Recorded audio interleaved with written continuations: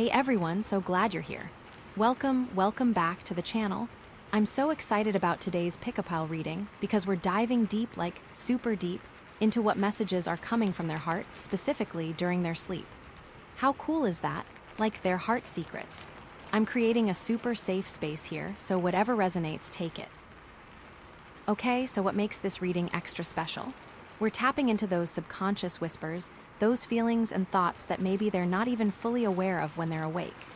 We're getting the raw, unfiltered truth straight from the source, you know? It's gonna be juicy, insightful, and maybe even a little bit surprising. I'm so ready for this. So let's take a peek at our piles. First up, we have pile number 1 with this beautiful aquamarine heart. This represents whispers of calm water's peaceful intentions and emotional grounding. Next, for pile number 2, we have this amazing garnet dragon. This is all about embers of passion, those desires igniting within. Then for pile number 3, we have this rhodonite raw crystal, representing tender acceptance, harmony, forgiveness, and balance. And finally, for pile number 4, we have this striking turquoise tower, all about elevated truths and transformative changes. Which one is calling to you? Go ahead and take a moment, pause the video if you need to, and just feel which pile you're most drawn to. Trust your intuition here. There's no wrong choice. And hey, it's totally fine if you're pulled to more than one. Your heart might be hearing multiple messages. Now, let's take a collective breath and make a little wish. May the messages you receive bring clarity, healing, and a deeper understanding of the heart you're inquiring about. Okay, sending good vibes your way. Let's get started. Hey there, friend. Welcome to your reading. I'm so excited to dive into this with you. With the aquamarine heart, it's all about grounding and finding that inner peace, kind of like stilling the waters within your own heart. That's so perfect for our theme today, Whispers of Calm Waters. Okay, are you ready? Let's peek at your cards. Okay, wow. We've got the moon, the 8 of cups, and strength. Okay, right off the bat, I'm getting this vibe of like emotional journey, you know? Something about facing hidden truths, making a tough decision to walk away from something, and then like discovering this incredible inner strength you didn't even know you had. It's like a whole transformation, you know? And that aquamarine heart is just whispering, it's okay, you're safe, you're grounded. I think this is gonna be good. So let's start with the moon. Ooh, the moon.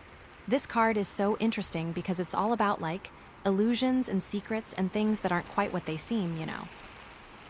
It's that feeling of walking through a fog where you can't really see what's in front of you and like things might be hiding in the shadows. It's that gut feeling, right? That like, something isn't quite right. You know what I mean? Sometimes the moon can represent like deception or confusion. Like maybe there's someone in your life who isn't being totally honest with you, or maybe you're not being totally honest with yourself.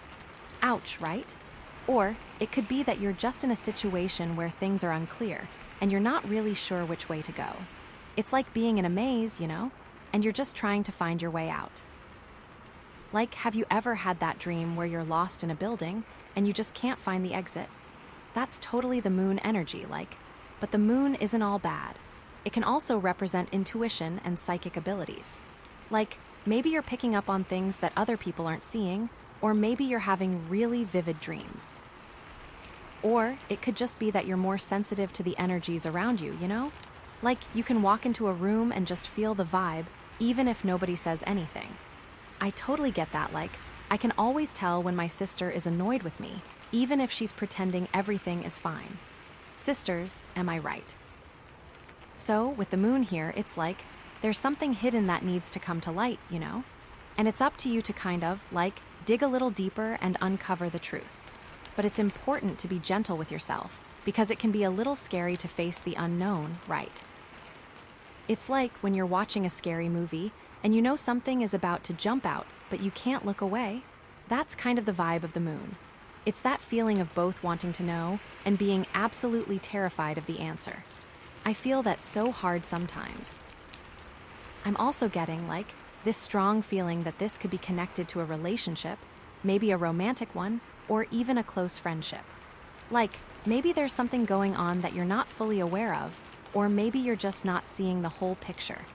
It could be that your partner is hiding something from you, Or it could be that you're just not communicating effectively, you know. Like you're talking past each other instead of really listening. I think that happens to everyone, right? Especially when you've been with someone for a long time.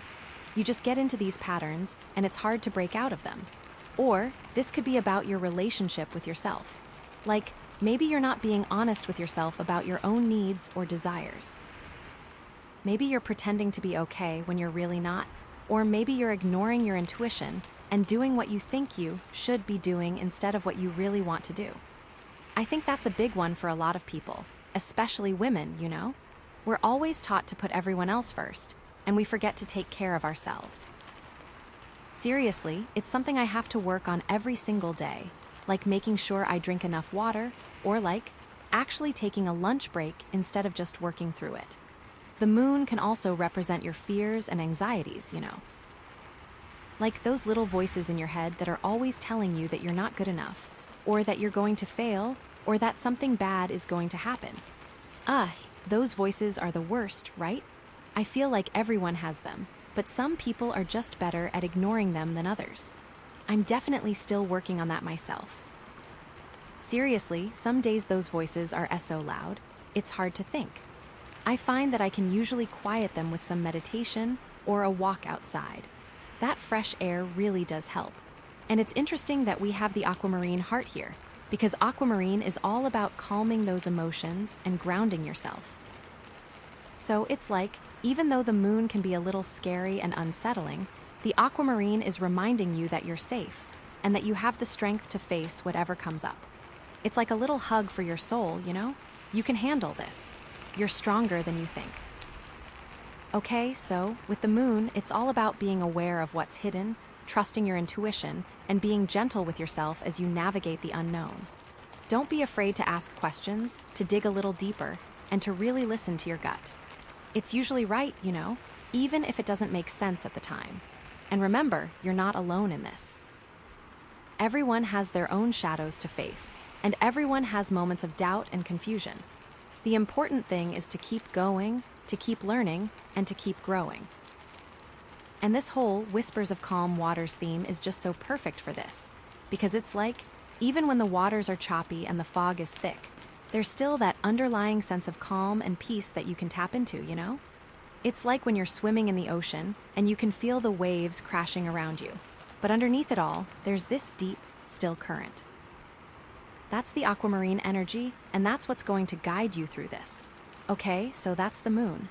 Are you ready to move on to the Eight of Cups? This is where things get really interesting, because the Eight of Cups is all about walking away. It's about leaving something behind that no longer serves you, even if it's hard. Ooh, this is getting juicy. The Eight of Cups usually shows a figure walking away from 8 cups, which represents something that they've invested time and energy into, but that ultimately isn't fulfilling them. Maybe they're walking away from a relationship, a job, a friendship, or even just an old way of thinking. It's like they've finally realized that this isn't working for them, and they're choosing to prioritize their own happiness and well-being. It's a really brave decision, you know? Because it's always scary to leave something familiar, even if it's not good for you. This card is all about recognizing when something has run its course and having the courage to let it go. It's about saying, okay, this isn't working anymore and I deserve better. And that can be a really hard thing to do, especially if you've been holding on for a long time. It's like you've invested so much in it and you don't want to admit that it was all for nothing, right? But sometimes, the best thing you can do is just cut your losses and move on. The thing is, those cups in the card. They might look full. Everything might seem fine from the outside. But this figure, they know deep down that those cups are empty for them. That the juice isn't worth the squeeze anymore, you know? That whatever they're pouring into it isn't coming back. And it's so interesting that this card is coming up after the moon, because it's like, after you've faced those hidden truths and uncovered those illusions, you're now being called to take action. You're being called to walk away from whatever is no longer serving you. Like, the moon was the wake-up call, and the Eight of Cups is the decision to actually get out of bed. It's that moment when you realize, okay, I can't keep living like this anymore. Maybe you've been feeling stuck in a rut for a while, Or maybe you've been ignoring your own needs and desires. Maybe you've been putting everyone else first, and you've forgotten to take care of yourself. Whatever it is, the Eight of Cups is telling you that it's time to make a change. It's time to prioritize your own happiness and well-being. It's time to walk away. It's scary, sure, but it's also incredibly liberating. And it doesn't necessarily have to be a dramatic, life-altering decision, you know? It could be something small, like deciding to stop spending time with people who drain your energy, or like finally unsubscribing from those email lists that you never read. It could be about setting boundaries and saying no to things that don't align with your values. It's all about reclaiming your power and making choices that are in your best interest. Seriously, boundaries are everything. It's something I didn't realize until a few years ago, and it's completely changed my life. I feel like I have so much more time and energy now that I'm not constantly saying yes to everything. Or, maybe it is a dramatic, life-altering decision. Maybe you're considering leaving a relationship, or quitting your job, or moving to a new city. If that's the case, then the Eight of Cups is a confirmation that you're on the right track. It's telling you that it's okay to walk away, even if it's scary, even if it's hard. You deserve to be happy, and you deserve to be in a situation that supports your growth and well-being. But here's the thing, the Eight of Cups isn't always about leaving something bad. Sometimes, it's about leaving something good in order to pursue something even better. Like maybe you're in a comfortable, stable relationship, but you know that it's not really your soulmate. Or maybe you have a good job, but you're not really passionate about it. In those cases, the Eight of Cups is telling you that it's okay to let go of the good in order to make room for the great. It's about trusting that there's something even better waiting for you on the other side. That's something I always have to remind myself. It's easy to get complacent, to just settle for good enough. But you deserve more than that. We all do. And I think that's where the Whispers of Calm Waters theme comes in again, because it's like, even though you're walking away from something familiar, you're still grounded in that sense of inner peace and stability.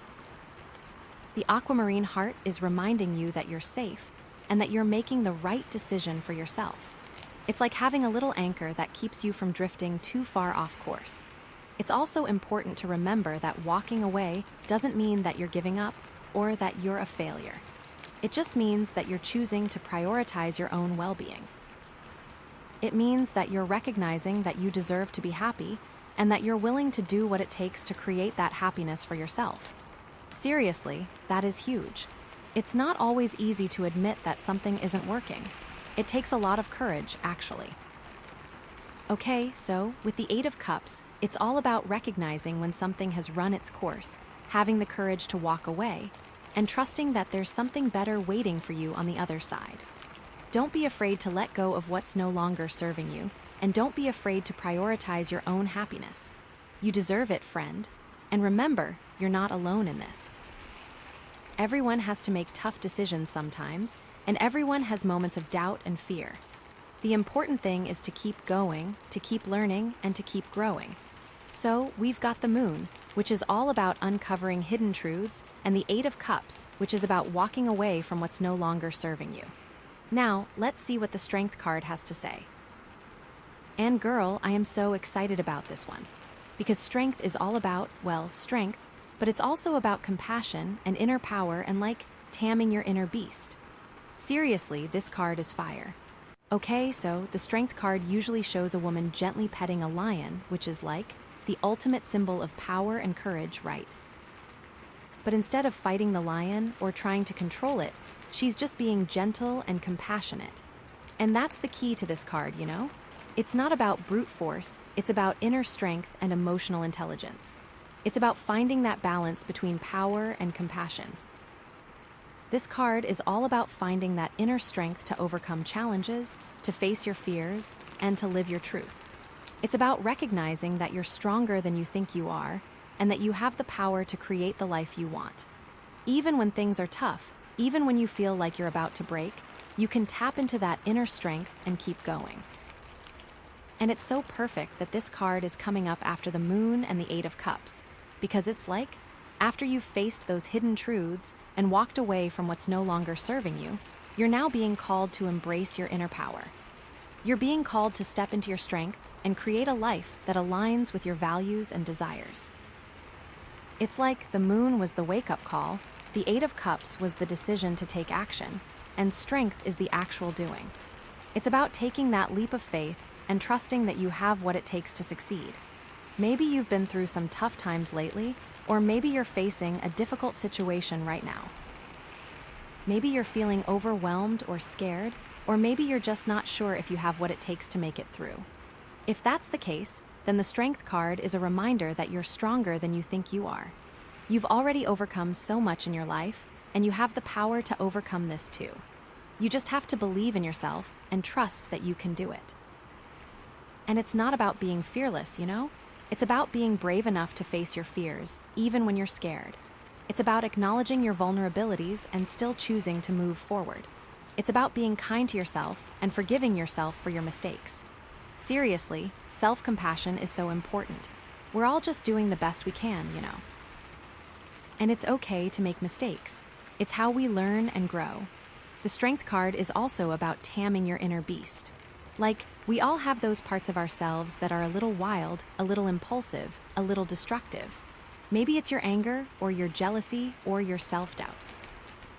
Whatever it is, the Strength card is telling you that you can learn to manage those impulses, to tame your inner beast. It's not about suppressing those feelings. It's about understanding them and learning how to channel them in a healthy way. It's about finding that balance between control and freedom.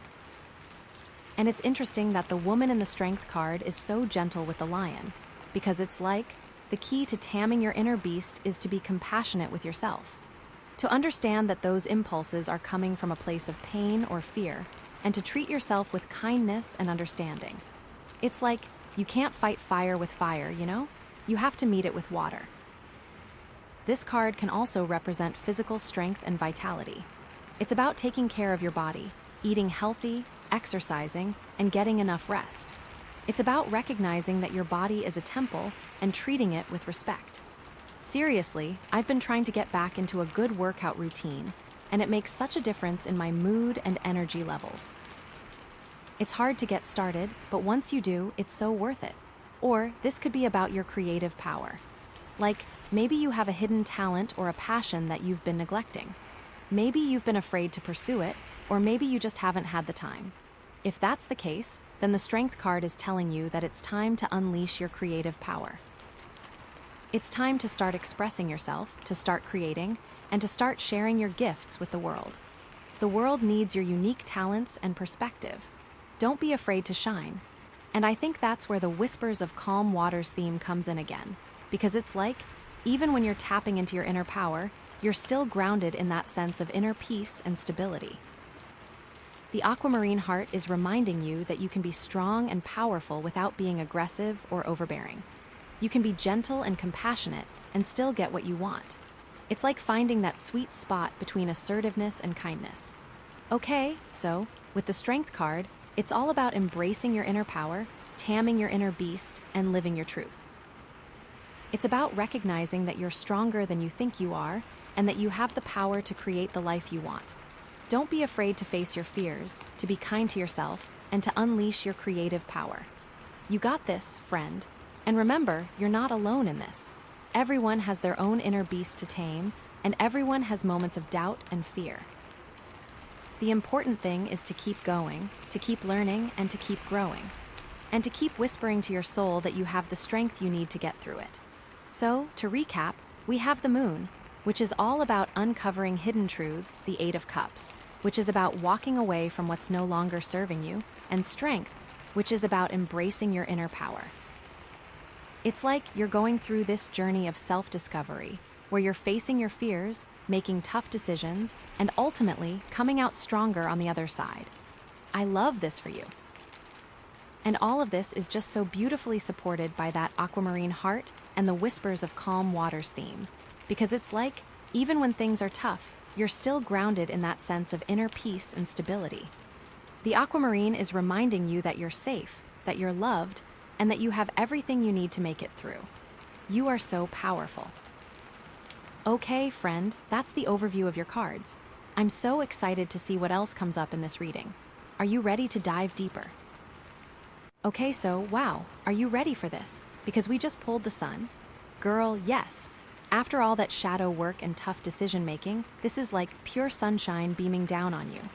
Seriously, this is such a good card, especially after the moon and the Eight of Cups.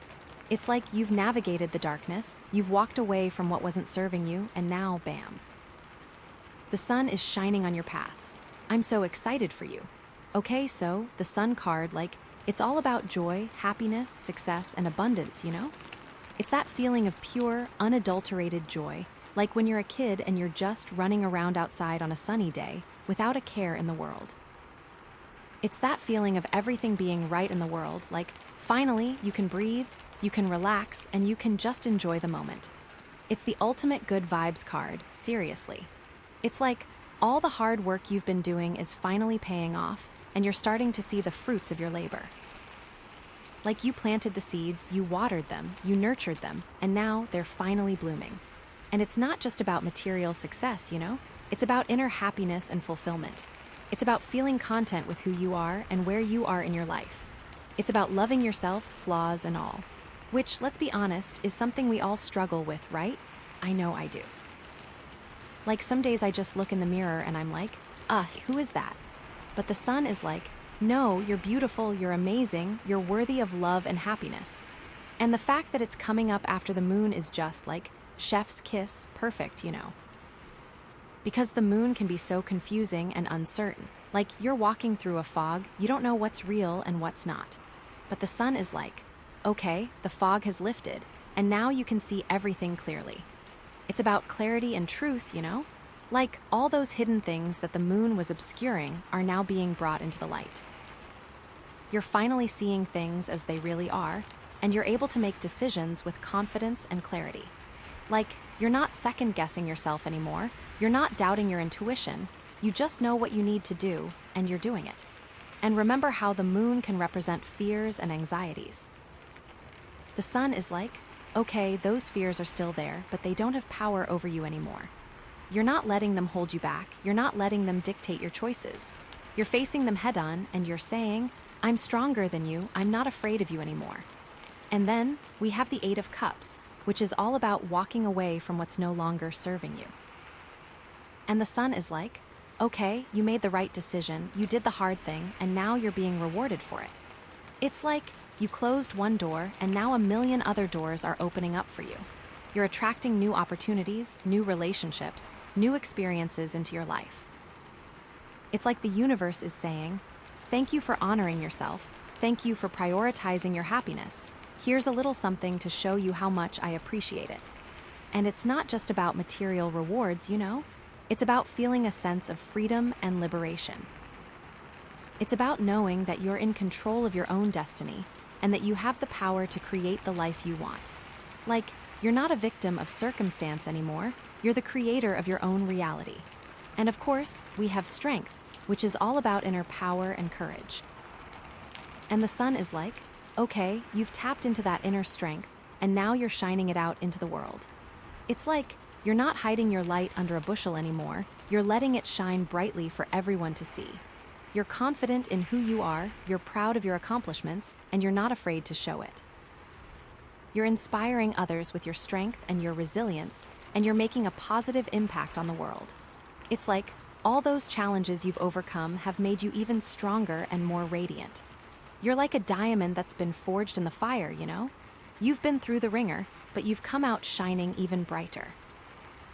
So yeah, the sun is basically the best card ever, especially in the context of your reading so far. It's like you've gone through this whole journey of self-discovery, you've faced your fears, you've made tough decisions, and now you're finally reaping the rewards.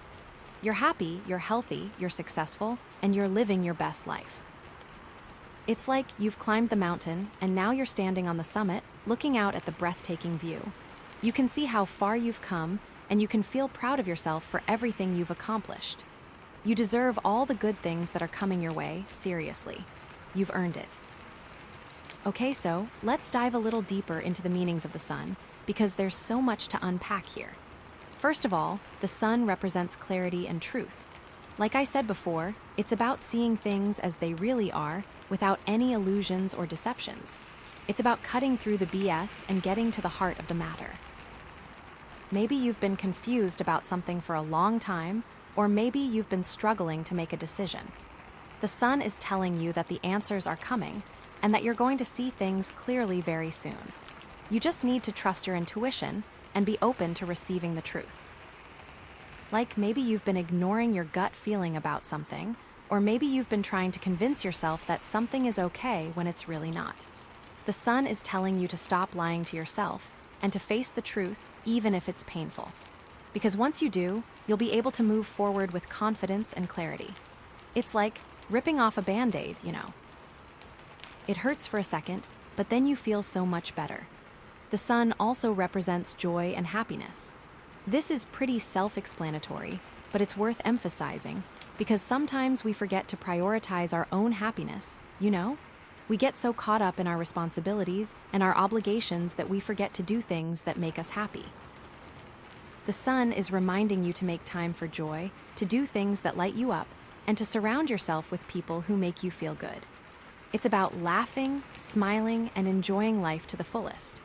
It's about appreciating the little things, like a beautiful sunset, a good cup of coffee, or a hug from a loved one. It's about being grateful for everything you have, instead of focusing on what you lack. Like maybe you've been feeling stressed or overwhelmed lately.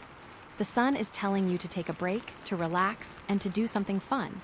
Go for a walk in nature, listen to your favorite music, or spend time with your friends and family. Whatever it is, just make sure it's something that brings you joy. And don't feel guilty about it. You deserve to be happy, and you deserve to take time for yourself. The sun also represents success and achievement. This card is a sign that you're on the right track and that you're going to achieve your goals. It's about hard work, dedication, and perseverance paying off. Maybe you've been working towards something for a long time, and you're finally starting to see the results. The sun is telling you to keep going, to keep pushing forward, and to never give up on your dreams. You're closer than you think. It's about setting ambitious goals and then taking the necessary steps to achieve them. It's about believing in yourself and knowing that you have what it takes to succeed. Like, maybe you've been doubting your abilities, or maybe you've been afraid to take risks. The sun is telling you to stop doubting yourself and to take that leap of faith. You're capable of so much more than you think you are, and even if you fail, you'll learn something valuable from the experience. The important thing is to try and to never give up on yourself. The sun also represents vitality and health. This card is a sign that you're feeling good, both physically and emotionally. It's about having energy, enthusiasm, and a zest for life. Maybe you've been feeling run down or depleted lately. The sun is telling you to take care of yourself, to nourish your body and your mind.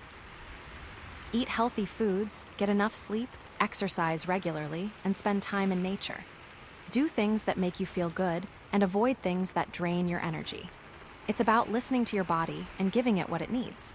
Like, maybe you've been ignoring your health, or maybe you've been putting everyone else's needs before your own.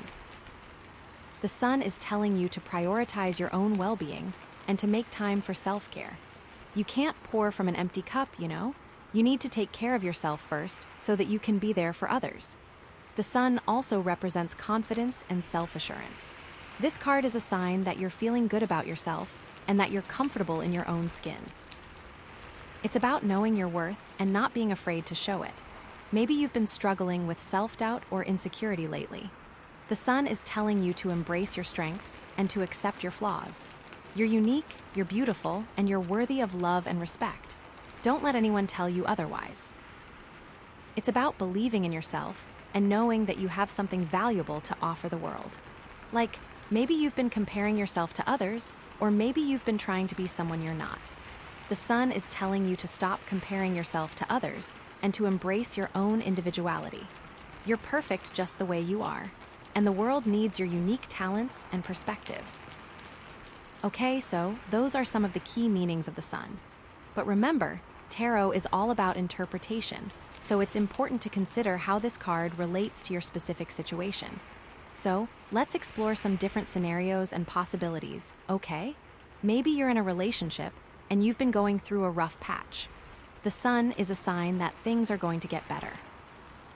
It's about communication, understanding, and forgiveness. It's about rekindling the spark and rediscovering your love for each other. Maybe you've been arguing a lot, or maybe you've been drifting apart. The sun is telling you to make an effort to reconnect, to listen to each other, and to find common ground. It's about remembering why you fell in love in the first place, and about appreciating each other's strengths. It could also mean a marriage or engagement is coming. Like, this is just pure bliss and happiness in relationships, so if you've been hopping for that next step, this could be it. Or maybe you're single and you're hopping to find love. The sun is a sign that love is on its way. It's about attracting positive energy and being open to new experiences. It's about loving yourself and knowing that you deserve to be happy. Maybe you've been feeling lonely or discouraged lately. The sun is telling you to get out there, to meet new people, and to try new things. Join a club, take a class, or volunteer for a cause you believe in. You never know where you might meet your soulmate, but the most important thing is to love yourself first. Because when you love yourself, you attract love into your life. You radiate confidence and positivity, and people are drawn to that. Like, seriously, when you feel good about yourself, it shows. And that's so attractive. Maybe you're working on a creative project, and you've been feeling stuck or uninspired. The sun is a sign that your creativity is about to flow. It's about tapping into your imagination and expressing yourself authentically. It's about letting go of your inhibitions and allowing yourself to be playful and experimental. Maybe you've been feeling blocked or unmotivated lately. The sun is telling you to break out of your routine, to try something new, and to let your creativity guide you. Visit a museum, listen to music, or read a book that inspires you. Surround yourself with beauty and allow yourself to be inspired. And don't be afraid to make mistakes. Mistakes are part of the creative process. They're how we learn and grow. The important thing is to keep creating and to never give up on your artistic vision. Maybe you're starting a new business and you're feeling nervous or uncertain. The sun is a sign that your business is going to be successful. It's about hard work, dedication, and a positive attitude. It's about believing in your product or service and about providing value to your customers. Maybe you've been feeling overwhelmed or discouraged lately. The sun is telling you to focus on your strengths, to delegate tasks that you're not good at, and to stay positive. Surround yourself with supportive people and celebrate your successes along the way. And don't be afraid to ask for help. There are plenty of resources available to entrepreneurs. The important thing is to keep learning, to keep growing, and to never give up on your dream. Maybe you're dealing with a health issue and you're feeling worried or scared. The sun is a sign that you're going to recover. It's about optimism, healing, and self-care. It's about believing in your body's ability to heal itself and about taking the necessary steps to support that process. Maybe you've been feeling hopeless or discouraged lately. The sun is telling you to stay positive, to focus on your well-being, and to seek out the best medical care possible. Eat healthy foods, get enough sleep, exercise regularly, and spend time in nature. Surround yourself with supportive people and practice relaxation techniques like meditation or yoga. The important thing is to believe in your ability to heal and to never give up on your health. Or maybe you're just feeling generally lost or confused about your life path. The sun is a sign that clarity is coming. It's about discovering your purpose and aligning your actions with your values. It's about living authentically and making a positive impact on the world. Maybe you've been feeling unfulfilled or directionless lately. The sun is telling you to explore your passions, to try new things, and to listen to your intuition. What makes you feel alive? What are you good at? What problems do you want to solve? The answers to these questions will help you discover your purpose. And once you know your purpose, it's about aligning your actions with your values. Live in integrity and make choices that are consistent with your beliefs. The important thing is to be true to yourself and to live a life that is meaningful and fulfilling.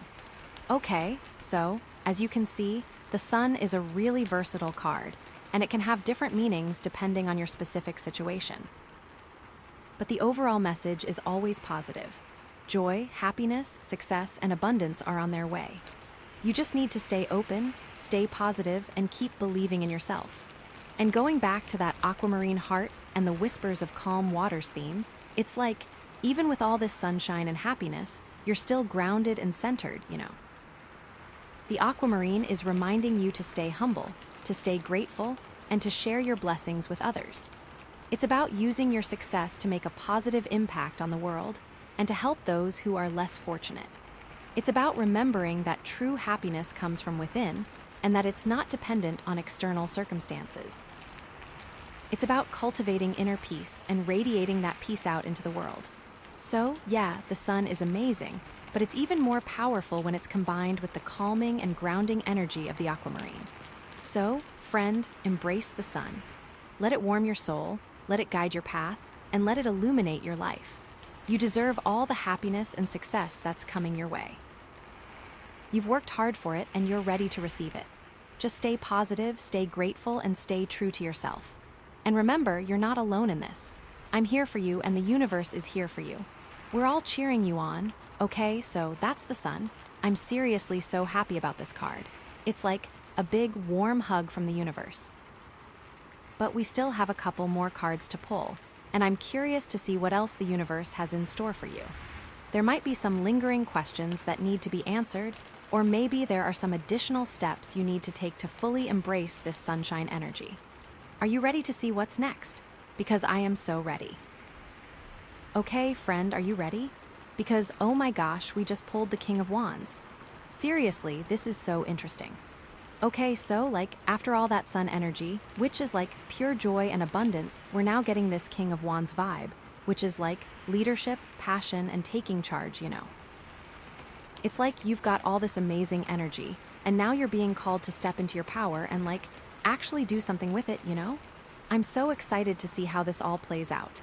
Okay, so the King of Wands, he's all about vision, leadership, and taking action.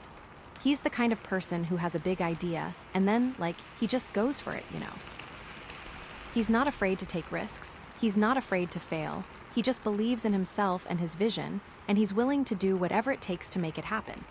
He's a natural leader, people are drawn to him, and they want to follow him because he's so inspiring and passionate. He's like that friend who always has a million ideas and you're always like, yes, let's do it. Because you just know that it's going to be amazing, And he's also really confident, he knows what he's good at and he's not afraid to show it. He's not arrogant or cocky, he just has this quiet confidence that comes from knowing who he is and what he's capable of. He's like, yeah, I'm awesome, and I know it, but in a totally endearing way, So yeah, the King of Wands is basically a total badass, and I'm so excited that he's showing up in your reading. Okay, so let's connect this to the other cards, because that's where things get really interesting, right?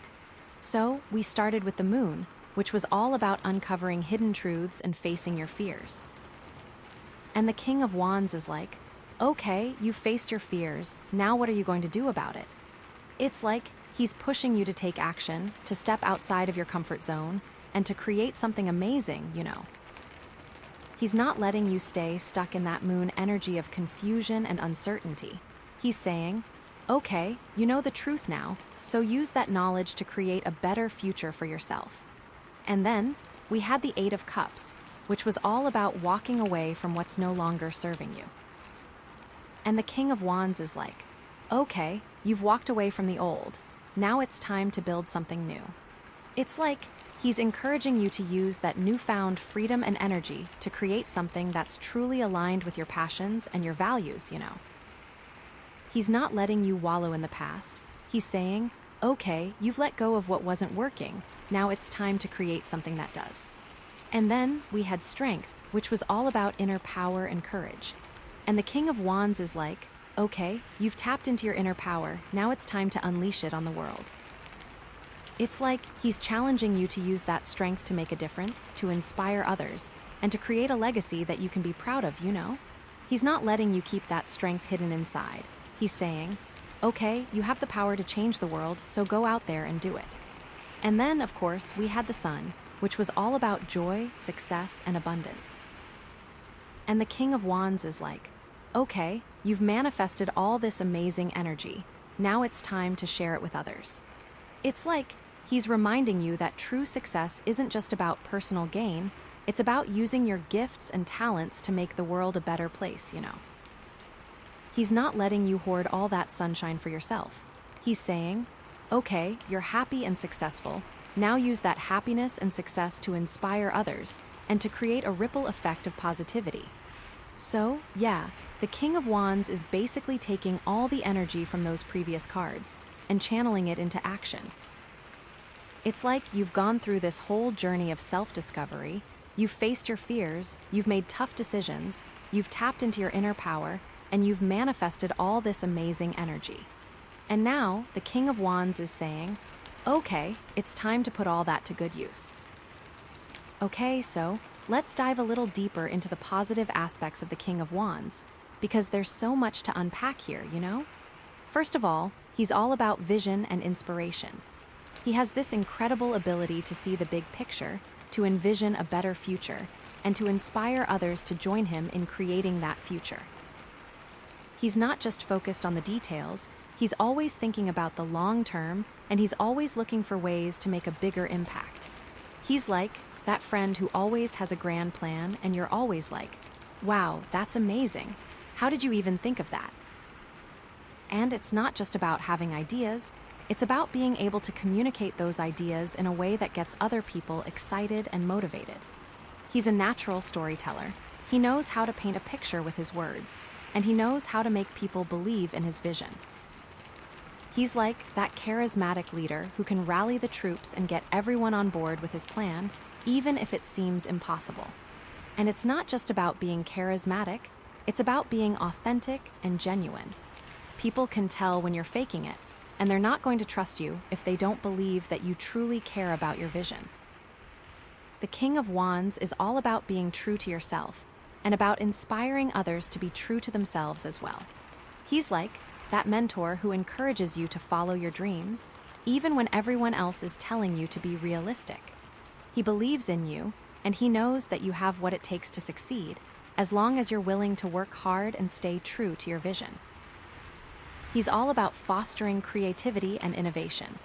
He's always looking for new and better ways to do things, and he's not afraid to challenge the status quo. He's like that entrepreneur who's always disrupting industries and creating new markets. He's not content with the way things are, he's always looking for ways to improve things and to make a bigger impact. And it's not just about being innovative, it's about creating a culture of innovation. He knows that the best ideas often come from unexpected places, and he's all about empowering his team to think outside the box and to come up with creative solutions. He's like that manager who encourages his employees to experiment and to take risks, even if it means failing sometimes. He knows that failure is just a learning opportunity, and he's all about creating a safe space where people can try new things without fear of judgment. He is really good at delegating and empowering. He understands that he can't do everything himself, and he's not afraid to ask for help. He knows how to identify the strengths of his team members, and he's all about delegating tasks to the people who are best suited to handle them. He's like that coach who knows how to put the right players in the right positions and who trusts them to do their jobs. And it's not just about delegating, it's about empowering his team members to take ownership of their work and to make decisions on their own. He trusts them to do the right thing, and he gives them the autonomy they need to succeed. He's like that leader who inspires his team to be self-sufficient and responsible. He knows that the best way to build a strong team is to empower each individual to be their best selves. He is decisive and action-oriented. He doesn't overthink things, he just makes a decision and goes for it. He trusts his gut instinct, and he's not afraid to take risks. He's like that CEO who makes bold moves that everyone else is afraid to make, and who ends up revolutionizing the industry. And it's not just about being impulsive, it's about being strategic and calculated. He does his research, he assesses the risks, and he makes a decision based on the best available information. He's like that general who plans his battles carefully and who knows when to strike and when to retreat. He is able to execute his vision with passion and enthusiasm. He's not just a dreamer, he's a doer. He's willing to put in the hard work and the long hours that it takes to make his vision a reality. He's like that artist who spends years perfecting his craft and who pours his heart and soul into his work. And it's not just about working hard, it's about enjoying the process. He loves what he does, and he's passionate about his vision. He's like that athlete who trains tirelessly, but who also loves the feeling of pushing his body to its limits. He finds joy in the journey, and that's what keeps him motivated and inspired. And it's so cool that this is coming up after the sun, because it's like you've already manifested all this amazing energy, and now the King of Wands is helping you channel it into something concrete and meaningful. But okay, here's the thing, right? Like, the King of Wands isn't all sunshine and rainbows, you know. He also has some potential challenges that you need to be aware of, because, like, nobody's perfect, right? So, one of the biggest challenges with the King of Wands is that he can be a little bit impulsive, you know? He's so eager to take action and to make things happen that he sometimes doesn't think things through carefully enough. He can jump into a project without doing his research, or he can make a decision without considering all the potential consequences. He's like that friend who's always getting you into trouble because he's so spontaneous and adventurous. And it's not that he's trying to be reckless, it's just that he's so passionate about his vision that he sometimes gets carried away. He needs to learn to balance his enthusiasm with a little bit of caution, and to take the time to assess the risks before he dives in head first. He needs to find someone who can ground him a little bit, you know? Someone who can ask the hard questions and help him see the potential pitfalls. And that aquamarine heart that you chose. Like, that's perfect for that, because it's all about grounding and calming those impulsive tendencies. Another potential challenge is that he can be a little bit domineering, you know? He's such a natural leader that he sometimes forgets to listen to the opinions of others. He can become so focused on his own vision that he doesn't take the time to consider other people's perspectives, and he can end up alienating his team members. He needs to learn to be more collaborative and to value the input of others. He needs to realize that he doesn't have all the answers, and that his team members can often bring valuable insights to the table. He needs to create a culture of open communication and mutual respect, where everyone feels comfortable sharing their ideas, even if they disagree with him. And this is where that strength card can come in handy, because strength is all about compassion and understanding. It's about recognizing that everyone has their own unique strengths and weaknesses, and about treating everyone with kindness and respect. And he can be impatient. He wants to see results quickly, and he can get frustrated when things don't move as fast as he wants them to. He needs to learn to be more patient and to trust the process. He needs to realize that success doesn't happen overnight, and that it takes time and effort to build something great. He needs to celebrate the small victories along the way, and to appreciate the progress that he's making, even if it's not as fast as he would like. He needs to learn to trust that everything is happening in divine timing, and that the universe is working in his favor. And remember the sun? Like, the sun is all about enjoying the journey and about appreciating the present moment. So, the King of Wands needs to tap into that sun energy and to find joy in the process, even when things are slow or challenging. And sometimes he can be arrogant. He's confident, yes, but that confidence can sometimes cross the line into arrogance. He can start to believe that he's better than everyone else, and he can become dismissive of other people's opinions. This can damage his relationships and make it difficult for him to work effectively with others. The King of Wands needs to stay humble, to remember where he came from, and to treat everyone with respect, regardless of their position or status. Humility is a virtue, and it will help him stay grounded and connected to others.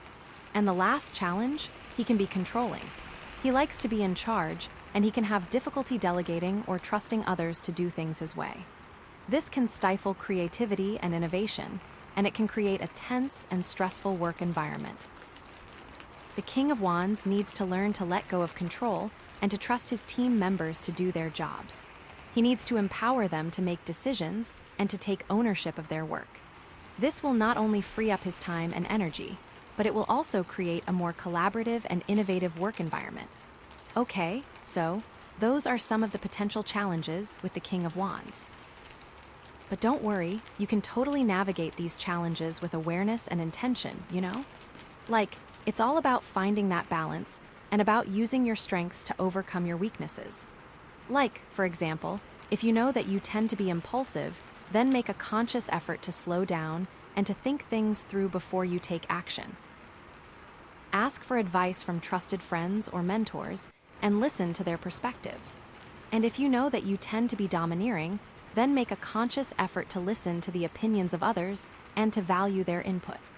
Create a culture of open communication and mutual respect, where everyone feels comfortable sharing their ideas. And if you know that you tend to be impatient, then make a conscious effort to trust the process and to celebrate the small victories along the way. Remember that success doesn't happen overnight, and that it takes time and effort to build something great. And if you know that you tend to be arrogant, then make a conscious effort to stay humble and to treat everyone with respect, regardless of their position or status. Remember that humility is a virtue, and that it will help you stay grounded and connected to others. And if you know that you tend to be controlling, then make a conscious effort to let go of control and to trust your team members to do their jobs. Empower them to make decisions and to take ownership of their work. This will not only free up your time and energy, but it will also create a more collaborative and innovative work environment. So, how does the King of Wands show up in relationships? Well, he can be a passionate and devoted partner, someone who's always willing to go the extra mile to make his loved ones happy. He's also a very loyal and protective partner, someone who will always stand up for his loved ones and defend them against anyone who tries to harm them. However, he can also be a bit demanding and controlling in relationships, expecting his partner to always be on board with his plans and ideas. He needs to learn to be more flexible and to compromise, and to respect his partner's needs and desires. He needs to remember that a relationship is a partnership, not a dictatorship. And how does the King of Wands show up in career? Well, he can be a highly successful and influential leader, someone who's able to inspire his team to achieve great things. He's also a very driven and ambitious worker, someone who's always striving to reach the top. However, he can also be a bit of a workaholic, neglecting his personal life and relationships in favor of his career. He needs to learn to balance his work with his personal life, and to make time for the things that truly matter to him. He needs to remember that success isn't just about money and power, it's about living a fulfilling and meaningful life. Okay, so, to wrap it all up, the King of Wands is all about leadership, vision, and taking action. He's a passionate and inspiring leader who's able to motivate others to achieve great things. But he also has some potential challenges that you need to be aware of, such as impulsiveness, domineering tendencies, impatience, arrogance, and controlling behavior. You can totally navigate these challenges with awareness and intention, and you can use your strengths to overcome your weaknesses.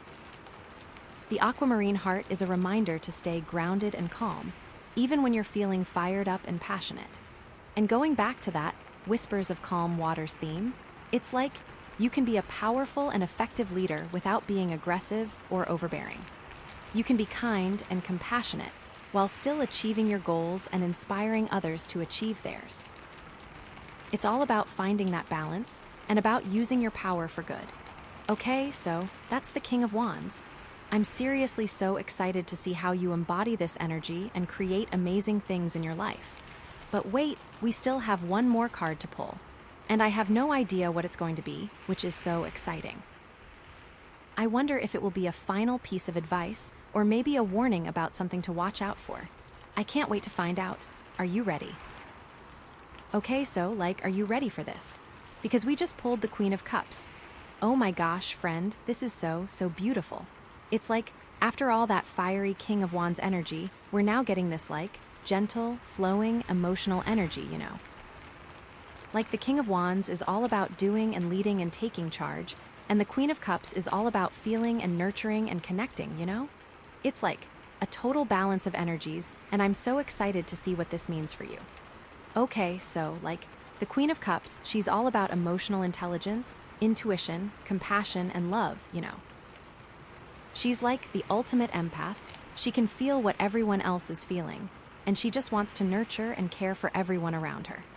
She's like that friend who always knows exactly what to say to make you feel better, or that mom who just knows when you need a hug, She's just got this incredible ability to connect with people on an emotional level, and to offer them exactly what they need, whether it's a listening ear, a shoulder to cry on, or just a little bit of love and support. She's also super intuitive, like, she just knows things, you know? She doesn't need anyone to tell her what's going on, she can just feel it in her gut. She's like that friend who always knows when you're lying, even if you're trying to put on a brave face, or like that therapist who can see right through your defenses and get to the heart of the matter, you know? She's just got this incredible ability to tap into her intuition and to get guidance from her higher self. And she's so compassionate, like, she just wants to help everyone, you know? She sees the good in everyone, even when they're going through a tough time, and she just wants to offer them love and support. She's like that volunteer who's always working at the soup kitchen, or like that teacher who goes the extra mile to help her students succeed, you know? She's just got this incredible ability to see the pain in others and to offer them comfort and healing. So yeah, the Queen of Cups is basically like the ultimate Earth Mother, and I'm so excited that she's showing up in your reading. Okay, so let's connect this to the other cards, because that's where things get really interesting, right? So we started with the Moon, which was all about uncovering hidden truths and facing your fears. And the Queen of Cups is like, okay, you've faced your fears. Now it's time to heal those wounds and to connect with your emotions. It's like she's helping you to process all those difficult emotions that came up during that moon phase and to find a sense of peace and acceptance, you know. She's not letting you stay stuck in that moon energy of anxiety and uncertainty. She's saying, okay, you know the truth now, so use that knowledge to heal yourself and to create a more loving and compassionate life. It's all about emotional integration at this point, for real. And then we had the Eight of Cups, which was all about walking away from what's no longer serving you. And the Queen of Cups is like, okay, you've walked away from the old.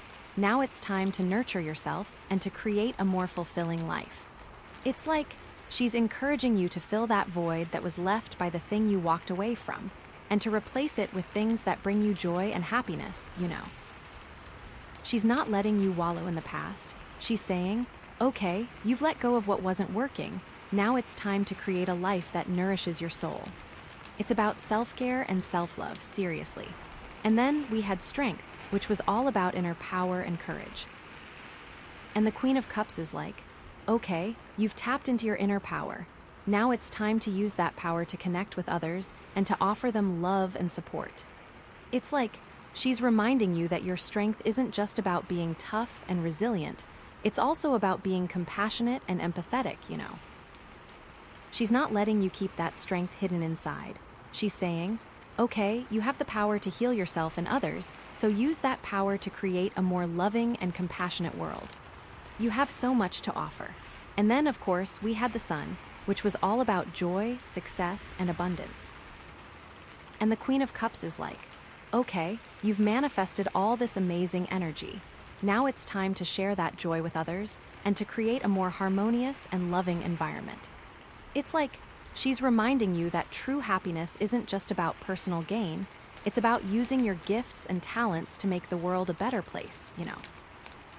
She's not letting you hoard all that sunshine for yourself. She's saying, okay, you're happy and successful. Now use that happiness and success to inspire others and to create a ripple effect of positivity.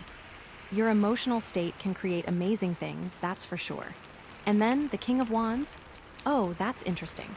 The Queen of Cups is like, okay, you're ready to lead, and I love that. Now, let's make sure you lead with compassion, understanding, and intuition, okay?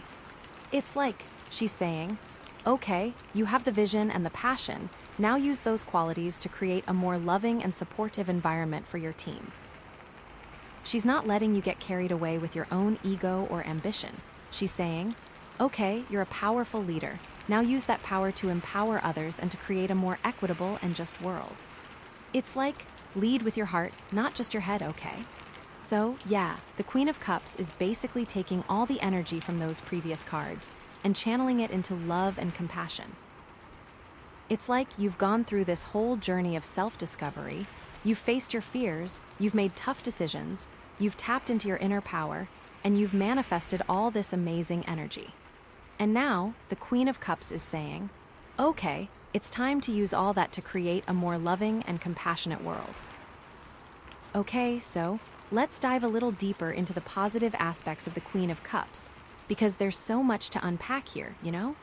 First of all, she's all about emotional intelligence and empathy. She has this incredible ability to understand and connect with the emotions of others, and to offer them support and compassion. She's not judgmental or critical, she just accepts people for who they are, and she offers them love and understanding. She's like that friend who always knows how to make you feel better, even when you're at your lowest point, or like that therapist who can help you process your emotions without making you feel ashamed or guilty, you know. She's just got this incredible ability to create a safe space where people can be vulnerable and honest, and to offer them the support they need to heal and grow.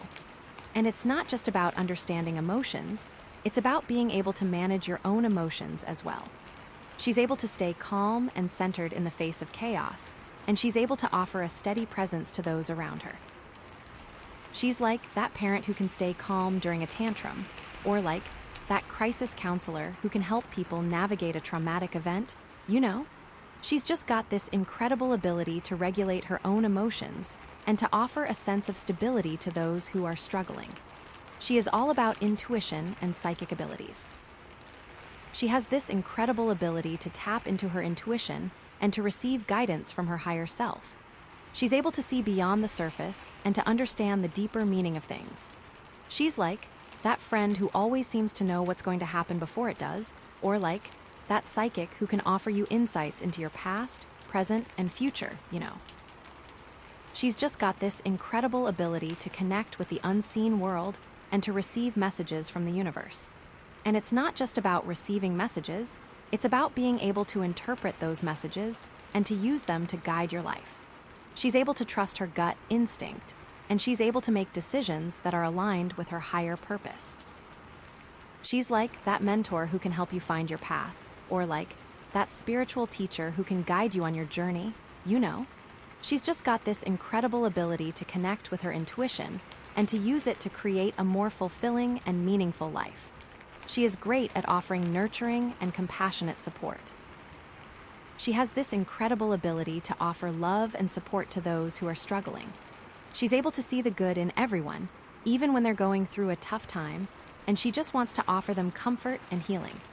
She's like that volunteer who's always working at the soup kitchen, or like that nurse who goes the extra mile to care for her patients, you know.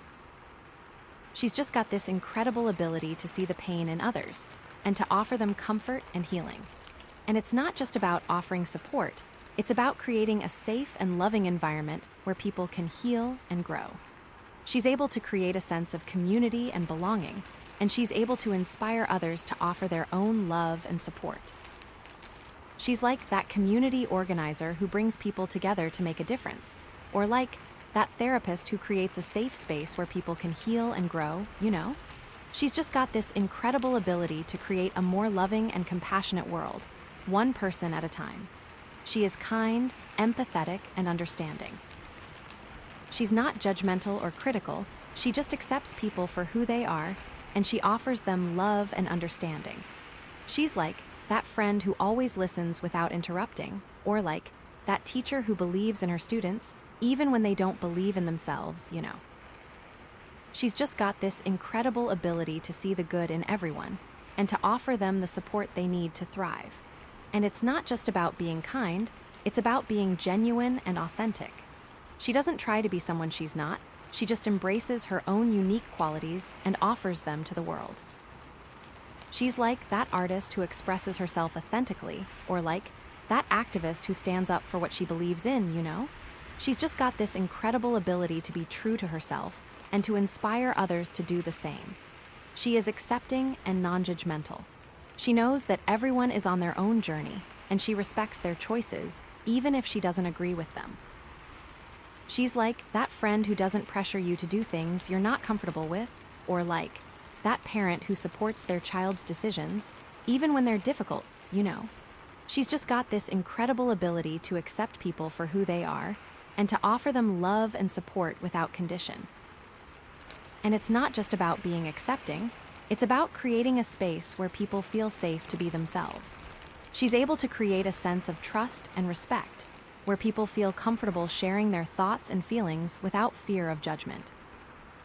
She's like that leader who creates a diverse and inclusive workplace, or like that community organizer who brings people together from different backgrounds, you know?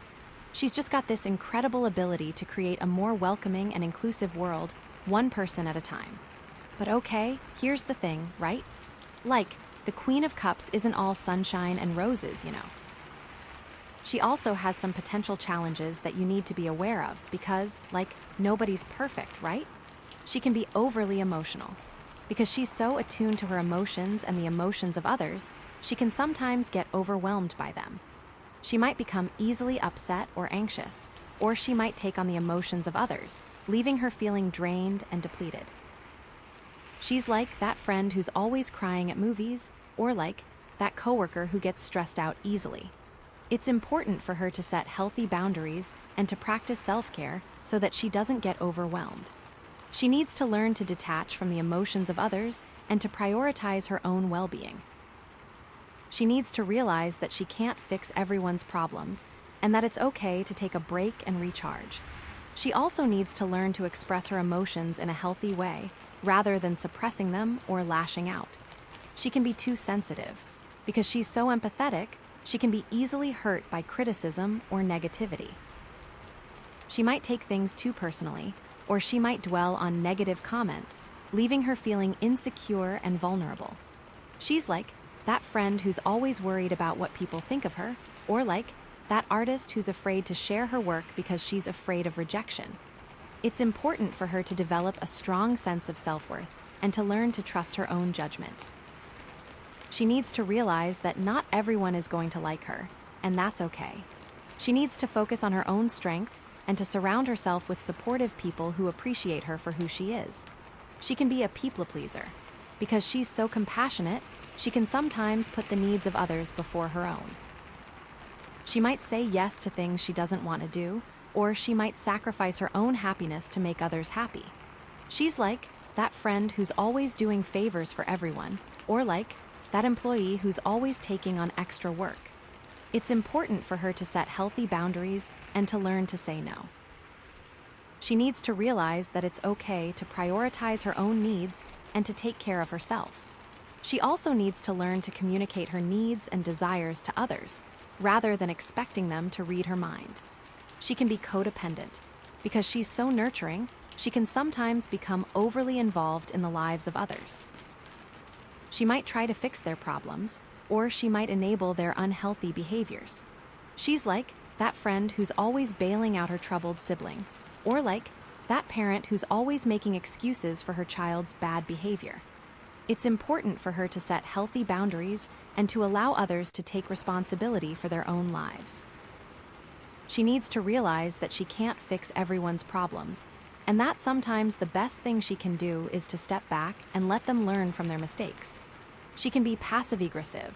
Because she's so afraid of conflict, she might suppress her anger or resentment, leading her to express it in subtle and indirect ways. She might give people the silent treatment, or she might make sarcastic comments. She's like that friend who's always making digs at her partner, or like that employee who's always undermining her boss. It's important for her to learn to express her anger in a healthy way and to communicate her needs and desires directly. She needs to realize that conflict is a normal part of relationships, and that it can actually be an opportunity for growth and understanding.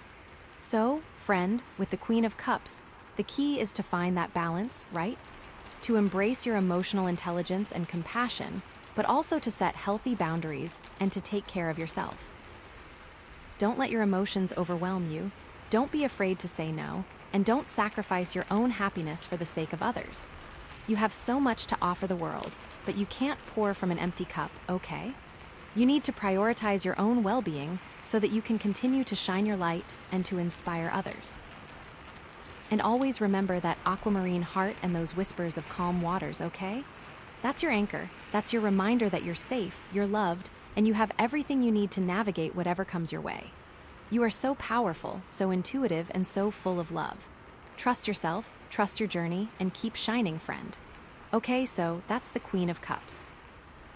I'm seriously so excited to see how you embody this energy and create even more magic in your life, and how you're going to take all that King of Wands energy and really make it special. We only have one more card. Oh my gosh. I wonder what the final message is going to be. What is the universe trying to tell you? Is it a culmination of everything we've talked about, or is it something totally unexpected? I'm on the edge of my seat. Are you ready to find out? Okay, oh my goodness, are you ready? Because after all that, we just pulled the Two of Swords. This is so interesting, right? It's like we've had all this movement and energy, but now we're kind of hitting a pause, a moment of indecision, you know? It's like the universe is saying, okay, hold on a second, let's take a breath and figure things out before we move forward. This is gonna be good, I can feel it. So, the Two of Swords, it's all about being at a crossroads, feeling stuck between two choices, you know? It's that feeling of being blindfolded, like you can't really see what's in front of you, and you're holding these two swords, but you're not really sure what to do with them. It's like you have the power to make a decision, but you're just not sure which way to go. And the thing is, it's not necessarily a bad thing, you know? Sometimes we need to pause and reflect before we make a big decision. Sometimes we need to take a step back and get some perspective. But the key is not to stay stuck there forever, you know. The key is to use this time to gather information, to trust your intuition, and to ultimately make a choice that's aligned with your highest good. Okay, so let's unpack this a little bit, because there's so much to explore here. First of all, let's talk about the imagery of the card, because that can give us some clues about what's going on. So typically, the Two of Swords shows a person sitting down, often blindfolded, holding two swords crossed in front of them. And the blindfold is super important here, because it represents that feeling of being unable to see clearly, you know? It's like you're blocking something out, maybe intentionally, maybe not. Maybe you're afraid of what you might see if you take off the blindfold, or maybe you just don't want to deal with the situation at all. It can also mean you have all the information you need and you're still refusing to see it. It's like, come on. The swords themselves represent the mind, our thoughts, our decisions, you know. They're sharp, they're powerful, but they can also be dangerous if we're not careful. And the fact that there are two of them suggests that there are two opposing forces at play, two different ideas or choices that are pulling you in different directions. It's a true stalemate. The crossed swords can also symbolize a block, a barrier, something that's preventing you from moving forward. It's like you're stuck in a stalemate, unable to make a decision, unable to take action. You are frozen in place, and this can be frustrating, but it's important to remember that sometimes the best thing you can do is just to wait, to gather more information, and to trust that the right path will reveal itself. The person in the card is usually sitting down, which suggests a sense of stillness, a lack of movement. It's like you're stuck in a rut, unable to break free from this cycle of indecision. You might be feeling paralyzed by fear, or you might just be overwhelmed by the options in front of you. It can be so exhausting, like decision fatigue is so real. The background of the card can also offer some clues. Sometimes it shows a calm sea, which suggests that there's a sense of peace and tranquility beneath the surface, even though there's conflict happening in the mind. Other times, it shows a stormy sea, which suggests that there's a lot of emotional turmoil going on, and that you might be struggling to stay afloat. It could go either way, depending on the deck, really. So, what does all this mean in practical terms, right? Well, the Two of Swords often comes up when you're facing a difficult decision, when you're feeling torn between two options, when you're unable to see a clear path forward. It's like you're stuck in a tug-of-war, with two different sides pulling you in opposite directions. Maybe you're trying to decide whether to stay in a relationship or to leave, or whether to take a new job or to stay in your current one, or whether to move to a new city or to stay where you are. Whatever it is, you're feeling conflicted, uncertain, and unable to make a decision. The Two of Swords can also represent a conflict of interest, a situation where you're caught between two different loyalties or obligations. It's like you're trying to please everyone, but you're realizing that it's impossible and that you need to choose a side. Like you're stuck in the middle and it's tearing you apart. Maybe you're trying to balance the needs of your family with the demands of your career, or maybe you're trying to reconcile your personal values with the expectations of your friends. Whatever it is, you're feeling stressed, overwhelmed, and unable to find a solution that works for everyone. You feel like you're betraying someone no matter what decision you make. The Two of Swords can also indicate that you're avoiding a difficult truth, that you're blocking out something that you don't want to see or deal with. It's like you're putting on a blindfold, pretending that everything is okay, even though you know that something is wrong. You're just hoping it will go away if you ignore it long enough. Maybe you're ignoring the red flags in a relationship, or maybe you're pretending that you're happy in your job, even though you're miserable. Whatever it is, you're avoiding the truth because you're afraid of what might happen if you face it. But the thing is, ignoring the truth never makes it go away, it just makes it fester and grow. It's a ticking time bomb. The Two of Swords can also suggest that you're being too logical, too rational, and that you're ignoring your intuition. It's like you're trying to analyze everything, to weigh the pros and cons, to make a decision based on pure logic, but you're forgetting to listen to your gut feeling. Your brain is overworking, and you need to calm it down. Maybe you're trying to decide whether to invest in a particular stock or whether to sign a particular contract. Whatever it is, you're relying too much on data and analysis, and you're ignoring your intuition, which is telling you that something isn't right. Sometimes, our intuition knows things that our conscious mind doesn't, so it's important to listen to it, you know. Especially when it comes to things that feel like big risks. The Two of Swords can also indicate that you're being too indecisive, that you're procrastinating, and that you're avoiding making a decision altogether. It's like you're afraid of making the wrong choice, so you're just putting it off, hoping that the problem will somehow resolve itself. Maybe you're putting off breaking up with someone, or maybe you're putting off quitting your job. Whatever it is, you're avoiding making a decision because you're afraid of the consequences. But the thing is, indecision is still a decision, you know? By not choosing, you're still choosing something, and that something might not be what's best for you. You are still making a choice, even though you don't think so. Okay, so those are some of the general meanings of the Two of Swords. But let's get a little more specific, right? Let's talk about how this card might show up in different areas of your life, because that's where things get really interesting.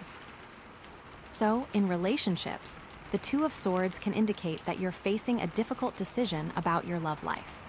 Maybe you're trying to decide whether to stay in a relationship or to leave, or maybe you're trying to decide whether to commit to someone or to keep your options open. Whatever it is, you're feeling conflicted and uncertain. It can also suggest that there's a lack of communication in your relationship, that you're not really talking to each other, that you're avoiding difficult conversations.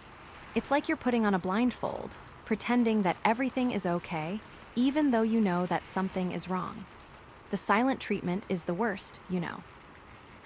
The Two of Swords can also indicate that you're being too defensive, that you're putting up walls, and that you're not allowing yourself to be vulnerable. It's like you're afraid of getting hurt, so you're protecting yourself, but in doing so, you're also preventing yourself from connecting with others on a deeper level. Maybe you've been hurt in the past, and you're afraid of getting hurt again, so you're keeping everyone at arm's length. But the thing is, you can't experience true love and connection without being vulnerable, without taking a risk. This one is so hard because it can feel so risky to be vulnerable. So, what can you do about it, right? Well, the first thing is to acknowledge that you're facing a difficult decision and to give yourself permission to feel conflicted.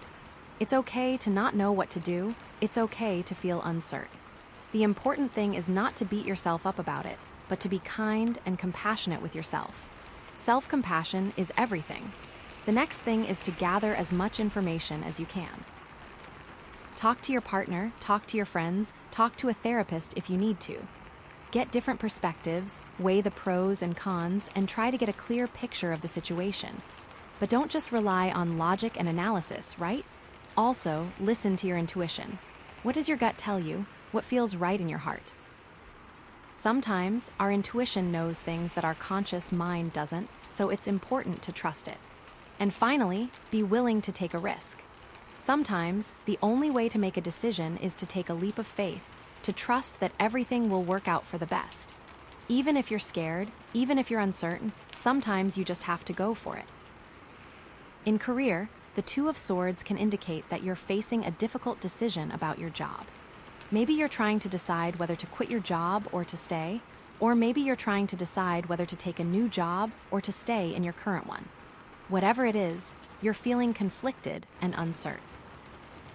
It can also suggest that there's a lack of clarity in your workplace, that you're not really sure what's expected of you, that you're feeling confused and lost. It's like you're wandering around in the dark, trying to find your way, but you can't see anything. It's like, what am I even doing here? The Two of Swords can also indicate that you're feeling stuck in a dead-end job, that you're not growing, that you're not learning, that you're not being challenged. It's like you're going through the motions, day after day, but you're not really engaged, you're not really fulfilled. So many people feel this way, and it's really tough. So, what can you do about it, right? Well, the first thing is to assess your current situation. What do you like about your job? What do you dislike? What are your goals? What are your values? Get clear on what you want and what you need. The next thing is to explore your options. Talk to your boss, talk to your coworkers, talk to a career counselor if you need to. Research different jobs, different industries, different career paths. Get a sense of what's out there. And then, listen to your intuition. What kind of work makes you feel alive? What kind of work aligns with your values? What kind of work would make you excited to get out of bed in the morning? And finally, be willing to take a risk. Sometimes, the only way to find a job that you love is to take a leap of faith, to quit your current job, and to pursue something that you're passionate about. Even if it's scary, even if it's uncertain, sometimes you just have to go for it. In finances, the Two of Swords can indicate that you're facing a difficult decision about your money. Maybe you're trying to decide whether to invest in something, or whether to take out a loan, or whether to make a big purchase. Whatever it is, you're feeling conflicted and uncertain. It can also suggest that there's a lack of transparency in your finances, that you're not really sure where your money is going, that you're feeling confused and overwhelmed. It's like you're trying to balance your checkbook, but you can't make the numbers add up. This is like so many people, right? The Two of Swords can also indicate that you're being too conservative with your money, that you're afraid of taking risks, that you're missing out on opportunities to grow your wealth. It's like you're hoarding your money, afraid to spend it, afraid to invest it, afraid to do anything with it. So, what can you do about it, right? Well, the first thing is to get clear on your financial goals. What do you want to achieve with your money? Do you want to buy a house? Do you want to retire early? Do you want to travel the world? Get specific about what you want. The next thing is to create a budget. Track your income and expenses and see where your money is going.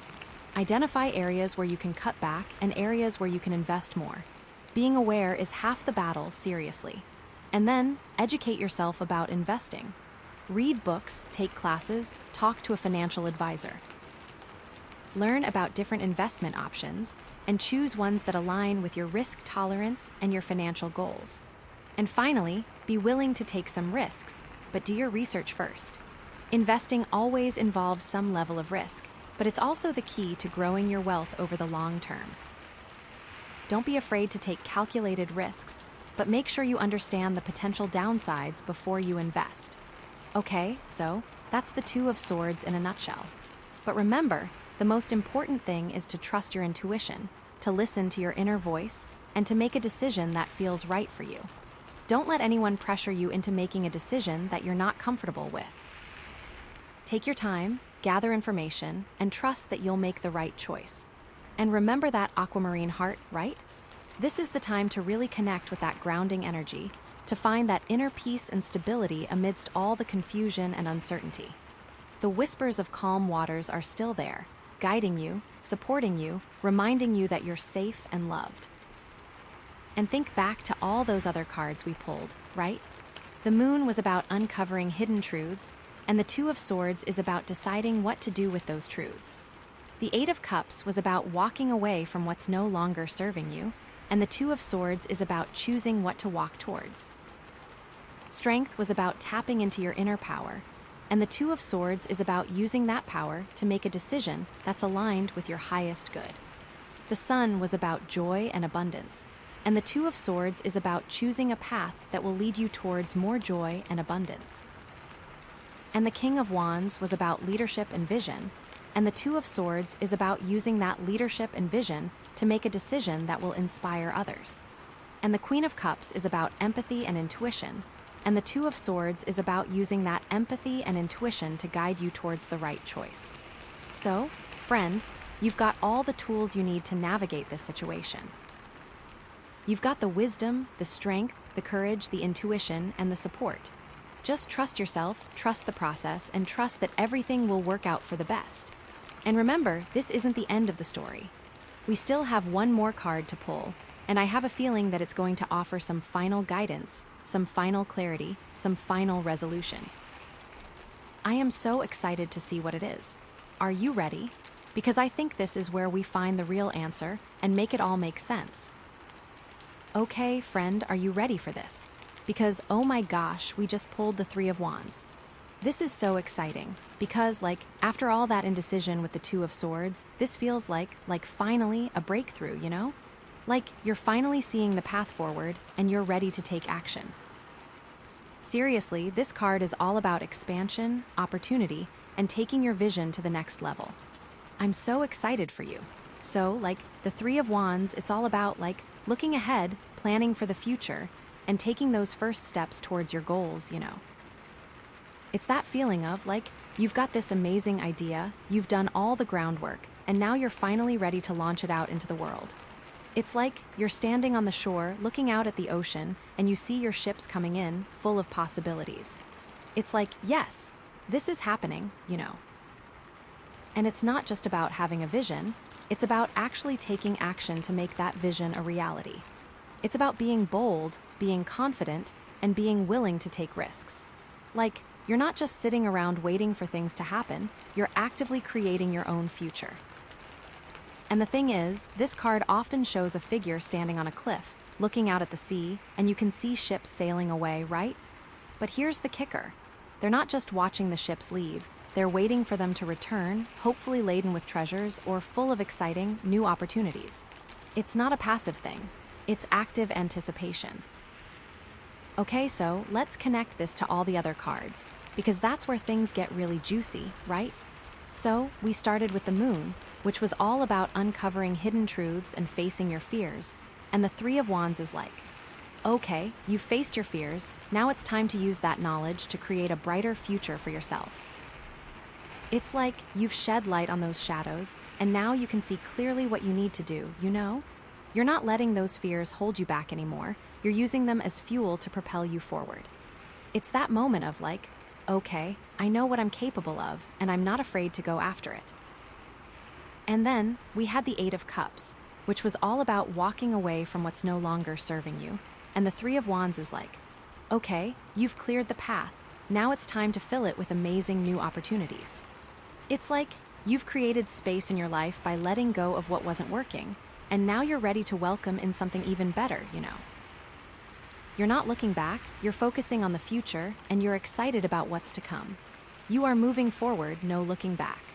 And then we had Strength, which was all about tapping into your inner power and courage, and the Three of Wands is okay, you've got the strength, now it's time to use it to manifest your dreams. It's like you're not just sitting around hopping for things to happen. You're actively using your power to create the life you want, you know? You're confident in your abilities, and you're not afraid to take risks to achieve your goals, because you know you can handle it. And then, of course, we had the Sun, which was all about joy, success, and abundance, and the Three of Wands is okay, you've manifested all this amazing energy, now it's time to share it with the world. It's like you're not just keeping all that sunshine to yourself, you're using it to inspire others and to create a positive impact, you know. You're radiating joy and abundance and attracting even more good things into your life. This is where the ripple effect starts. And then we got the King of Wands, which was all about leadership and vision, and the Three of Wands is okay, you've got the vision, now it's time to put it into action on a grand scale. It's like you're not just dreaming about the future, you're actively building it, and you're inspiring others to join you, you know. You're leading with passion and confidence, and you're creating a legacy that you can be proud of. get ready to call the shots. And then we had the Queen of Cups, which was all about empathy and intuition, and the Three of Wands is like, okay, you're leading the way, but don't forget to lead with your heart. It's like, you're not just focused on your own success, you're also considering the needs and feelings of others, and you're creating a more compassionate and just world, You're using your intuition to guide your decisions, and you're creating a future that's aligned with your values. And finally, we had the Two of Swords, which was all about indecision and feeling stuck, and the Three of Wands is like, okay, you've been stuck for long enough, it's time to break free and move forward with confidence. It's like you've finally made a decision, you've chosen your path, and you're ready to take action, You're not letting fear or doubt hold you back anymore, you're trusting yourself and your vision, and you're stepping into your power. So, yeah, the Three of Wands is basically like the green light to go after your dreams, It's like the universe is saying, okay, you've done the work, you've faced your fears, you've cleared the path, now it's time to soar. It's such a powerful and exciting card, especially after all the challenges and transformations you've been through. It's like, you've earned this, friend. You deserve all the success and happiness that's coming your way. Okay, so let's dive a little deeper into the positive aspects of the Three of Wands, because there's so much to unpack, First of all, it's all about expansion and growth. It's like you're breaking free from your limitations and stepping into a bigger, more exciting world. You're not content to stay where you are, you're always looking for new opportunities to learn, grow, and evolve. You're like that person who's always traveling to new places, trying new things, and meeting new people because you're just so curious about the world. And it's not just about physical expansion, it's also about expanding your mind, your heart, and your spirit. You're open to new ideas, new perspectives, and new ways of being. You're constantly challenging yourself to grow and evolve, and you're always seeking to become the best version of yourself. It's also about opportunity and new horizons. The Three of Wands is a sign that new and exciting opportunities are coming your way. These opportunities might be related to your career, your relationships, your finances, or your personal growth. Whatever it is, they're going to offer you a chance to expand your horizons and to create a more fulfilling life. You're like that person who always seems to be in the right place at the right time because you're just so open to new possibilities. But it's not just about luck, it's also about being proactive and seeking out new opportunities. You're not waiting for things to happen, you're actively creating your own luck, You're networking, you're researching, you're putting yourself out there, and you're making things happen. This is a huge key to success. It is also about progress and momentum. You've laid the groundwork, you've planted the seeds, and now you're starting to see the fruits of your labor. Things are moving forward, and you're gaining momentum. You're like that entrepreneur who's finally seeing her business take off, or like that artist who's finally getting recognition for his work. And it's not just about seeing progress, it's about maintaining that momentum and continuing to move forward. You're staying focused on your goals, you're staying committed to your vision, and you're taking consistent action to make your dreams a reality. Keep your eyes on the prize. It's about collaboration and partnership. The Three of Wands often indicates that you're going to be working with others to achieve your goals. This could be a business partnership, a creative collaboration, or a romantic relationship. Whatever it is, it's going to be a mutually beneficial relationship, where you're both working together to create something amazing. You're like that team leader who knows how to bring out the best in everyone, or like that couple who's always supporting each other's dreams. And it's not just about working together, it's about building strong, lasting relationships based on trust, respect, and mutual support.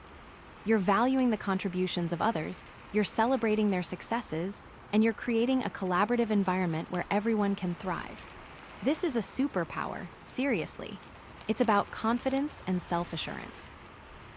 The Three of Wands is a sign that you're feeling confident in your abilities and that you're ready to take on new challenges. You're not doubting yourself, you're not second-guessing yourself, you're just trusting your instincts and moving forward with conviction. You're like that athlete who knows she's going to win the race, or like that performer who knows he's going to nail the audition. And it's not just about feeling confident, it's about projecting that confidence to others and inspiring them to believe in you as well. You're radiating self-assurance, and you're attracting opportunities and people who are aligned with your vision. People are drawn to confidence like moths to a flame. Okay, so those are some of the key positive aspects of the Three of Wands. But remember, tarot is all about balance, so it's important to also be aware of the potential challenges that this card can bring. Because nothing is ever perfect, right? One potential challenge is overextending yourself. Because you're so excited about all the new opportunities that are coming your way, you might be tempted to take on too much at once. You might spread yourself too thin, and you might end up feeling overwhelmed and stressed. It's like you're trying to juggle too many balls in the air, and you're afraid that you're going to drop them all. And this is where the Aquamarine heart comes in, right? It's reminding you to stay grounded, to stay centered, and to prioritize your well-being. You don't have to say yes to everything. It's okay to say no, it's okay to delegate, and it's okay to take a break. You need to pace yourself, and you need to make sure that you're taking care of yourself along the way. It's not a sprint, it's a marathon. Another potential challenge is impatience. Because you're so eager to see results, you might get frustrated when things don't happen as quickly as you want them to. You might start to doubt yourself, you might start to lose faith, and you might even be tempted to give up altogether. The best thing to do is to connect with the whispers of calm waters, to remember that everything is happening in divine timing. You need to trust the process, you need to be patient, and you need to keep your eyes on the prize. Remember the sun, too, and that joy. Success doesn't happen overnight. It takes time, effort, and perseverance. But if you stay committed to your vision, you will eventually achieve your goals. Another challenge could be neglecting the details. Because you're so focused on the big picture, you might overlook some of the important details. You might make careless mistakes, you might miss deadlines, and you might end up creating problems for yourself down the road. So, you need to pay attention to the details, you need to double-check your work, and you need to make sure that you're not cutting corners. It's important to have a strong foundation, and that means paying attention to the little things as well as the big things. Or you could be ignoring your intuition. Because you're so focused on logic and reason, you might ignore your intuition, which can lead you astray. You might make decisions that don't feel right, or you might miss important signs that something is wrong. It's important to trust your gut, to listen to your inner voice, and to follow your intuition, even when it doesn't make sense. Your intuition is a powerful tool, and it can guide you towards the right path. And you have that Queen of Cups energy to help you. And finally, you might be forgetting to celebrate your successes. Because you're always focused on the next goal, you might forget to take time to celebrate your accomplishments. You might minimize your achievements, you might compare yourself to others, and you might end up feeling unfulfilled, even when you're successful. It's so important to celebrate your successes, to acknowledge your hard work, and to appreciate how far you've come. Reward yourself, treat yourself, and share your joy with others. It's okay to be proud of yourself, and it's okay to take time to enjoy the fruits of your labor. Okay, so how does the Three of Wands show up in relationships, right? Well, it can indicate that you're ready to take your relationship to the next level. Maybe you're ready to move in together, get engaged, or start a family. Whatever it is, you're feeling confident in your relationship, and you're excited about the future. It can also suggest that you and your partner are ready to expand your horizons together. Maybe you're planning a trip, starting a business, or pursuing a shared passion. Whatever it is, you're growing together, and you're creating a more fulfilling life together. It also indicates that you're attracting new and exciting people into your life. Maybe you're meeting new friends, mentors, or even potential romantic partners. Whatever it is, you're expanding your social circle, and you're creating more opportunities for connection and growth. If you are single, the Three of Wands suggests that you are about to embark on a journey that will greatly expand not only your horizons, but your ability to find a partnership. Make sure you take the time to center yourself and think about what kind of partnership would be best for you. You're ready, be bold. And in career, the Three of Wands suggests that you're ready to take on a leadership role, like that King of Wands. Maybe you're starting your own business, managing a team, or leading a project. Whatever it is, you're feeling confident in your abilities, and you're ready to inspire others to achieve great things. It can also suggest that you're ready to expand your skills and knowledge. Maybe you're taking a course, attending a workshop, or pursuing a certification. Whatever it is, you're investing in yourself, and you're preparing yourself for future opportunities. This can also indicate that you are about to create a massive shift in your career. Be brave and take the leap.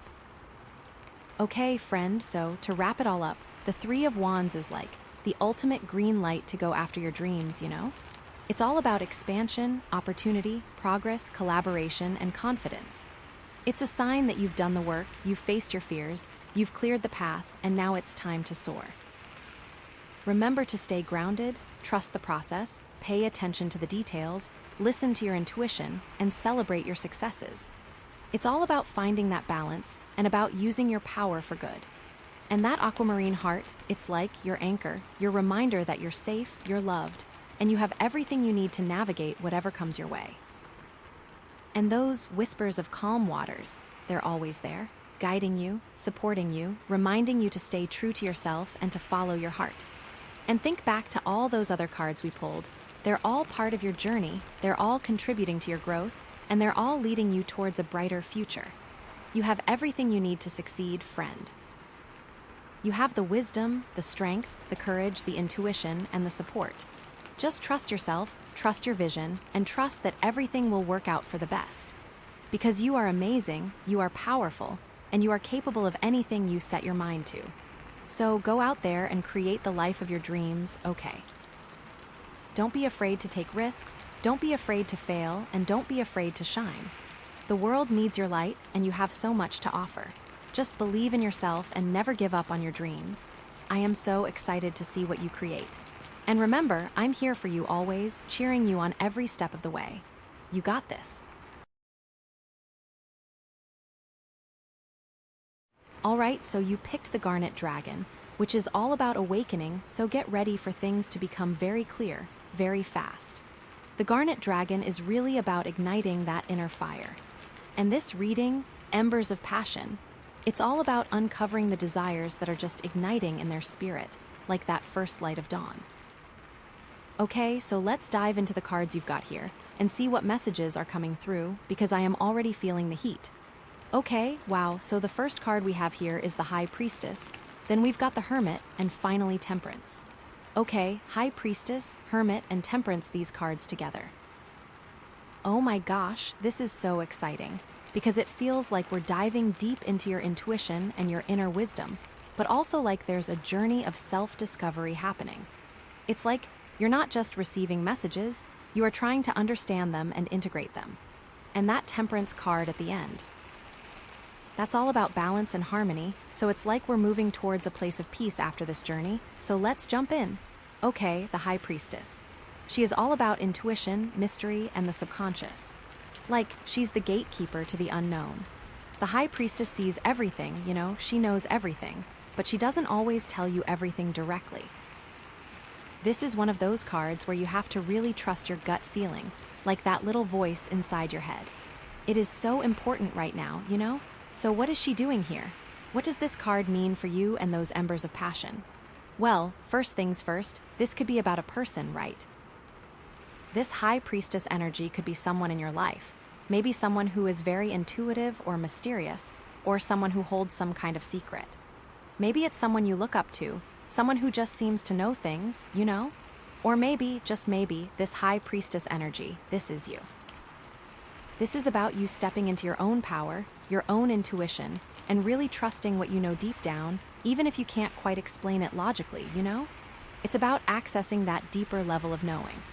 Now, when we tie this back to the embers of passion, this gets really interesting, because what if those embers, that little spark, is your intuition itself? What if the thing that's starting to ignite within you is this newfound trust in yourself, in your own inner guidance? This could be about a relationship, absolutely, but it's also very possibly about something within you, something that has been dormant, and now it's starting to wake up. Think about it. Have you been ignoring your intuition lately? Have you been pushing those feelings aside, trying to be logical and practical all the time? Because the High Priestess is here to say, hey, it's time to listen. It is time to trust what you feel, even if it doesn't make sense on the surface. It's time to go within because all the answers you're seeking, they are already inside of you. And see, that is the thing about the High Priestess. She doesn't give you the answers outright. She guides you to find them within yourself. She presents you with the clues, the symbols, the feelings, but it's up to you to put them together and decipher the message. That's why this card can sometimes feel a little bit frustrating, because you want that clear answer, right? You want someone to just tell you what to do, but that's not how the High Priestess works. She wants you to empower yourself. She wants you to connect with your own inner wisdom. And that's where the passion comes in, right? Because when you start trusting yourself, when you start following your intuition, that's when you start to feel truly alive. That's when you start to feel that fire burning within you, those embers glowing brighter. So how does this relate to your specific situation? Well, think about what's been going on in your life lately. What questions have you been asking? What decisions have you been struggling with? Because the High Priestess is showing up here to tell you that the answer is not outside of you. It's not in what other people think. It's not in what you think you should do. It's in what you feel is right. Maybe there's a relationship you've been questioning, or a job, or a creative project. Whatever it is, the High Priestess is urging you to tune into your intuition and see what it's telling you. What are your dreams telling you? What are your gut feelings telling you? What synchronicities have you been noticing? Because all of these are clues from the universe, guiding you towards your truth. This card also makes me think about secrets, too. Maybe there's something hidden that you're trying to uncover, or maybe there's a secret that you're keeping from yourself. The High Priestess is excellent at helping you unlock those hidden doors and reveal those secrets. This could literally be a secret that someone else is keeping from you that you're meant to discover, or something that you're keeping from others, or like I said, maybe even yourself. It's like, you know something deep down, but you're afraid to admit it, even to yourself. But this card is giving you the green light. It is saying, it's okay to explore those hidden parts of yourself. It's okay to acknowledge those truths that you've been pushing down. And I really think that this ties into the Garnet dragon energy so beautifully, because that dragon wants you to awaken, right? It wants you to step into your power. And you can't do that if you're ignoring your intuition, if you're keeping secrets from yourself. So this is like a call to action, a call to really embrace your inner knowing and trust that it will lead you in the right direction. The embers of passion, this could be about you uncovering your passion for something that you've always been drawn to, but maybe you were too afraid to pursue it. Maybe you thought it was impractical, or maybe you were worried about what other people would think. But the High Priestess doesn't care about any of that. She only cares about what makes your soul feel alive. And that's what this reading is about. Okay, so we've talked about intuition, secrets, and trusting your inner knowing, but let's dig a little deeper, okay? Because the High Priestess has many layers, and I want to make sure we're really exploring all the possibilities here. So one thing that's coming to me right now is the idea of cycles. The High Priestess is very connected to the moon, and the moon is all about cycles, right? The waxing and waning, the ebb and flow of energy. So this could be a sign that you're entering a new cycle in your life, a time of new beginnings, but also a time of letting go of what no longer serves you. Maybe you're shedding an old skin, releasing old patterns, and preparing to step into a new version of yourself. And you're doing that all with the guidance of this beautiful, powerful inner voice. Think about what phases you've been through recently. Have you been feeling like you're in a period of darkness, where things have been difficult or confusing? Because the High Priestess is like that little light in the darkness, guiding you towards the next phase of your journey. She's reminding you that even in the darkest of times, there is always hope, there is always light, and there is always the potential for growth. Or maybe you've been feeling like you're in a period of growth, where things have been flowing easily and you've been feeling really inspired. The High Priestess is here to remind you to savor those moments, to appreciate the abundance, but also to be mindful of the cycles and know that things will eventually shift again. Because that's the nature of life, right? It's always changing, always evolving, and the High Priestess is here to help you navigate those changes with grace and wisdom. And you know what else? Because we have the Embers of Passion theme, I am wondering if this is about reconnecting with your feminine energy. The High Priestess is the ultimate symbol of feminine power. of intuition, of receptivity. And in our society, feminine energy is often devalued or suppressed, but it is so incredibly important, you know? It's about nurturing, about creating, about connecting with your emotions and your intuition. So this could be a call for you to embrace your feminine side, to allow yourself to be more receptive, more intuitive, more creative. Maybe you've been feeling disconnected from your emotions lately, or maybe you've been feeling like you need to be strong and tough all the time. But the High Priestess is reminding you that it's okay to be soft, it's okay to be vulnerable, it's okay to embrace your feminine power. And this isn't just for women, by the way. Everyone has feminine and masculine energy within them, regardless of their gender identity. So this could be a message for anyone to connect with their inner feminine and bring more balance into their lives. It's all about finding that harmony between the masculine and the feminine, the active and the receptive, the logical and the intuitive. The High Priestess may also be showing up to tell you to be patient, because you know, she's not a card of quick action or instant gratification. She is a card of waiting, of observing, of allowing things to unfold in their own time. This is one of those times where you're being asked to trust the process, even if you don't see immediate results. Maybe you've been working towards a goal for a long time, and you're starting to feel discouraged because you're not seeing the progress you want to see. The High Priestess is saying, don't give up. Keep going, keep trusting, keep listening to your intuition, and the results will come, just not on your timeline. They will come in divine timing. Or maybe you're waiting for someone to reach out to you, or for a situation to resolve itself. The High Priestess is saying, let it go. Stop trying to control the outcome, stop trying to force things to happen, and just allow the universe to do its thing. Trust that everything is happening for a reason, and that you will eventually get the answers you need. This doesn't mean you shouldn't make an effort at all, but don't push so hard that you get frustrated, you know? Also, think about what you're consuming. Since the High Priestess is tied so strongly to intuition, are you taking in things that inspire you, or things that make you doubt yourself? This could be the time to step away from social media for a bit, or to change up what you're watching or listening to for entertainment. You want to make sure that your mind is open and receptive, and you can't do that if you're constantly taking in negativity, you know? Okay, so we've really gone deep with the High Priestess here.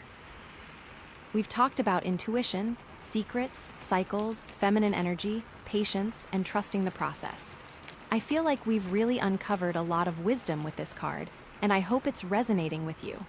But now it is time to move on to the next card, which is the Hermit. And oh my gosh, this is such a powerful combination because we're going from this intuitive knowing to a place of deep introspection and soul searching. Okay, let's dive in. The Hermit, oh, this card is all about solitude, introspection, and inner guidance. After the High Priestess urged you to listen to that inner voice, the Hermit is saying, okay, now it's time to go within and really understand what that voice is telling you. The Hermit retreats from the world, not because he's sad or lonely, but because he needs time to connect with his own soul. He needs time to reflect on his experiences, to learn from his mistakes, and to gain clarity about his path. So, what does this mean for you in the context of embers of passion?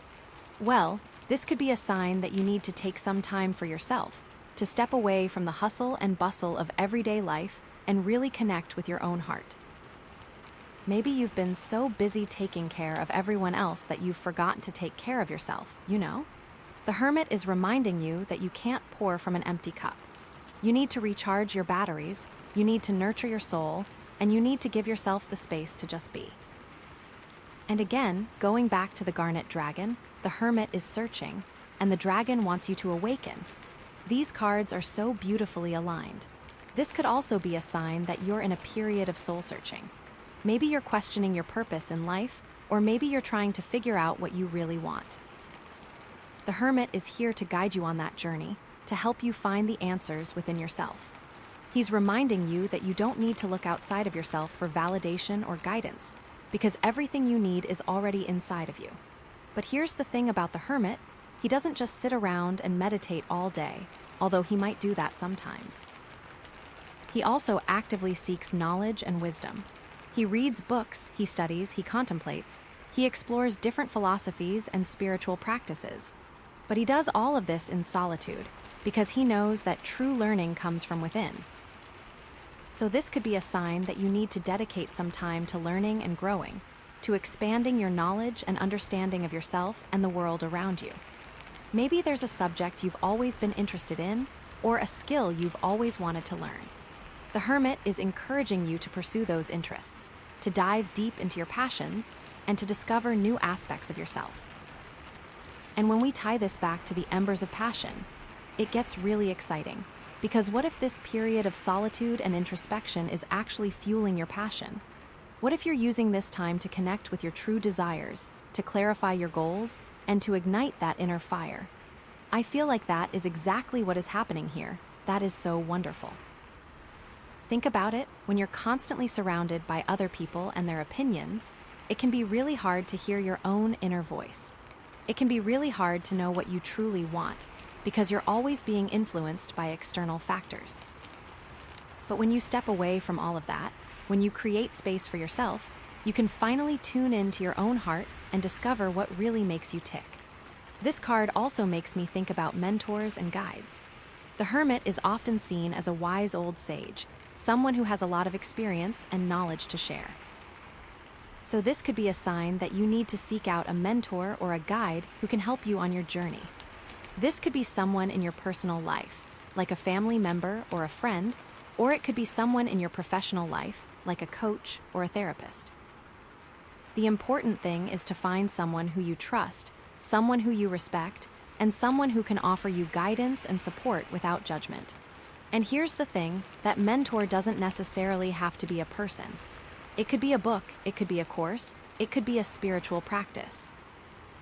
The key is to find something that resonates with you, something that helps you connect with your own inner wisdom. But it could also be a warning against isolating yourself too much, Because the Hermit can sometimes get so caught up in his own inner world that he forgets to connect with other people. And human connection is so important, we all need it.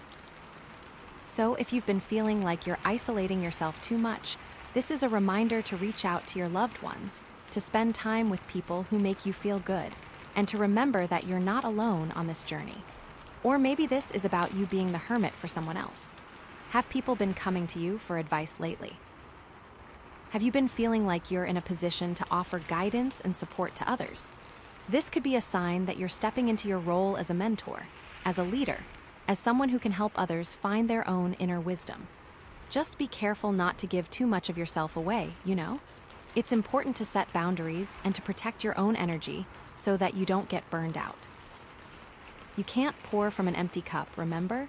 So make sure you're taking care of yourself first so that you can be there for others in a sustainable way.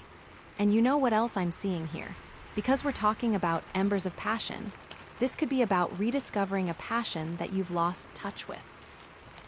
Maybe there was something you used to love doing, something that made you feel really alive, but you've let it fall by the wayside over the years. The Hermit is encouraging you to reconnect with that passion, to bring it back into your life, and to let it ignite your inner fire once again. Think about what you used to love doing as a child. What activities made you feel joyful and carefree? What were you naturally drawn to? Because those passions are still within you, waiting to be rediscovered. It's just a matter of taking the time to reconnect with them, to give them the space to grow, and to let them bring joy and fulfillment back into your life. The Hermit is also a reminder to be patient with yourself. This journey of self-discovery takes time. It's not something that happens overnight.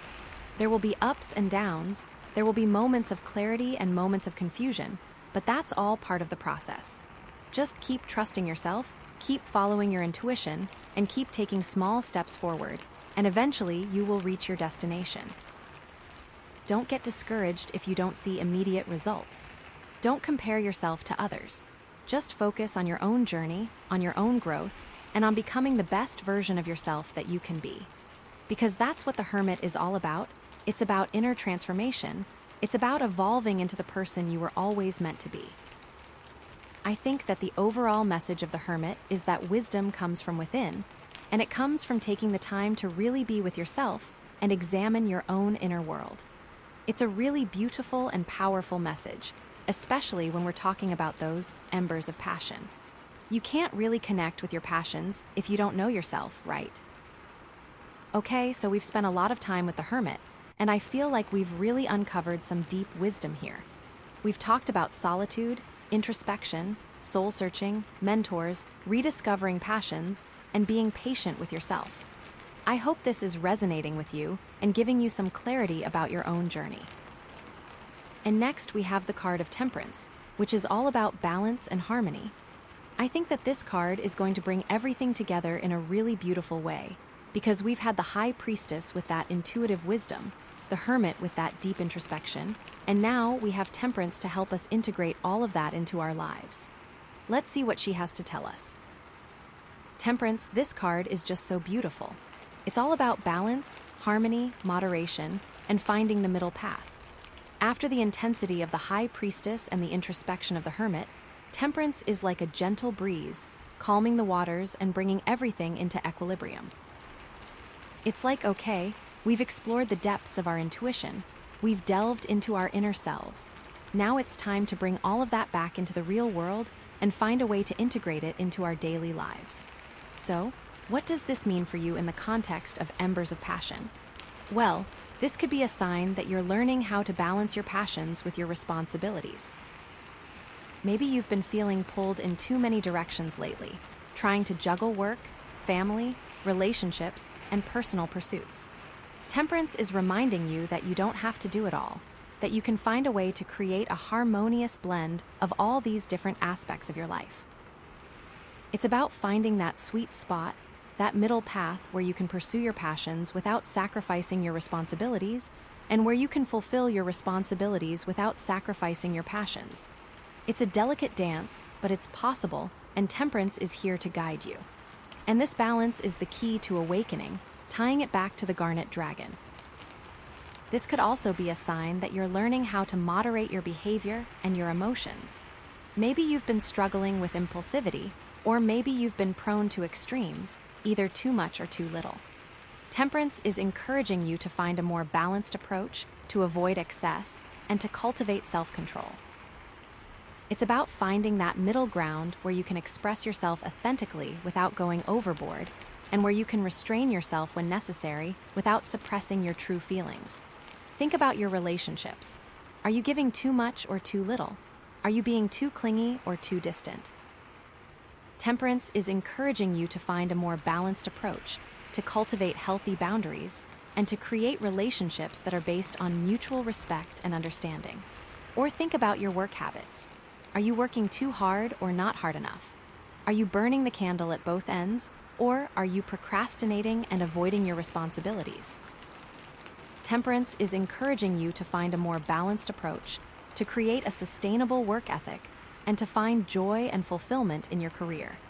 And when we tie this back to the embers of passion, it gets really interesting, because what if finding this balance is actually the key to igniting your passion? What if you've been holding yourself back because you've been afraid of going too far or of losing control? Temperance is reminding you that you can pursue your passions without being reckless, that you can find a way to express yourself fully without sacrificing your well-being. It's about finding that sweet spot where you can be both passionate and responsible, both creative and disciplined, both expressive and restrained. And that's where the true magic happens. That's where you can really unleash your full potential. The beauty of Temperance lies in the delicate blend. This card also makes me think about healing and integration. Temperance is often associated with alchemy, with the process of transforming base metals into gold. And in a similar way, this card can represent the process of healing emotional wounds, of integrating different parts of yourself, and of becoming whole. Maybe you've been through some difficult experiences in the past, and you're still carrying some baggage from those experiences. Temperance is encouraging you to confront those wounds, to heal them, and to integrate them into your life story. It's about accepting yourself fully, with all your flaws and imperfections, and recognizing that those experiences have made you who you are today. Or maybe you've been feeling disconnected from certain parts of yourself, like your emotions, your creativity, or your spirituality. Temperance is encouraging you to reconnect with those parts of yourself, to embrace them, and to integrate them into your overall sense of self. It's about becoming whole, about finding harmony within yourself, and about living a life that is aligned with your values and your passions. And you know what else I'm seeing here?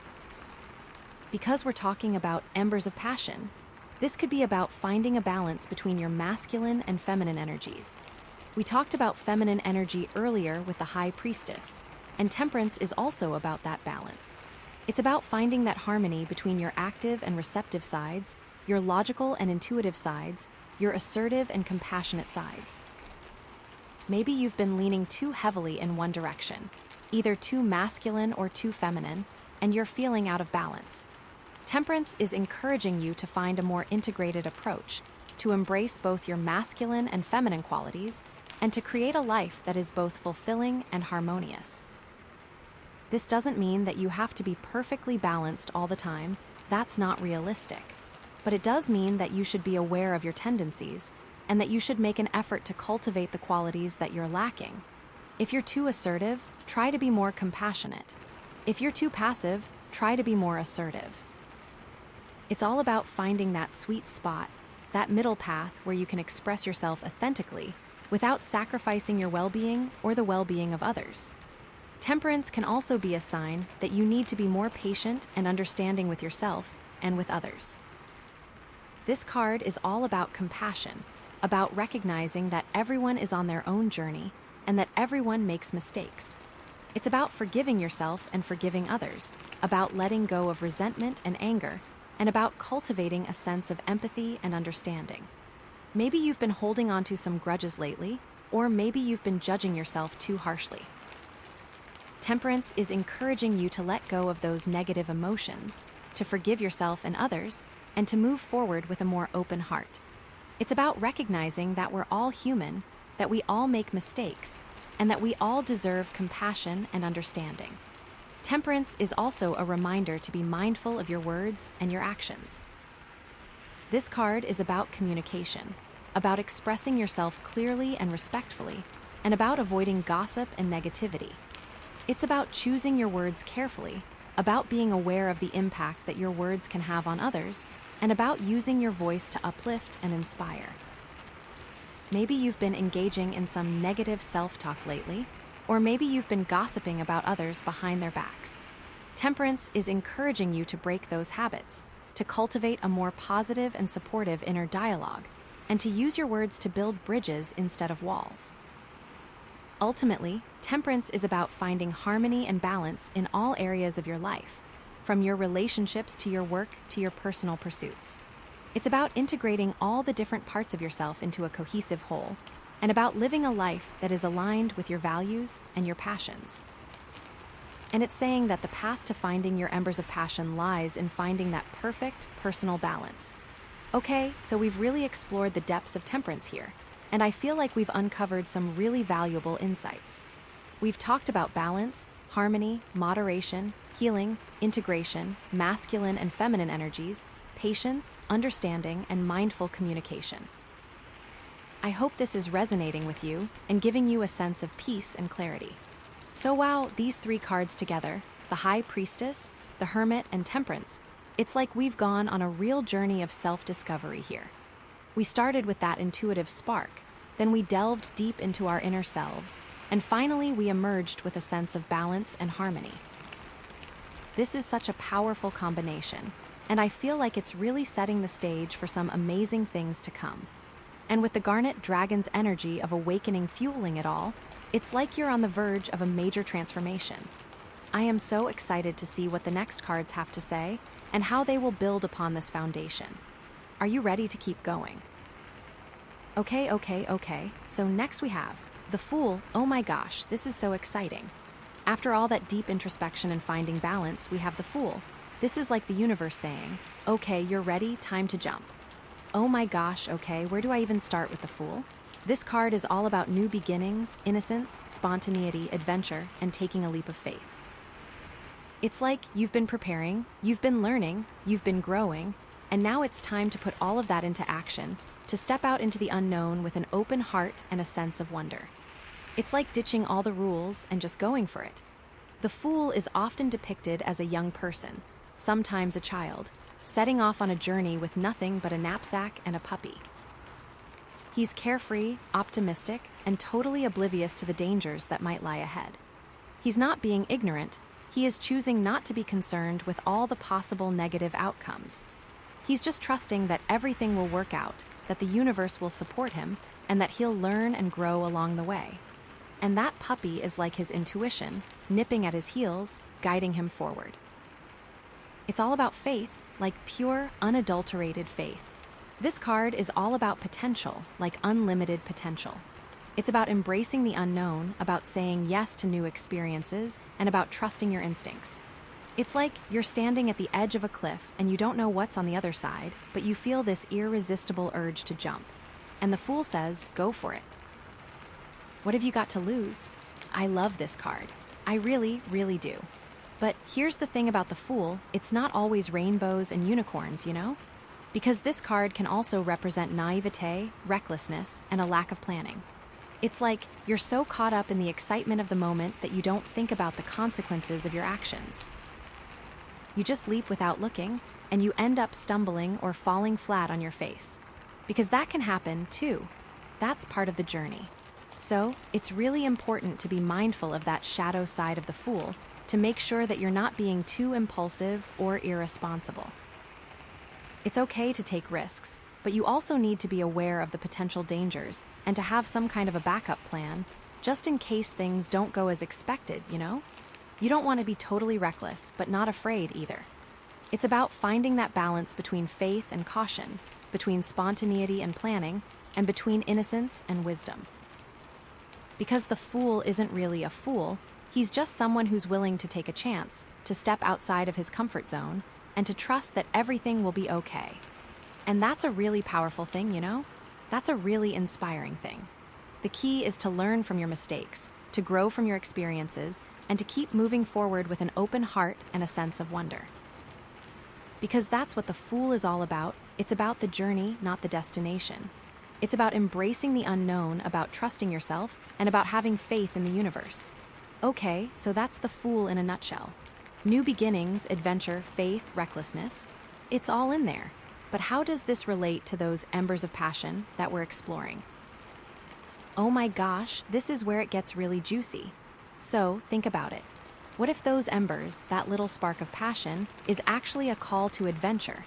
What if it's the universe nudging you to step outside of your comfort zone, to try something new, and to embrace the unknown?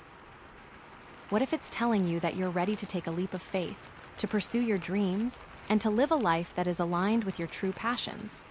I feel like that's exactly what's happening here. That those embers are igniting a fire within you, a desire to break free from your old patterns, to explore new possibilities, and to create a life that is filled with joy, meaning, and purpose. Maybe you've been feeling stuck in a rut lately, like you're just going through the motions, and you're not really living your life to the fullest. The Fool is here to shake things up, to remind you that you have the power to change your reality, to create a life that is more exciting, more fulfilling, and more aligned with your passions. Maybe there's something you've always wanted to do, something you've always dreamed of, but you've been too afraid to try it. The Fool is saying, now is the time, don't wait any longer. Take that leap of faith and see what happens. This could be anything, you know. It could be starting a new business, writing a book, traveling the world, learning a new skill, ending a relationship that isn't working, starting a new one, moving to a new city, or simply changing your perspective on life. The possibilities are endless. It's just a matter of being open to them, of trusting your instincts, and of being willing to take a chance. But it's also about recognizing that pursuing your passions isn't always easy. There will be challenges, there will be setbacks, and there will be times when you feel like giving up. But the Fool is reminding you that it's all part of the journey, that those challenges are there to help you grow, to learn, and to become stronger. It's like you're climbing a mountain, and the path is steep and rocky, and you're tired and out of breath. But you keep going, because you know that the view from the top will be worth it. And when you finally reach the summit, you'll feel an incredible sense of accomplishment, of pride, and of joy. And that's what pursuing your passions is all about. It's about the journey, not the destination.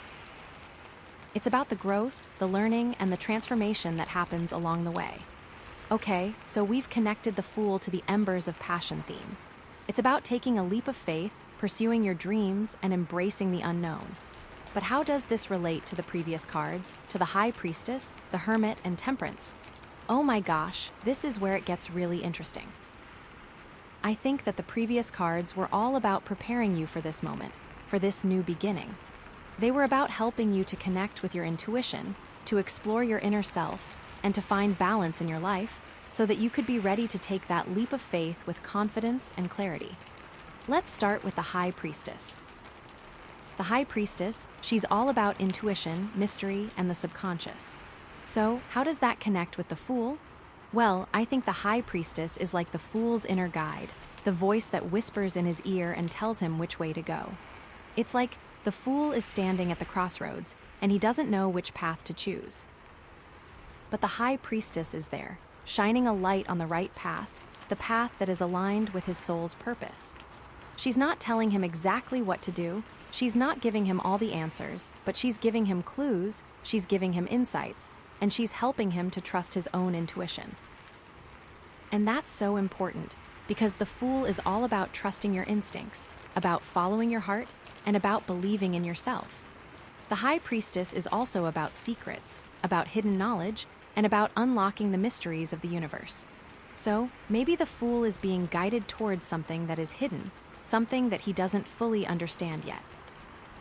Maybe he's on a quest to uncover a secret, to solve a puzzle, or to discover a hidden truth. This could be anything, you know? It could be a secret about his past, a secret about his family, a secret about his purpose in life, or simply a secret about himself. The High Priestess is helping him to unlock those hidden doors, to reveal those secrets, and to gain a deeper understanding of himself and the world around him. But here's the thing, the High Priestess doesn't give you the answers on a silver platter. She makes you work for it. She challenges you to think for yourself, to trust your intuition, and to connect with your own inner wisdom.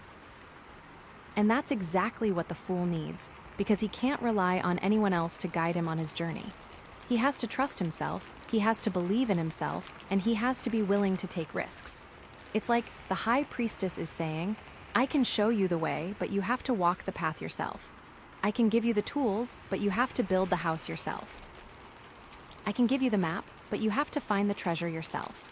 And that's the beauty of the High Priestess. She empowers you to take control of your own life, to trust your own intuition, and to create your own reality.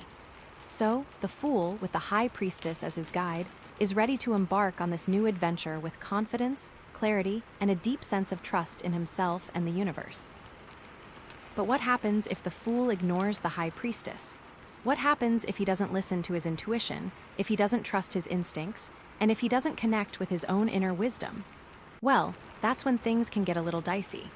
That's when the Fool can become reckless, impulsive, and naive. That's when he can stumble and fall, make mistakes, and get lost along the way. Because without the guidance of the High Priestess, the Fool is like a ship without a rudder, drifting aimlessly on the sea. He's vulnerable to external influences, to manipulation, and to making poor decisions.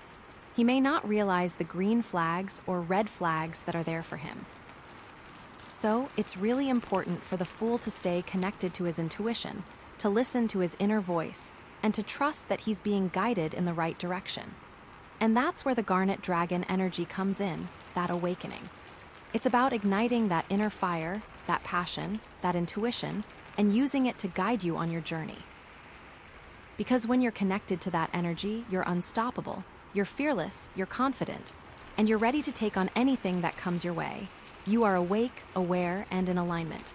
Okay, so we've connected the Fool to the High Priestess, and we've seen how intuition can guide the Fool on his journey. Now, what about the Hermit? How does that fit into the picture? Oh my gosh, this is where it gets even more interesting. Because the Hermit is all about solitude, introspection, and inner guidance. So, it seems like opposite of the Fool, right? The Hermit is staying inside, away from the excitement of the outside world. But I think the Hermit is like the Fool's wise advisor, the one who helps him to understand his experiences, to learn from his mistakes, and to gain clarity about his path. It's like the fool is out there adventuring, exploring, and taking risks, and the hermit is back home, reflecting on everything that has happened and offering guidance and support. The hermit provides guidance. The hermit is also about soul searching, about questioning your purpose in life, and about trying to figure out what you really want. So, maybe the fool is embarking on this new adventure because he's searching for something, because he's trying to find his place in the world, or because he's trying to discover his true calling. The hermit is helping him to explore those questions, to delve into his inner self, and to connect with his own inner wisdom. But here's the thing, the hermit doesn't tell you what to do. He doesn't give you the answers. He simply guides you to find them within yourself. He encourages you to take time for yourself, to step away from the noise and distractions of the world, and to connect with your own heart and soul. And that's exactly what the fool needs, because he can't rely on anyone else to tell him what to do. He has to trust himself, he has to believe in himself, and he has to be willing to go his own way. It is his journey. It's like the hermit is saying, I can't tell you what your purpose is, but I can help you to discover it for yourself. I can't tell you what you should do with your life, but I can help you to find the answers within your own heart. And that's the beauty of the hermit. He empowers you to take responsibility for your own life, to trust your own inner guidance, and to create a life that is aligned with your values and your passions. I think it's really important for the fool to take some time for solitude and introspection along the way, to check in with himself, to reflect on his experiences, and to make sure that he's still on the right path. Because the fool can get so caught up in the excitement of the moment that he forgets to listen to his own inner voice. He can get distracted by external influences, by other people's opinions, and by the allure of quick wins. And that's when he can lose his way, that's when he can make mistakes, and that's when he can end up feeling lost and confused. The hermit helps the fool pause. So, it's really important for the fool to create space for solitude, to meditate, to journal, to spend time in nature, or simply to be still and quiet. And during that time, he can ask himself some important questions. What am I really searching for? What are my values? What are my passions? What am I grateful for? What am I learning? What am I contributing? And by answering those questions, the fool can gain a deeper understanding of himself, his purpose, and his path. He can realign himself with his values, his passions, and his goals. And he can continue on his journey with renewed clarity, confidence, and purpose. But what happens if the fool ignores the hermit? What happens if he doesn't take time for solitude and introspection, if he doesn't connect with his own inner wisdom, and if he doesn't reflect on his experiences? Well, that's when the fool can become lost, confused, and disillusioned. That's when he can make poor decisions, get taken advantage of, and end up feeling empty and unfulfilled. Without the hermit, the fool is like a traveler without a map, wandering aimlessly through the wilderness. So, it's really important for the fool to embrace the wisdom of the hermit, to take time for solitude and introspection, and to connect with his own inner guidance.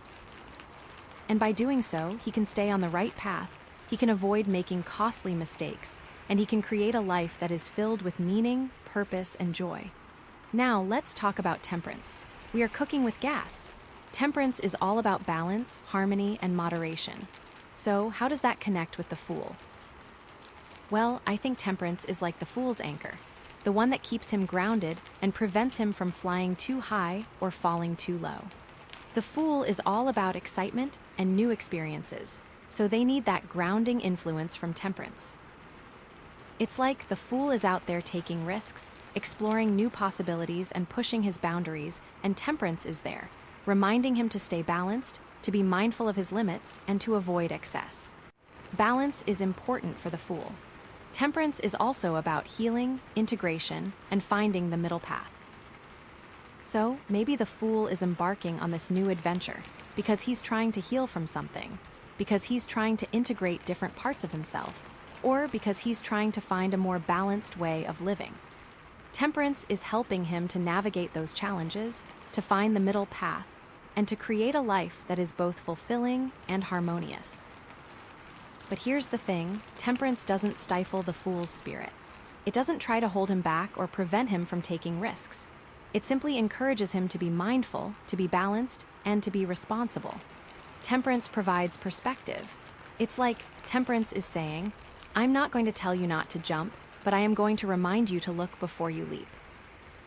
I'm not going to tell you not to pursue your dreams, but I am going to encourage you to do so in a way that is sustainable and healthy. And that's the beauty of temperance. It empowers you to take risks, to explore new possibilities, and to live your life to the fullest, while also staying grounded, balanced, and responsible. I think it's really important for the Fool to embrace the wisdom of temperance, to find balance in all areas of his life, and to avoid extremes. Because the Fool can get so caught up in the excitement of the moment that he forgets to take care of himself. He can overwork himself, overspend, overindulge, and neglect his relationships. And that's when he can burn out, get sick, and end up feeling empty and unfulfilled.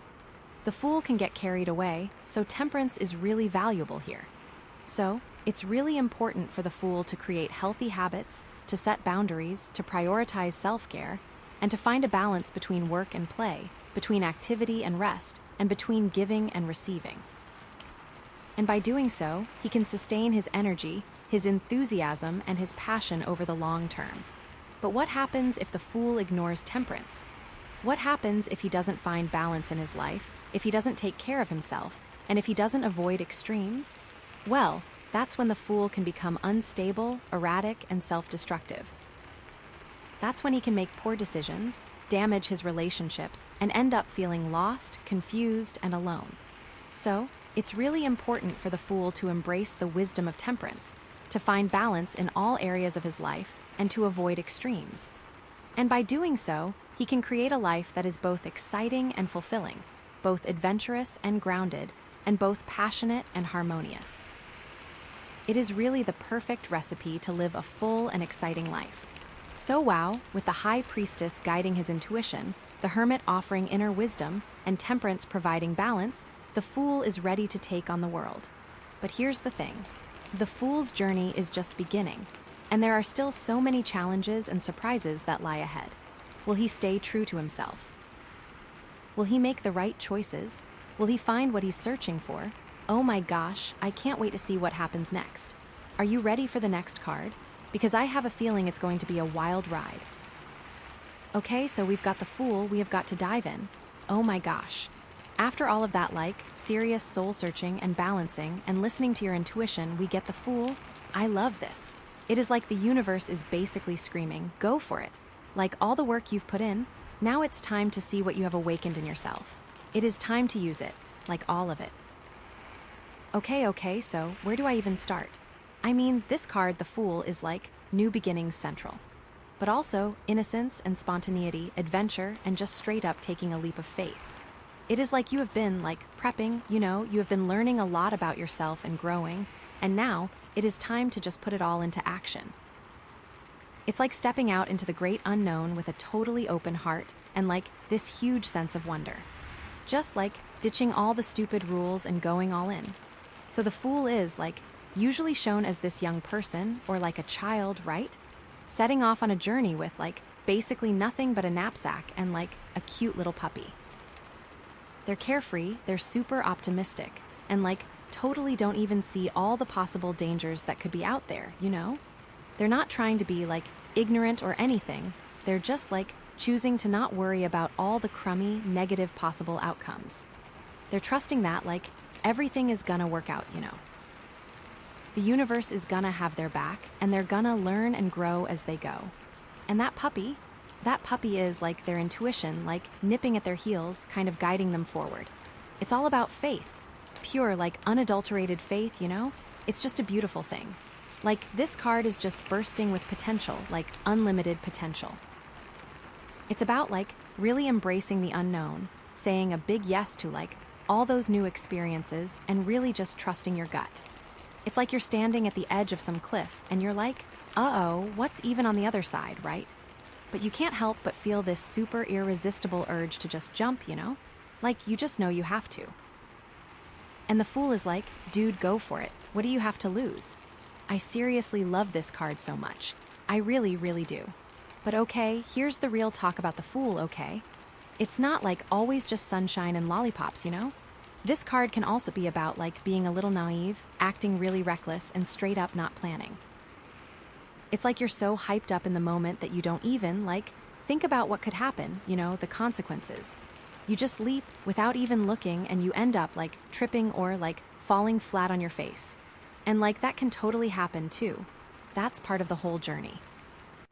So, you know, it's really important to kind of keep in mind that shadow side of the Fool and make sure that you're not just being like super impulsive or like totally irresponsible.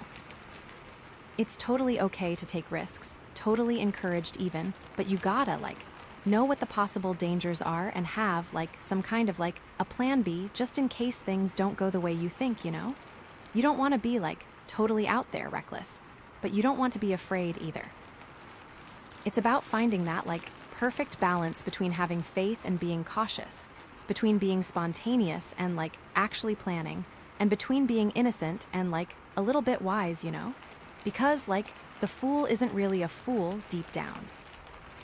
They're just someone who is like super willing to take a chance to like step outside of their comfort zone and to trust that everything is gonna be okay. And that's like a super powerful thing, you know? That's like a really inspiring thing. You have to remember to learn from what happens though, you know? Grow from your experiences and like just keep moving forward with an open heart and like that sense of wonder. Because that's what the Fool is all about. It's about the journey, not like where you end up. It's about really embracing the unknown, like really trusting yourself and like having this awesome faith in the universe. Okay, so that's the Fool in a nutshell, you know. New beginnings, adventure, faith, maybe being a little reckless. It's all in there.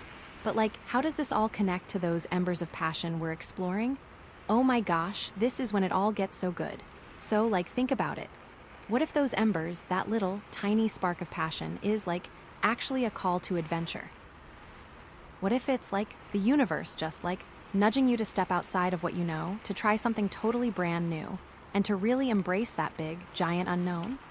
What if it's like telling you that you're so ready to like take that leap of faith to chase those dreams and to just live a life that is like totally in sync with your true passions? Like, I feel like that's like exactly what's happening here, right? That those embers are like lighting a fire in you, like this massive desire to break free from like all those old patterns, to like explore all these brand new possibilities and to make a life that is like totally full of joy and meaning and purpose, you know.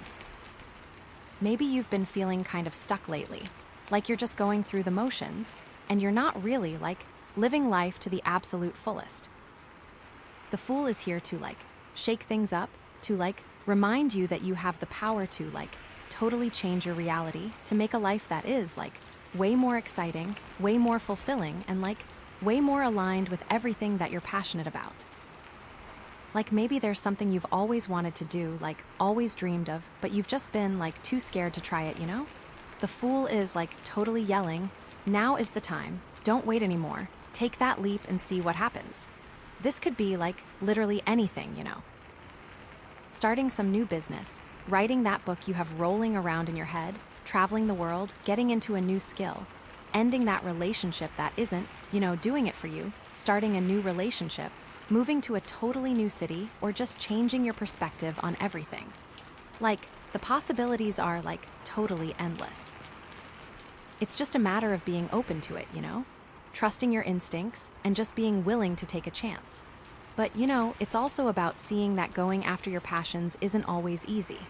There's gonna be tough stuff, there will be setbacks, and there are gonna be those times when you just wanna give up, you know? But the Fool is there to remind you that it is all part of it. Like, all those challenges are there to like help you grow, to learn, and to become super strong. It's like you're like climbing a mountain, right? And the path is like super steep and rocky, and you're like tired and can't breathe. But you keep going because you totally know that the view from the top is gonna be like totally worth it. And when you finally get there to the top, you're gonna feel this like massive sense of accomplishment, of pride, and like huge joy, you know? And that's what chasing your passions is all about. It's about the journey, not the destination. It's about that growth, the learning, and the transformation that happens along the way to becoming the best version of yourself. It is all so intertwined that I am just giddy over here. Okay, so, we've connected the Fool to those embers of passion, right? It's about, taking that leap of faith, going after those dreams, and, really embracing all of the unknown. But, how does all this connect back to those other cards, to the High Priestess, the Hermit, and Temperance? Oh my gosh, this is where it all clicks. I think that those other cards were all about getting you totally ready for this, for this new beginning. They were, all about helping you to connect to your intuition, to, explore your inner self, and to, find that perfect balance in your life so that you could be ready to take that leap of faith, but with, total confidence and clarity. That is so key. Okay, so, let's start with the High Priestess. She's all about that intuition, mystery, and, the subconscious, right? So, how does that, jive with the Fool? Well, I think the High Priestess is, the Fool's, inner guide, that, voice that whispers in their ear and tells them which way to go. It's like the Fool is standing at the crossroads, right? And doesn't know what path to choose. But the High Priestess is there, shining a light on the right path, the path that is, in total alignment with their soul's purpose. She's not gonna, tell them exactly what to do. She's not giving them all the answers, but she's, giving them the clues, she's giving them insights, and she's helping them to, trust their own gut feeling. And that's super important, because the Fool is all about trusting your instincts, about going after your heart, and about believing in yourself no matter what comes your way. You got this.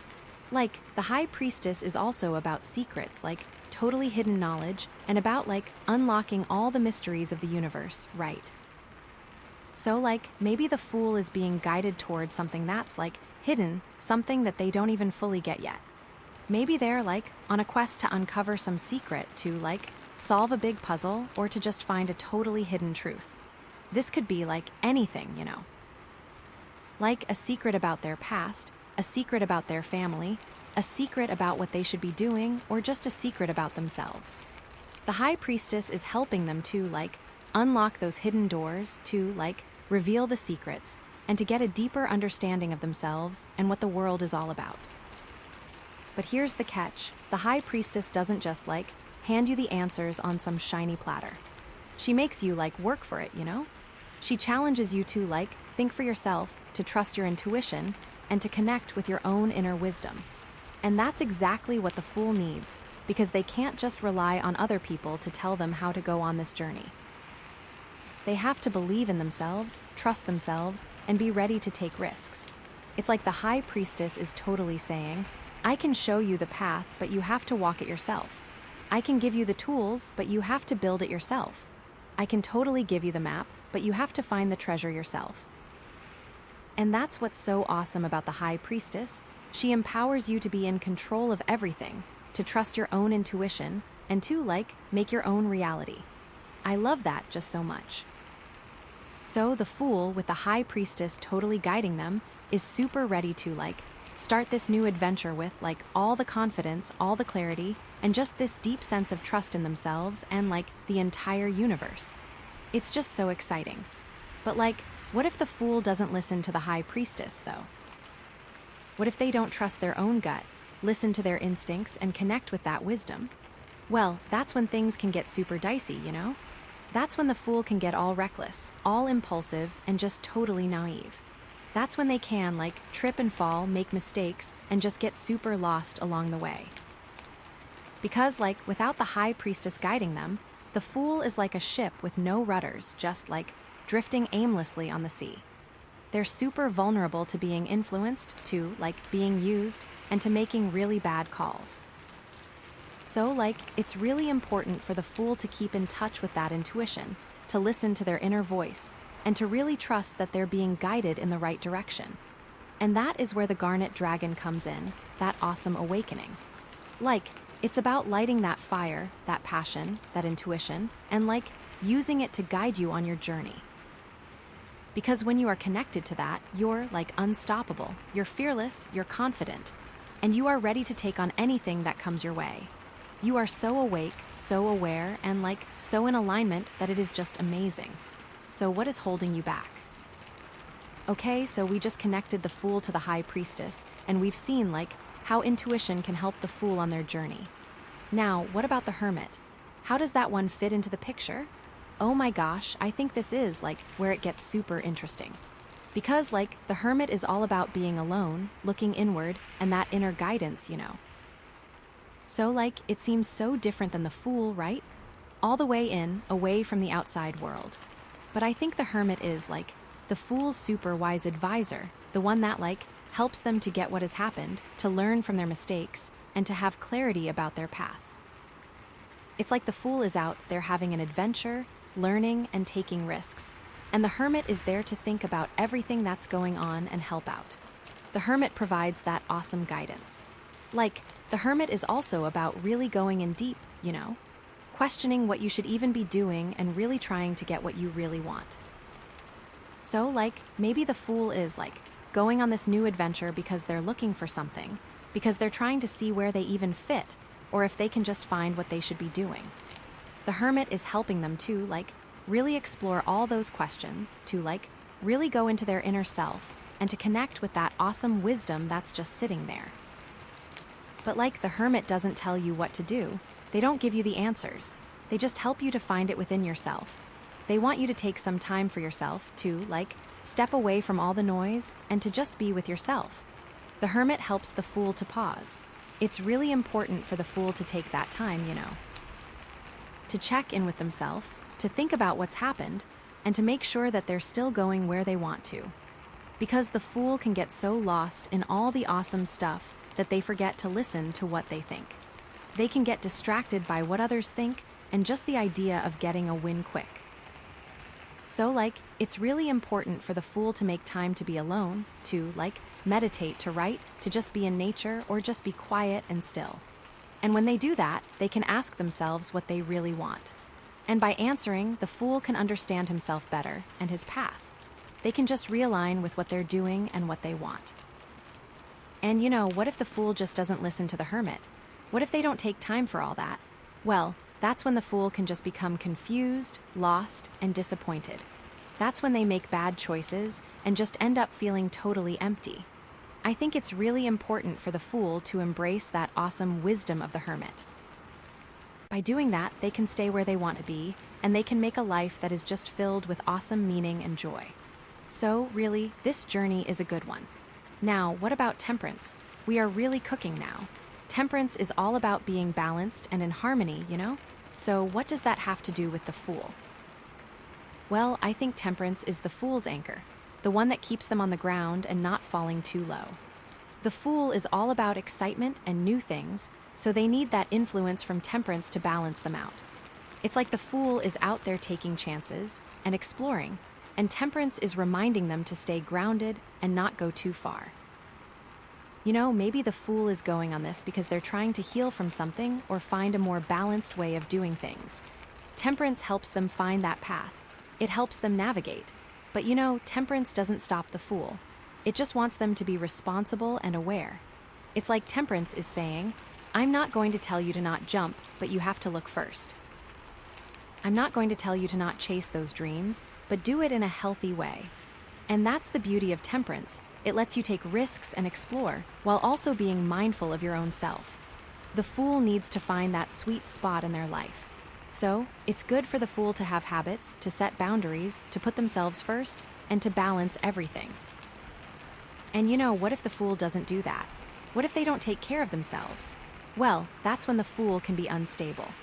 That's when they can just make poor decisions, hurt those around them, and end up feeling all alone. With temperance, the fool can create a life that is awesome and fulfilling, both adventurous and grounded, and both passionate and in harmony. It's the perfect way to live an awesome life.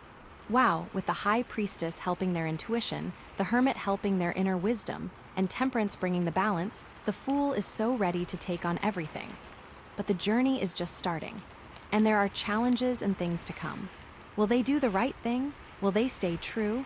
Will they find what they seek? Oh my gosh, I am on the edge of my seat to see what comes next. Are you ready for the next card? I think it's gonna be awesome. Okay, are you ready? Because the next card we have, oh my gosh, it is strength. Like straight up strength. Not just any strength, but like inner, real strength. After all that new beginning energy from the Fool, the universe is like, okay, so you took the leap, now here's how you are gonna rock it. This is seriously so awesome, I can hardly stand it. Okay, so where do I even start with strength? I mean, this card is like all about inner power, courage, compassion, influence, and overcoming obstacles. It's like you've got that fire from the Fool, you've got that faith, and now you are gonna use your strength to make it happen, whatever it is. You're not just leaping into the great unknown, you're landing on your feet and facing whatever comes with, like, total grace and total power. So strength is, like, usually shown as a woman, right? Gently, lovingly, calmly tamming a lion. She's not fighting it, she's not forcing it, she's just connecting with it with kindness and understanding. And that's what this card is all about. It's about finding that strength within yourself, that ability to control your impulses, to manage your fears, and to overcome any challenge that comes your way, not through force, but through compassion. It's like she's not afraid of the lion, she respects its power, and she knows that she can connect with it on a deeper level.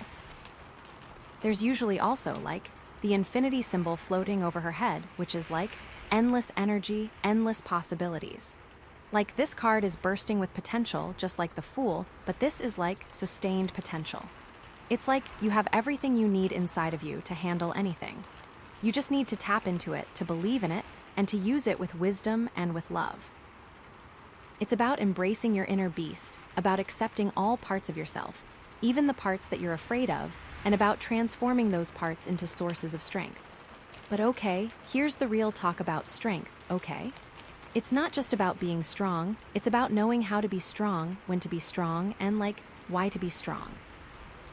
It's not about being aggressive or domineering or insensitive. It's about being gentle and kind and patient and understanding.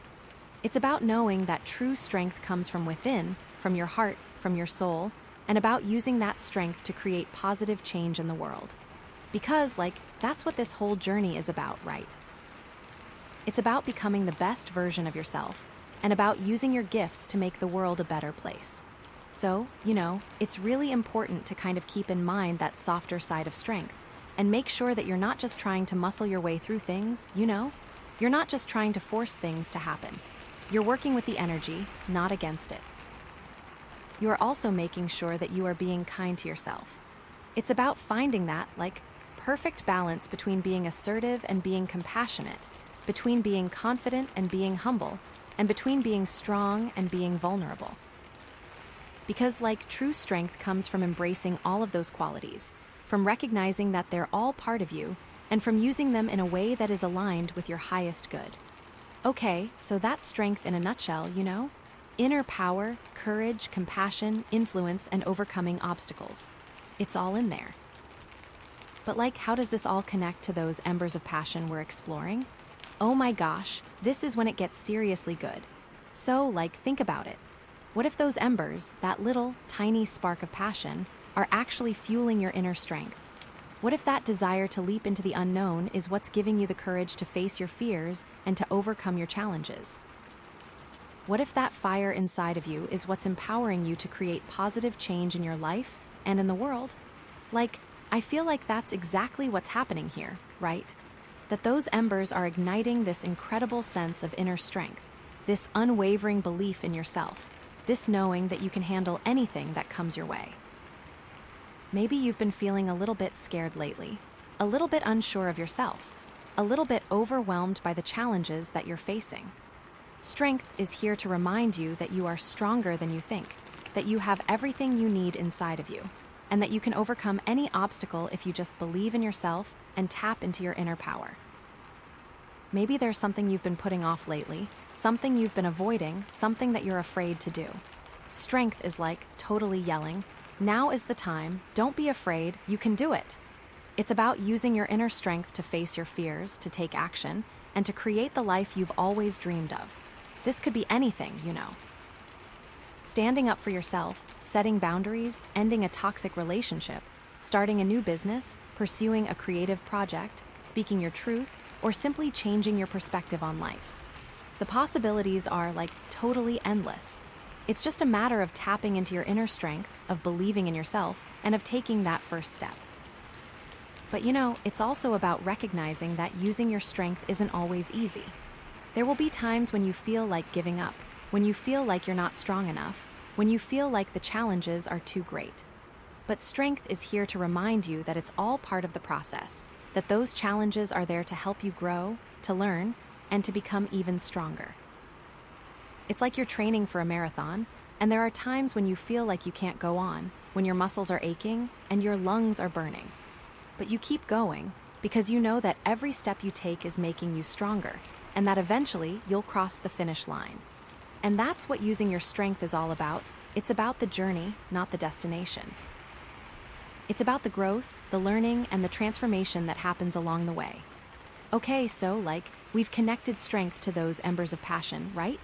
It's about fueling your inner power, facing your fears, and overcoming your challenges. But how does all this connect back to those other cards? To the High Priestess, the Hermit, Temperance, and the Fool. Oh my gosh, I think this is where it all comes together. I think that those other cards were all about preparing you to tap into your inner strength, to use it wisely, and to create a life that is aligned with your passions and your purpose.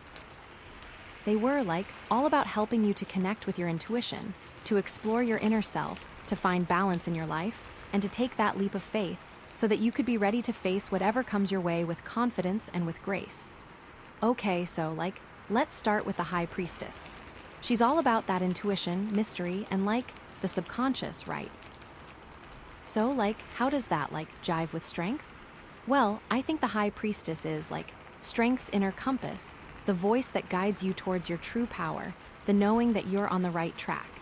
It's about trusting your gut, about listening to your intuition, and about knowing that you have the wisdom inside of you to make the right decisions.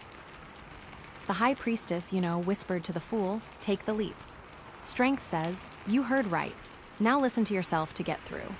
It's strength is facing a challenge and doesn't know what to do, but the High Priestess is there, whispering in ear, guiding you, and helping you to trust that you have what it takes to overcome it. And that's super important, because strength is all about believing in yourself, about knowing that you have the power to create your own reality, and about trusting that you're being guided in the right direction. The High Priestess is also about secrets, about hidden knowledge, and about unlocking the mysteries of the universe, right?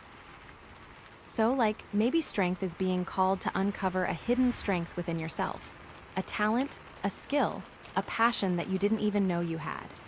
Maybe you're being challenged to overcome a fear, to break free from a limiting belief, or to step into your full potential. The High Priestess is helping you to unlock those hidden doors, to reveal those secrets, and to gain a deeper understanding of yourself and your capabilities. You really have to trust your intuition. And what if strength doesn't listen to the High Priestess? What if they don't trust their intuition, if they don't listen to their inner voice, and if they don't connect with their own inner wisdom? Well, that's when things can get a little tough, That's when strength can become insecure, doubtful, and afraid. That's when you can start to question yourself, to second-guess your decisions, and to lose faith in your own abilities. Because, without the guidance of the High Priestess, strength is like a warrior without a weapon, going into battle without a shield. You're vulnerable to self-doubt, to negative influences, and to making choices that aren't aligned with your highest good. So, it's really important for strength to stay connected to your intuition, to listen to your inner voice, and to trust that you're being guided in the right direction. And that's where the Garnet Dragon energy comes in, that awesome awakening. It's about igniting that inner fire, that passion, that intuition, and using it to guide you on your journey towards self-mastery. Okay, so we just connected strength to the High Priestess, and we've seen how intuition can guide strength on their journey. Now, what about the Hermit? How does that one fit into the picture? Oh my gosh, I think this is where it gets seriously profound. Because the Hermit is all about solitude, introspection, and inner guidance, right? So it seems almost the opposite of strength, which is all about taking action and overcoming obstacles. But I think the Hermit is strength's wise counselor, the one who helps you to find your inner peace, to connect with your true values, and to understand what's truly important to you. The Hermit is all about that inner wisdom, It's strength is out there battling dragons, and the hermit is back home, meditating in cave, helping you to remember why you're fighting in the first place. The hermit is also about soul searching, about questioning your purpose in life, and about trying to figure out what you really want. So, maybe strength is being called to use your power to make a difference in the world, to stand up for what you believe in, or to create a better future for yourself and for others. The hermit is helping you to explore those questions, to connect with your values, and to align your actions with your purpose. Because it's not enough to just be strong, you also need to know why you're being strong, what you're fighting for, and how you can use your power in a way that is meaningful and fulfilling. And, what if strength doesn't listen to the hermit? What if they don't take time for solitude and introspection, if they don't connect with their values, and if they don't align their actions with their purpose? Well, that's when strength can become misguided, misdirected, and even destructive. That's when you can start to use your power in a way that is harmful to yourself and to others, to become arrogant or controlling. Because, without the guidance of the hermit, strength is like a weapon without a wielder, capable of causing great damage if not used with wisdom and with care. So, it's really important for strength to embrace the wisdom of the hermit, to take time for solitude and introspection, and to connect with your inner values. And by doing so, you can ensure that you're using your power in a way that is aligned with your highest good, and that you're creating a life that is both meaningful and fulfilling. Now, let's talk about temperance. We are really hitting our stride now.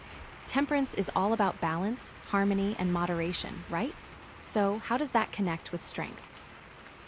Well, I think temperance is strength's regulator, the one that helps you to manage your energy, to control your impulses, and to avoid extremes.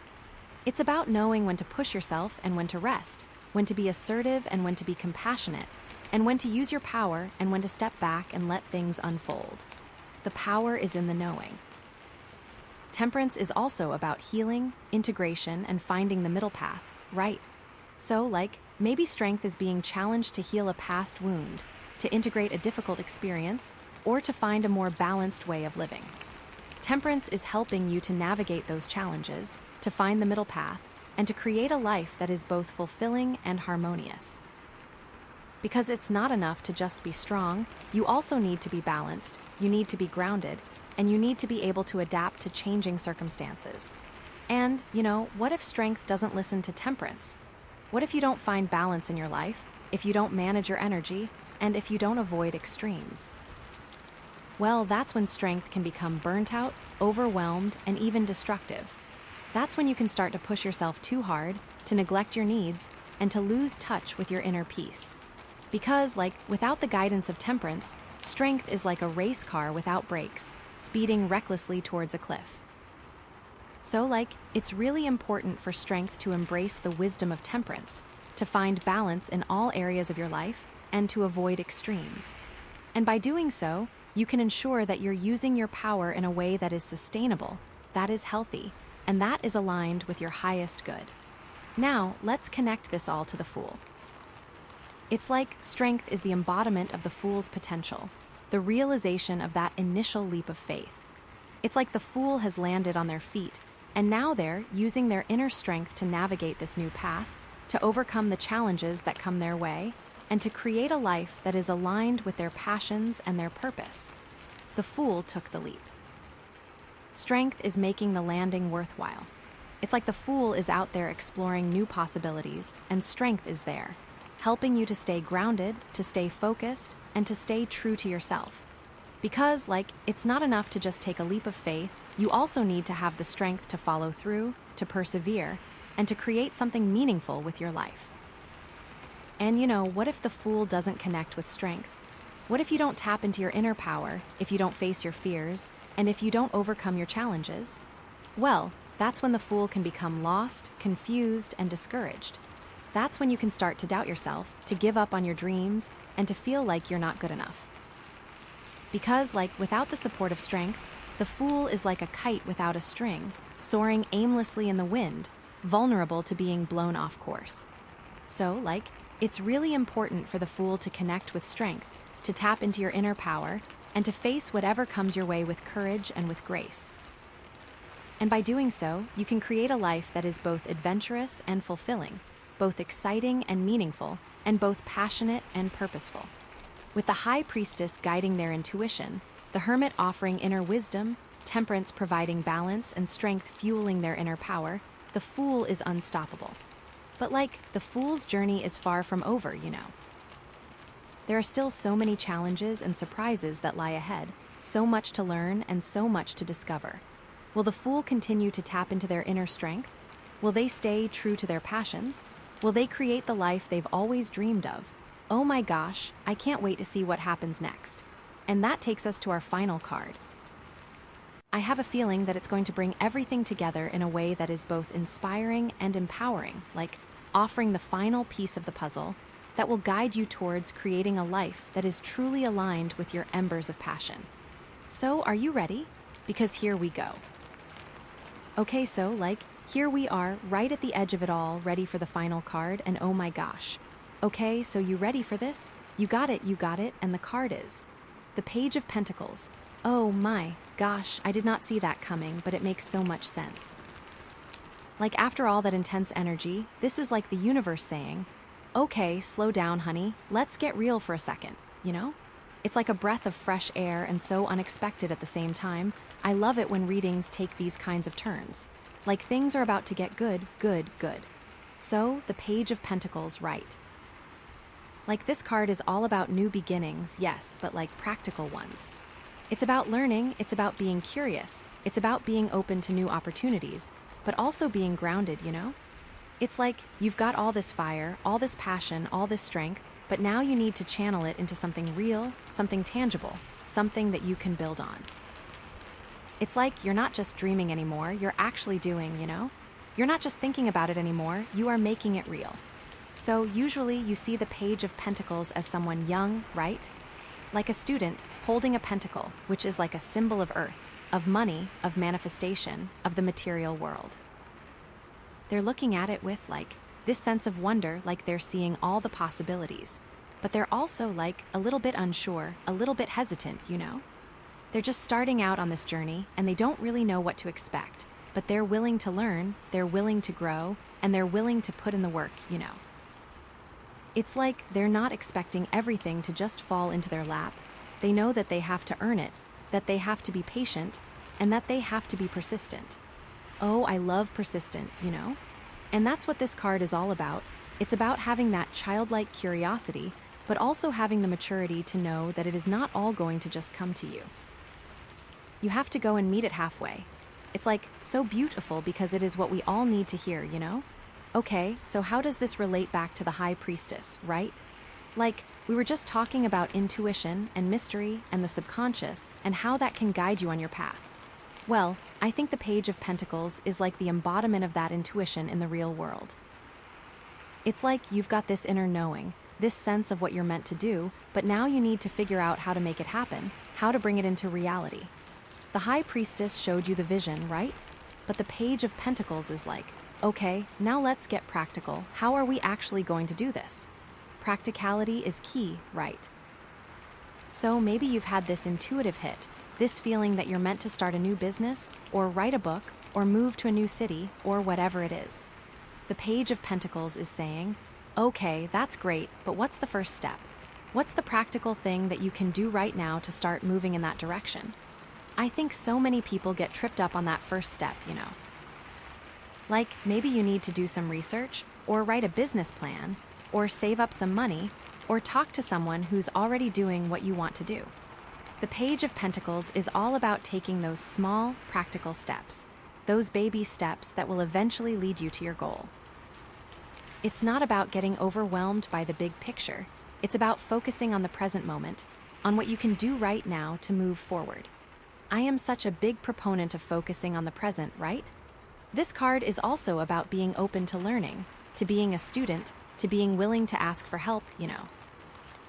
The High Priestess has all the answers inside of her, but sometimes you need to seek out knowledge and guidance from external sources, from books, from mentors, from teachers. The Page of Pentacles is saying, don't be afraid to ask for help. Don't be afraid to admit that you don't know everything, because that's how you learn, that's how you grow, and that's how you manifest your dreams. There are people there for you, you just have to find them. But you also want to be careful about what you're learning, about what you're consuming, about what you're putting into your mind, Because the High Priestess is all about discernment, about knowing what's true and what's not, about being able to see through illusions and deceptions. So, the Page of Pentacles needs to be mindful of that, to make sure that you're learning from reliable sources, that you're not being misled by false information, and that you're staying true to your own intuition. Trust your gut, because no one else will know what is best for you. It's important to remember that the Page of Pentacles is still a page, right? And that means that they're still new to this journey. They're still learning, they're still growing, and they're still making mistakes. So, you need to be patient with yourself, you need to be kind to yourself, and you need to allow yourself to make mistakes, because that's how you learn, that's how you grow, and that's how you become stronger. And with the help of the High Priestess, you can learn to trust that inner voice to guide you when you make mistakes. So it all comes full circle in the end. And with the High Priestess, also, you need to remember that the secrets will be revealed to you when they are meant to be revealed to you. The timing has to be right, the space has to be ready, and that you have to have the mental space for it all. That means that the Page of Pentacles has to do all of the steps to get there. That means that they have to do their homework. They have to do all of the things that maybe they don't even want to do, Maybe there is a step that is tedious, but so important to everything coming together. There is a huge, huge lesson here about being devoted to something that you just know is meant for you. That has to be what you do. You have to be so laser-focused to get to the goal, It is all just so important to keep in mind with this journey of yours, this journey you have been destined to take. Okay, so how does this relate back to the Hermit, right? We were just talking about solitude and introspection and inner guidance and how that can help you to connect with your true self. Well, I think the Page of Pentacles is like the embodiment of that inner guidance in the external world. It's like you've spent all this time going within, exploring your soul, and figuring out what's truly important to you, but now you need to bring that knowledge into your daily life, into your work, into your relationships. This means more than anything that you have to stay true to your own path, okay? The Hermit showed you the way, right? But the Page of Pentacles is like, okay, now let's put that into practice. How can we use what we've learned to create a life that is more aligned with our values, with our passions, with our purpose? I think so many people struggle with that integration, That is just part of life, though, I think.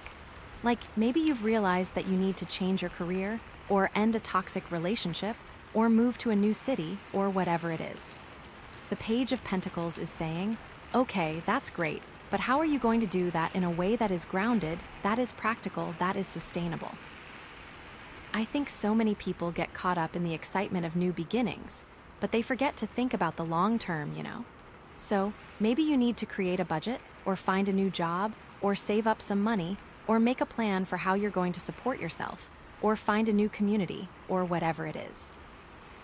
The Page of Pentacles is all about taking those practical steps to make your dreams a reality, to create a life that is both fulfilling and sustainable. There is no point in just getting up and leaving everything, right? It's about being responsible, about being realistic, and about being willing to put in the work, It's not about just running away from your problems, it's about facing them head on, about learning from them, and about creating a better future for yourself. That is always the answer, and the Page of Pentacles just really drives that home, which is awesome, This card is also about being patient, about trusting the process, about knowing that things take time, The Hermit is all about slowing down, about going within, about taking your time to reflect and to connect with your soul. So, the Page of Pentacles needs to embrace that energy, to be patient with yourself, to trust that everything is happening in divine timing, and to know that you will eventually reach your goals if you just keep putting in the work. You have to be willing to be patient and know that good things will come with time, patience, and consistent effort. It is as simple as that. It's important to remember that the Page of Pentacles is still learning from the Hermit, right? And that means that they still need to take time for solitude, for introspection, and for inner guidance. So, you need to make time for meditation, for journaling, for spending time in nature, for doing whatever it is that helps you to connect with your soul. I think it is important to find out what works for you, you know. You need to continue to listen to your inner voice, to trust your intuition, and to allow yourself to be guided by your higher self. Always, always, always listen to what you are feeling, what you are drawn to, and what is just calling you. Oh, and with the Hermit too, the page has to be willing to listen to those older and wiser than them. The Hermit is about learning from those who are older than you. It's about learning from the past and knowing that you don't have to make the same mistakes. It's about being ready to absorb all that you can to be better than those before you and to rise above. That's really what you are meant to do, and that's the whole point of all of this. You have the power to be better than the cycle, to break that bad generational trauma, you know? It's all there for you, and you just have to be willing to take it. Okay, so how does this relate back to temperance, right? Like, we were just talking about balance and harmony and moderation, and how that can help you to create a more fulfilling and sustainable life.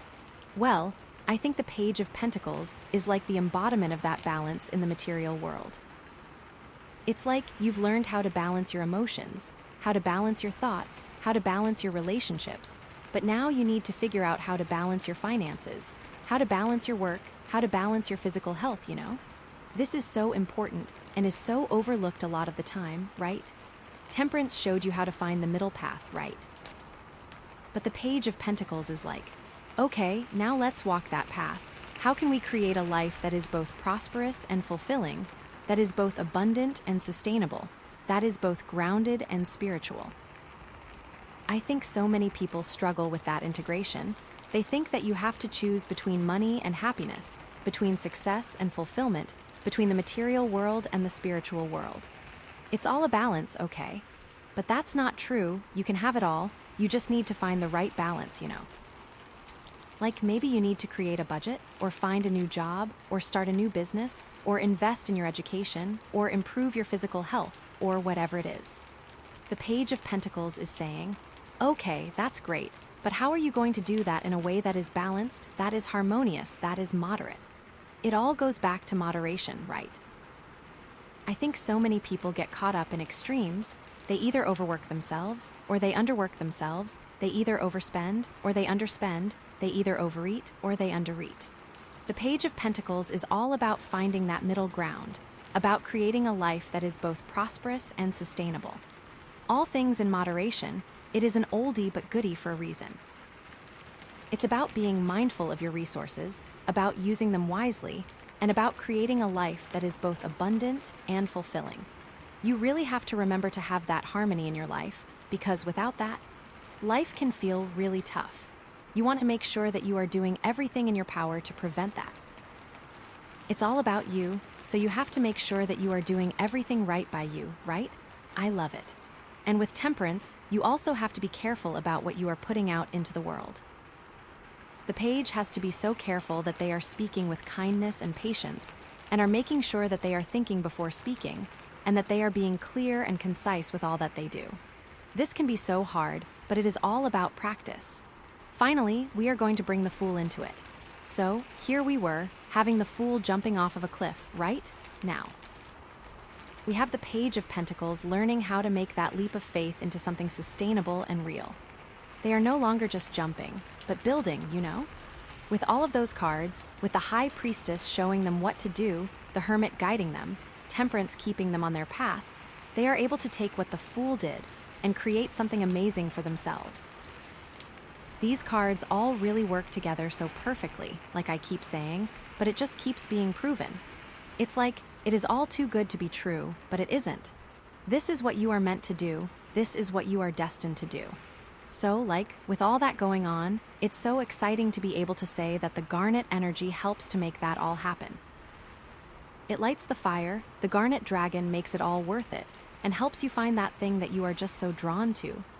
The page can use the Garnet energy to make it all the better, to help them find what they are looking for, what they are reaching for. Because in the end, you will find it, you are just destined to find it. It's your destiny. I love that. You will be more than okay, kid. You are going to be great, and you have all of this to help you. So, with this garnet energy, the page has to realize that this is all meant for them. It lights the fire, gives them that intuition and the energy to trust in the process. Just remember to take care of your mind and body, you know? It's all interconnected, so everything has to be aligned for everything to come together. So what is next for you on your journey? What are you going to do with all of this newfound knowledge and energy? Where will you go? What will you see? What is just waiting for you? There are so many questions and so many opportunities, I just know it. There is always a path, always a way, and you are more than capable of finding it. You are the best at finding those solutions, you always have been. With all of this, there is nothing that can stop you from reaching your goals. And remember that the dragon chose you, you know? It chose you for a reason. Remember that and know that you are never alone on this journey. The universe has your back, the dragons have your back, and I have your back. It's all coming together for you in the most perfect way, I just know it. Are you ready to see what is next? Okay, so here we are, right? We are at the end of it all, ready for the final card, and oh my gosh, it's just been such a journey, hasn't it? Okay, so you ready for this? You got it, and the card is the King of Swords. Oh my gosh, okay, I am just floored, but it makes total sense, I have to say, okay.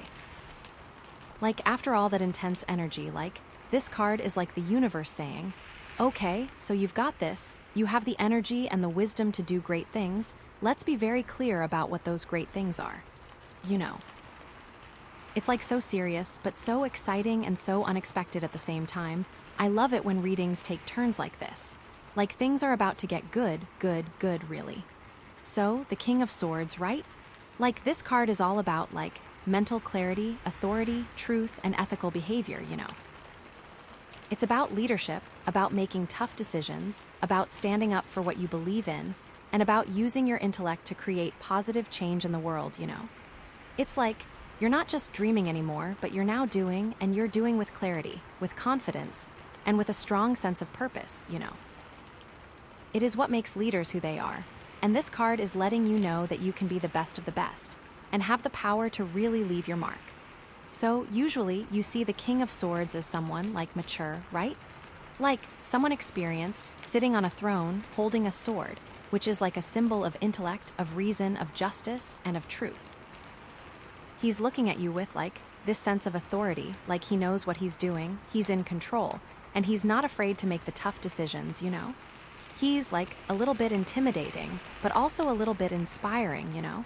He's someone you can trust, someone you can respect, and someone you can look up to, you know? And that's what this card is all about. It's about stepping into your own power, about embracing your inner authority, and about using your intellect to create positive change in the world. Remember that all that journey was preparing you for this, for stepping up and being that person. Okay, so how does this all relate back to the High Priestess, right? We were just talking about intuition, and mystery, and the subconscious, and how that can guide you on your path. Well, I think the King of Swords is the embodiment of that intuition in action, you know. It's you've got this inner knowing, this sense of what's true, what's right, and what needs to be done, and now you're using your intellect to bring that into reality, to make it happen in the world. The High Priestess showed you the truth, right? But the King of Swords is okay, now let's use that truth to make a difference, to create a better world. I think so many people struggle with that transition, you know? They have these great ideas, they have these strong beliefs, but they don't know how to translate them into action, how to make them real, how to make them impactful. So maybe you've had this intuitive hit, this feeling that you're meant to stand up for something, to speak out against injustice, to create a more equitable world, or whatever it is. The King of Swords is saying, okay, that's great, but how are you going to do that in a way that is clear, that is effective, that is ethical? I think so many people get tripped up on the ethics part, you know. They get so caught up in their own beliefs that they forget to consider the impact of their actions on others. I think ethics are something we all really need to be mindful of. I know I do. The High Priestess guides you, and the King makes those things happen. It really is a recipe for being an awesome version of yourself. So maybe you need to do some research, or learn about the issues, or connect with like-minded people, or develop a clear plan of action, or whatever it is. The King of Swords is all about taking those deliberate steps, those strategic steps that will help you to achieve your goals, to create positive change, and to make a real difference in the world. It's not about just reacting emotionally, it's about acting intelligently, about thinking things through, and about using your intellect to create the best possible outcome. So, it's important to remember that the King of Swords is not just about intellect, it's also about integrity. It's about being honest, about being fair, about being just, and about standing up for what you believe in, even when it's difficult. It's about being a role model, about setting an example, and about inspiring others to do the right thing. And with the help of the High Priestess, you can learn to trust that inner voice to guide you towards ethical action. Being a good person is really what it is all about. It just makes you feel better, it really does. So it all comes full circle, that's really just how life is. And the most important thing is to have faith in yourself and to be the best person you can be.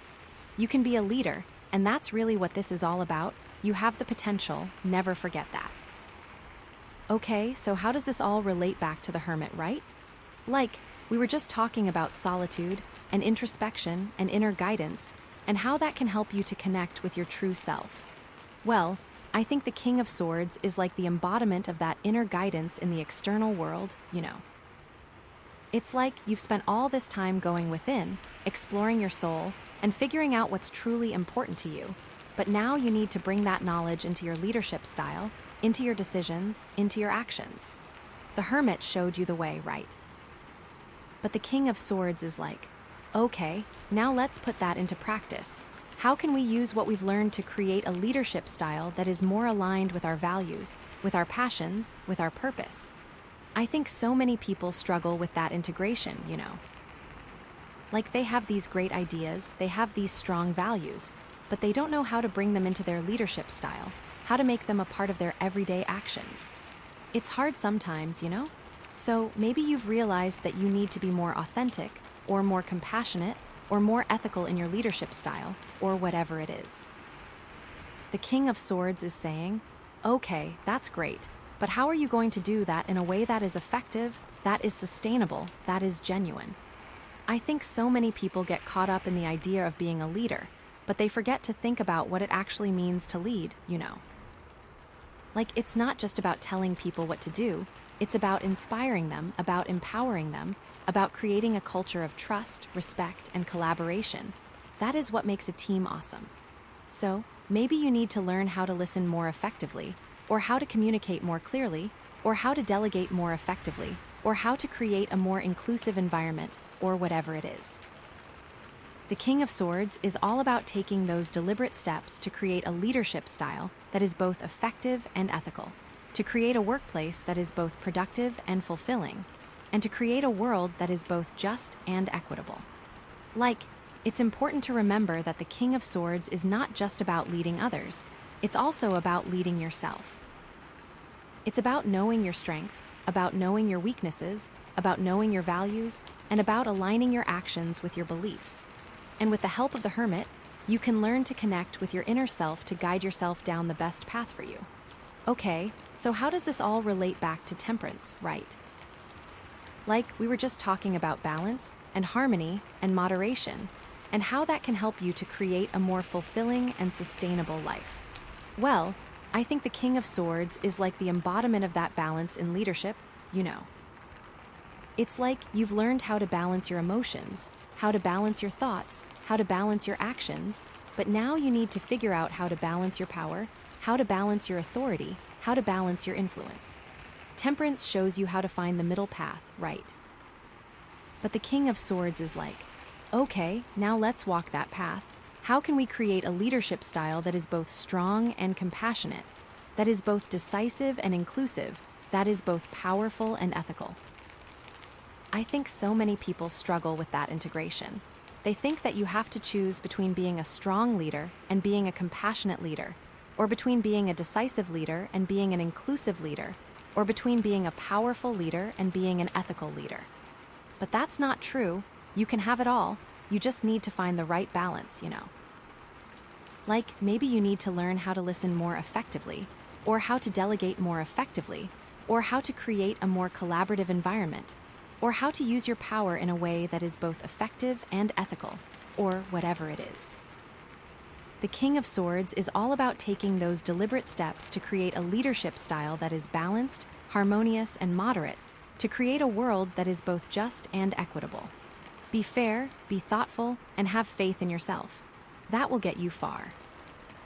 So, it's important to remember that the King of Swords is not just about leading others, it's also about leading yourself, and temperance goes hand in hand with that. With temperance, you are able to find the perfect balance in your life, even when things get to be rough. If you know you're doing the best you can, that's all that matters. Always lead with love, never let fear get in the way. You're awesome, don't forget it. Don't forget that with the page, you are now equipped to move forward and start making those dreams a reality. And you've got the strength to do so. Those two cards, those two energies, can bring you to a whole new level in your life. What is that next level? I feel like I'm asking you a million questions, but you have to think about this. You have to really put yourself in the driver's seat for this, And just have faith that it will all come together, because you have the strength, you have the wisdom, and you just have to take the leap. You are capable of doing amazing things, so go do them. With the Fool, all bets are off. You can really just take that leap. This card says you can do it all. Just have faith in yourself, take that leap, and just do it. You have so much to offer the world, and it is time for you to go do it. Okay, so with all that, how does this relate back to strength? We were just talking about inner power, courage, compassion, influence, and overcoming obstacles. Well, I think the King of Swords is about taking that inner strength and projecting it onto the world, taking control of your life, and standing up for what you believe in. It's all there, and you can do it. I have faith. This card is about finding the perfect balance between, being a leader, but also being a person, You don't want to just focus on one thing and leave all else behind. You want to make sure that you are really balancing that all out and are able to just really focus on one thing at a time and really give it your all. Give it your focus, and give it your power. This is how you create the best version of you and are able to really show that inner strength and show the world what you are made of. And like I said, the list goes on and on. It's really whatever you want it to be, okay? So with all that said, let's bring that back to the Garnet Dragon, okay? The Garnet Dragon is here to awaken you and to make you the leader that you are destined to be. They chose you for a reason, and they have faith that you will do what you are meant to do. They are not just some random dragon, They are with you to guide you, to help you, and to make sure that you are on the path that you are meant to be on, to make you the most authentic version of you that you can be. You got this. You have this dragon on your side, so never forget that. You can really do it. You can be that person that you've always dreamed of, that leader. Whatever you want it to be, you can do it. The Garnet Dragon is the ultimate hype man or hype dragon for you here, cheering you on every step of the way. It's remember, you chose this dragon at the beginning of the reading, right? So, that means that you were already drawn to this energy, that you already had this spark of awakening within you. The Garnet Dragon is just here to fan the flames, to help you to connect with that inner fire, and to guide you towards your highest potential. It's don't be afraid to embrace your power, don't be afraid to shine your light, and don't be afraid to lead the way, okay? The world needs you, your unique gifts, your unique perspective, your unique leadership. It's all there for you, okay? So, with all of that in mind, what are some practical steps that you can take to embrace this King of Swords energy, to embody this leadership potential, and to create a life that is both fulfilling and impactful? Well, here are a few ideas, First, I think you could start by identifying your values. What do you believe in? What do you stand for? What are the principles that guide your decisions? Once you have a clear understanding of your values, you can start to align your actions with them, to make sure that you're living in integrity, and to make sure that you're using your power in a way that is aligned with your highest good. I think that is just so important. Second, I think you could start by developing your communication skills. How do you communicate your ideas? How do you listen to others? How do you resolve conflict? The King of Swords is all about clear, effective, and ethical communication, so it's important to learn how to express yourself in a way that is both assertive and respectful, that is both confident and compassionate, and that is both honest and kind. Third, I think you could start by taking on a leadership role in your community. How can you use your gifts to make a difference in the world? How can you stand up for what you believe in? How can you create positive change? The King of Swords is all about using your power to create a better world, so it's important to find a way to contribute, to give back, and to lead by example. That is something I just can't stress enough. You could volunteer for a cause you care about. You could run for office. You could start a business that is aligned with your values. You could mentor someone who is less experienced. You could create a movement that is focused on positive change. The possibilities are endless, you know. Fourth, I think you can always just start by taking care of yourself. Like, how can you create a life that is both fulfilling and sustainable? How can you balance your work with your play? How can you balance your activity with your rest? The King of Swords is all about balance, harmony, and moderation, so it's important to prioritize self-care, to set boundaries, and to create a life that is both prosperous and enjoyable. Those boundaries will allow you to lead effectively and for yourself. All of this is easier said than done, of course. Okay, so, that's it, that's the reading, that's the journey, that's the message from their heart. But before we go, I just want to say that I am so incredibly excited for you. I feel like you're on the verge of something amazing, and I can't wait to see what you create with all of this newfound wisdom, power, and guidance. And always keep in mind that Garnet Dragon chose you, so you are destined for greatness. I feel like everything has aligned for you perfectly here, that this is your time to shine. You have the intuition of the High Priestess, the wisdom of the Hermit, the balance of temperance, the courage of the Fool, the strength of strength, and the leadership of the King of Swords. You have everything you need inside of you to create a life that is both fulfilling and impactful, a life that is both prosperous and meaningful, and a life that is both just and equitable. You got this, okay? Don't let anyone tell you otherwise. And always, always, always trust your gut, listen to your heart, and follow your dreams, because that's what you're here to do, that's what you're meant to do, and that's what you're destined to do. And with the Garnet Dragon by your side, you are unstoppable. So go out there, take charge, and create the life you've always dreamed of. I am so ready for you. Are you ready for you? Because you should be. You got this. Okay, so Rhodonite is all about balancing, right?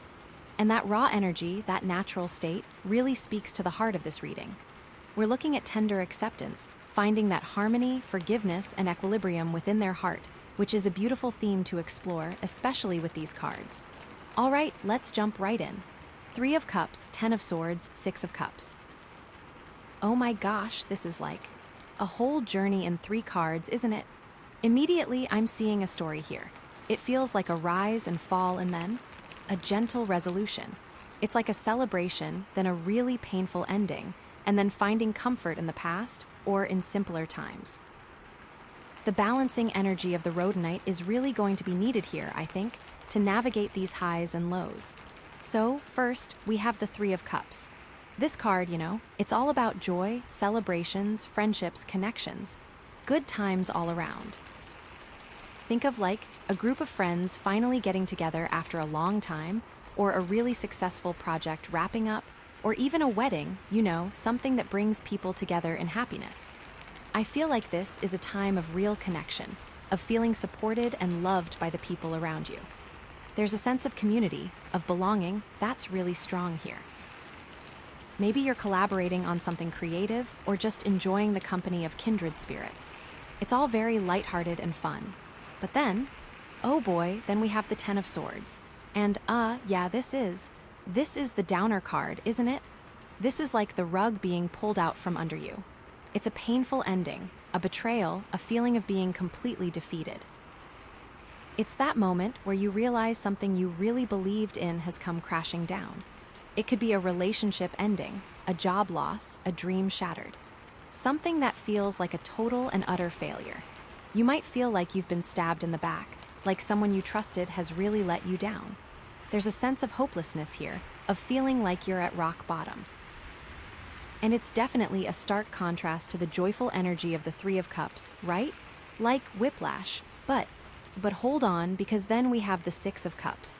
And this card, it's like a gentle balm after the storm. It's nostalgia, it's childhood memories, it's kindness and generosity. It's that feeling of warmth and comfort, of returning to simpler times. It can represent reconnecting with people from your past or revisiting places that hold special meaning for you. I feel like this card is about healing, about finding solace in the familiar. It's about remembering the good times and allowing yourself to be comforted by those memories. It's a reminder that even after the pain of the Ten of Swords, there is still goodness and love in the world. And it's that tender acceptance that the reading theme is pointing towards, you know? It's about being gentle with yourself and allowing yourself to heal. So overall, this feels like a cycle, a journey through joy, pain, and then healing. It's about experiencing the full spectrum of emotions and ultimately finding a sense of peace and balance, which totally connects back to the Rhodonite crystal. You know, life isn't always sunshine and rainbows, and these cards really show that. But even in the darkest moments, there's always hope for a brighter future and the possibility of finding comfort and healing. Okay, so let's dive a little deeper into each of these cards, shall we? First up, the Three of Cups. So, this card, like I said, is all about celebration and connection. But it can also represent different things depending on the context. Maybe you're working on a collaborative project that's really taking off, and you're celebrating the success with your team. Or maybe you're attending a wedding or a birthday party, and just enjoying the company of friends and family. It could also be a creative endeavor, like writing a song or painting a picture with others. The key here is that it's a shared experience, a feeling of being part of something bigger than yourself. There's a real sense of camaraderie and support. I feel like this card is also about recognizing the importance of friendships in your life. Are you making time for the people who matter most to you? Are you nurturing those relationships? Sometimes we get so caught up in our own lives that we forget to reach out to our friends, but this card is a reminder to prioritize those connections. Maybe it's time to plan a get-together or just send a quick text to let someone know you're thinking of them. Small gestures can make a big difference. And it's not just about having fun, though. The Three of Cups can also represent a sense of emotional support. Maybe you're going through a tough time and your friends are there to help you through it. They're offering a listening ear, a shoulder to cry on, or just a distraction from your troubles. This card is a reminder that you're not alone, that there are people who care about you and want to help you. Don't be afraid to lean on them when you need it. I think that's really important. But you know, sometimes the Three of Cups can also be a warning. It can indicate overindulgence or getting caught up in gossip or drama. Are you spending too much time partying and not enough time focusing on your responsibilities? Are you getting involved in other people's problems? It's important to maintain a sense of balance and not let the good times distract you from what's really important. The Rhodonite crystal really comes into play here, right? It's all about finding that equilibrium. Maybe this card is telling you to be mindful of your boundaries. Are you giving too much of yourself to others, to the point where you're neglecting your own needs? It's important to take care of yourself first, before you can truly be there for others. Don't be afraid to say no, or to set limits on your time and energy. It's okay to prioritize your own well-being. And honestly, I think that ties in with the tender acceptance theme too. It's about accepting your own limits and being kind to yourself. Another possibility is that this card is highlighting a need for more creativity in your life. Are you feeling stifled or bored? Maybe it's time to explore a new hobby or to find a way to express yourself creatively. Join a book club, take a painting class, start writing a blog. Whatever feels right for you. The key is to find an outlet for your imagination and to allow yourself to have fun. I feel like the Three of Cups is also about celebrating your achievements, big or small. Did you finally finish that project you've been working on for months? Did you ace a test? Did you simply make it through a tough week? Take some time to acknowledge your accomplishments and to reward yourself for your hard work. You deserve it. Gather your friends, go out for dinner, treat yourself to something special. Whatever makes you feel good. It can also signify a strong bond with your siblings, especially sisters. Maybe you're reconnecting with a sister you haven't seen in a while, or deepening your relationship with a sister you're already close to. This card is a reminder of the special connection you share and the importance of family. Cherish those relationships and make an effort to stay connected. The Three of Cups could also be showing up to tell you to get out of your comfort zone and socialize more. Are you feeling isolated or lonely? Maybe it's time to join a club or organization or to attend a local event. Put yourself out there and meet new people. You never know who you might connect with. It's okay to feel a little nervous, but don't let that hold you back.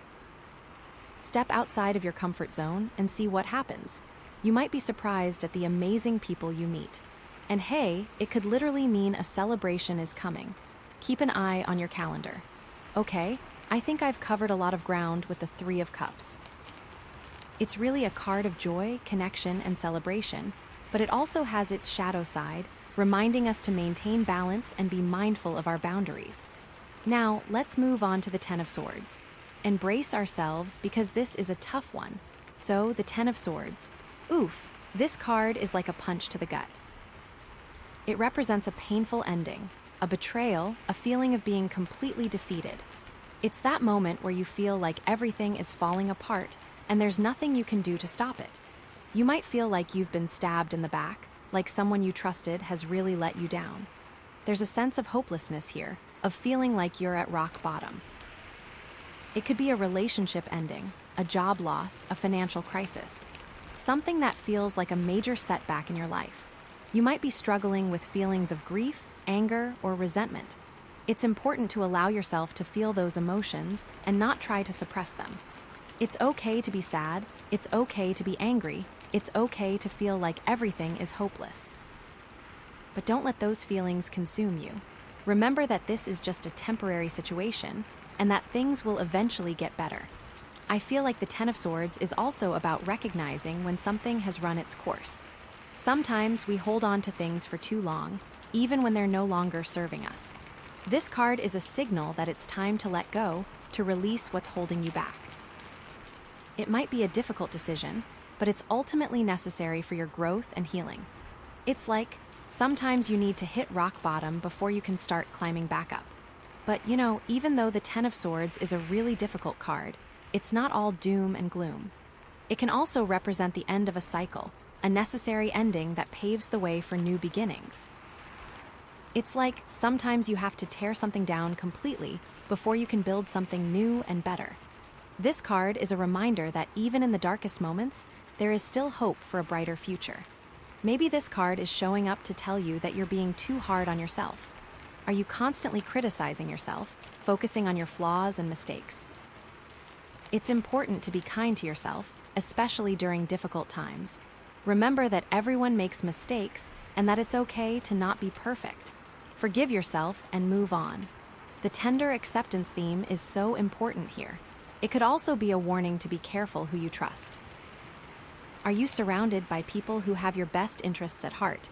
Or are there some toxic individuals in your life who are bringing you down?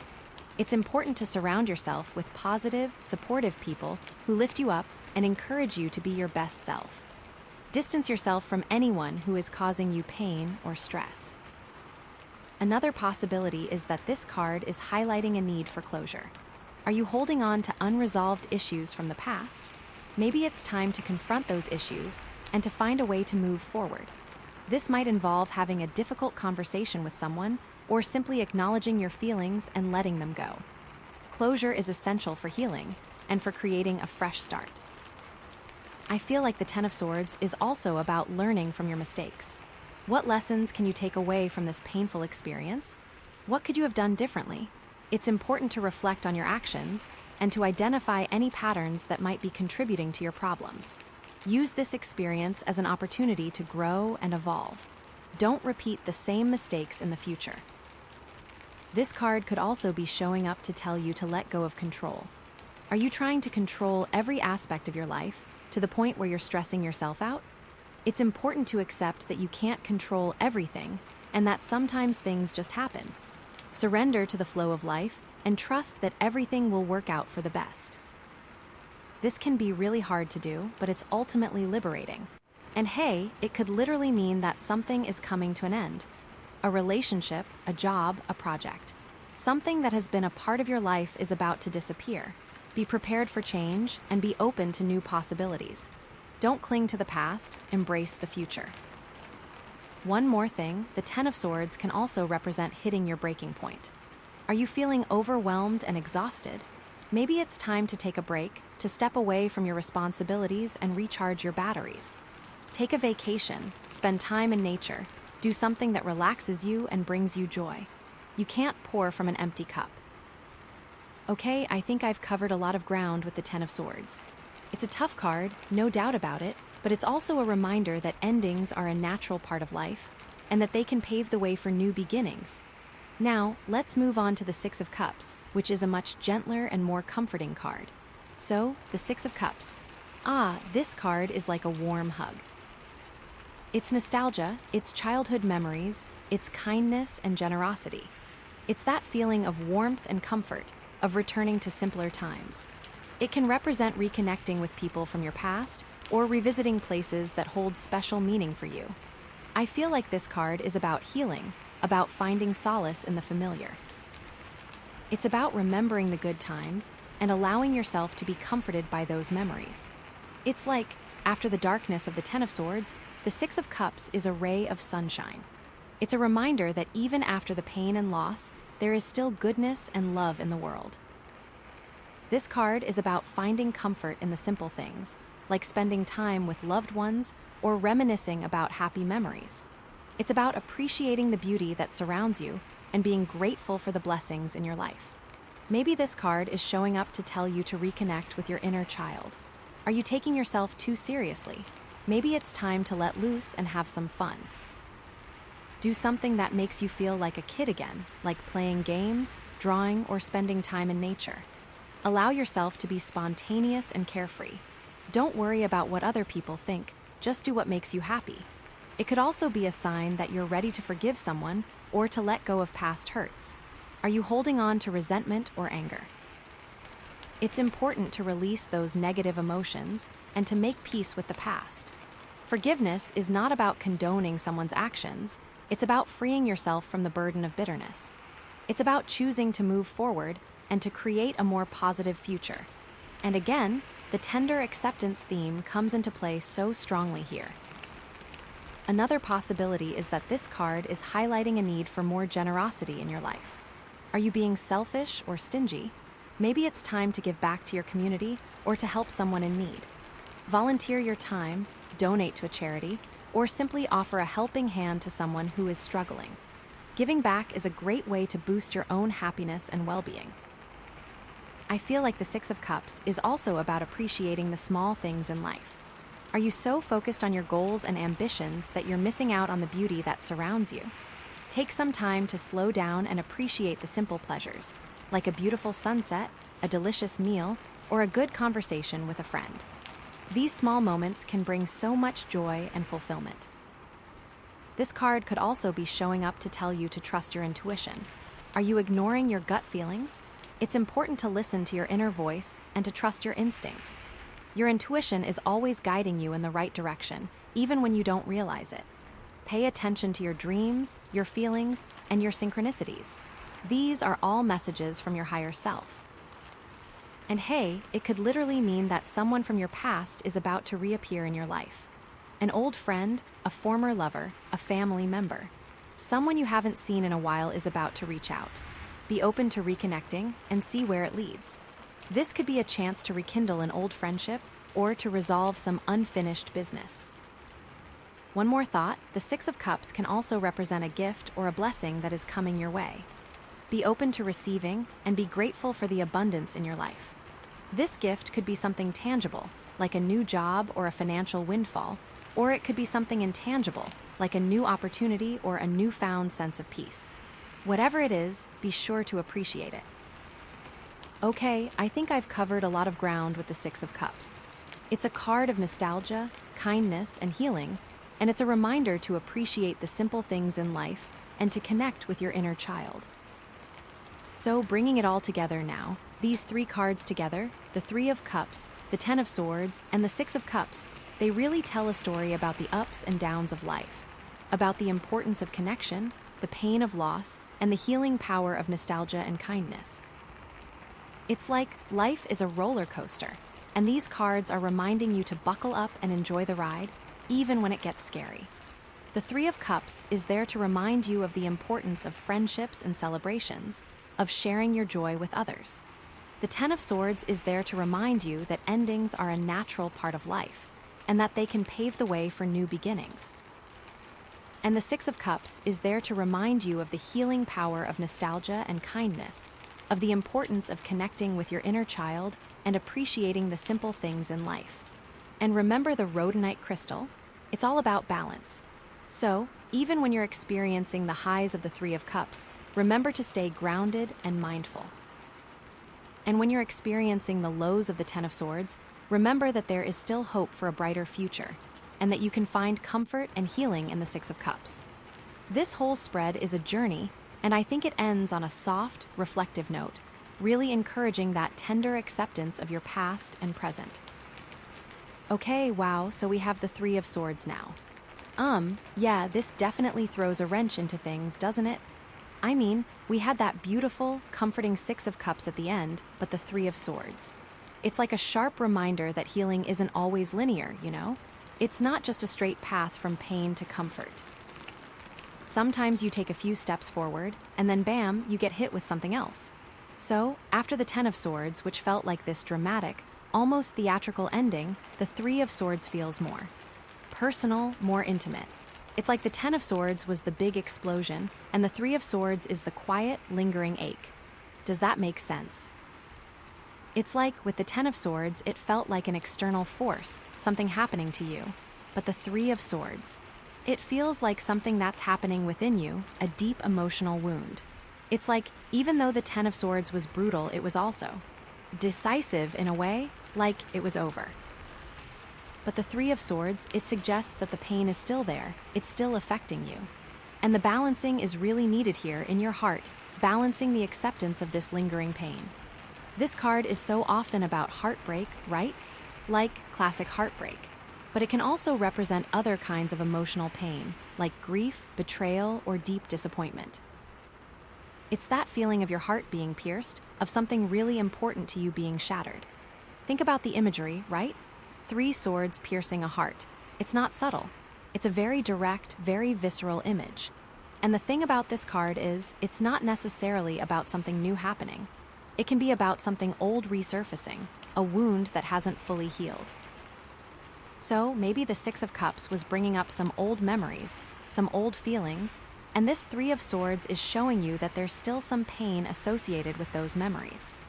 Or maybe the joy of the Three of Cups, that celebration, was masking something deeper, something that needed to be addressed. You know, sometimes we throw ourselves into good times to avoid dealing with difficult emotions. And this card is saying, okay, it's time to face the music. Does that resonate at all? I'm just spitballing here. Given what we've seen so far, with the initial joy and then the fall, maybe this heartbreak is related to one of those friendships from the Three of Cups. Like maybe someone you thought was a close friend betrayed you, or let you down in some way. Or maybe the ending represented by the Ten of Swords had something to do with a relationship within that group of friends. It's like maybe the celebration was hiding some underlying tensions, some unresolved conflicts, and the Three of Swords is now bringing those issues to the surface. This could also be about family too, maybe something related to childhood or the past that the Six of Cups brought up. Ooh, and with the Rhodonite, maybe it's something about an imbalance in your family. It's like the balancing stone is pointing to an imbalance in your heart, stemming from something familial. It's like you thought you had healed, but actually, now you're seeing the depths of it. It's so interesting that this card comes after the Six of Cups, because that card is all about nostalgia and comfort, right? It's about looking back on the past with fondness. But the Three of Swords is like, hold on a second, not everything in the past was rosy. There may be some pain associated with those memories, some wounds that still need to be addressed. So let's dig a little deeper into what this heartbreak could actually be about. I mean, obviously, the first thing that comes to mind is romantic heartbreak, right? A breakup, a betrayal, a feeling of being rejected or abandoned. Maybe the Ten of Swords represented the end of a relationship, and the Three of Swords is the lingering pain and sadness that you're still feeling. Or maybe the Three of Swords is about a past relationship that you haven't fully healed from. The Six of Cups could be bringing up memories of that relationship, and the Three of Swords is reminding you that there's still some pain associated with it. It's like you thought you were over it, but actually there's still some unresolved stuff there. But it doesn't necessarily have to be romantic.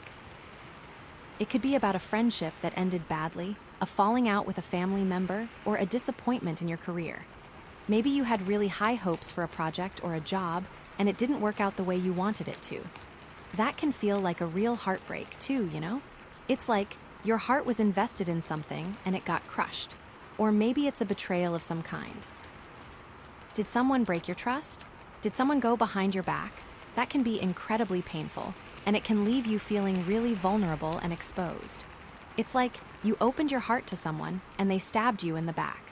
The imagery of the swords is so brutal, isn't it? It really captures that feeling of being betrayed or hurt by someone you trusted. Think about your friendships from the Three of Cups. Is there any tension there? Any unresolved issues?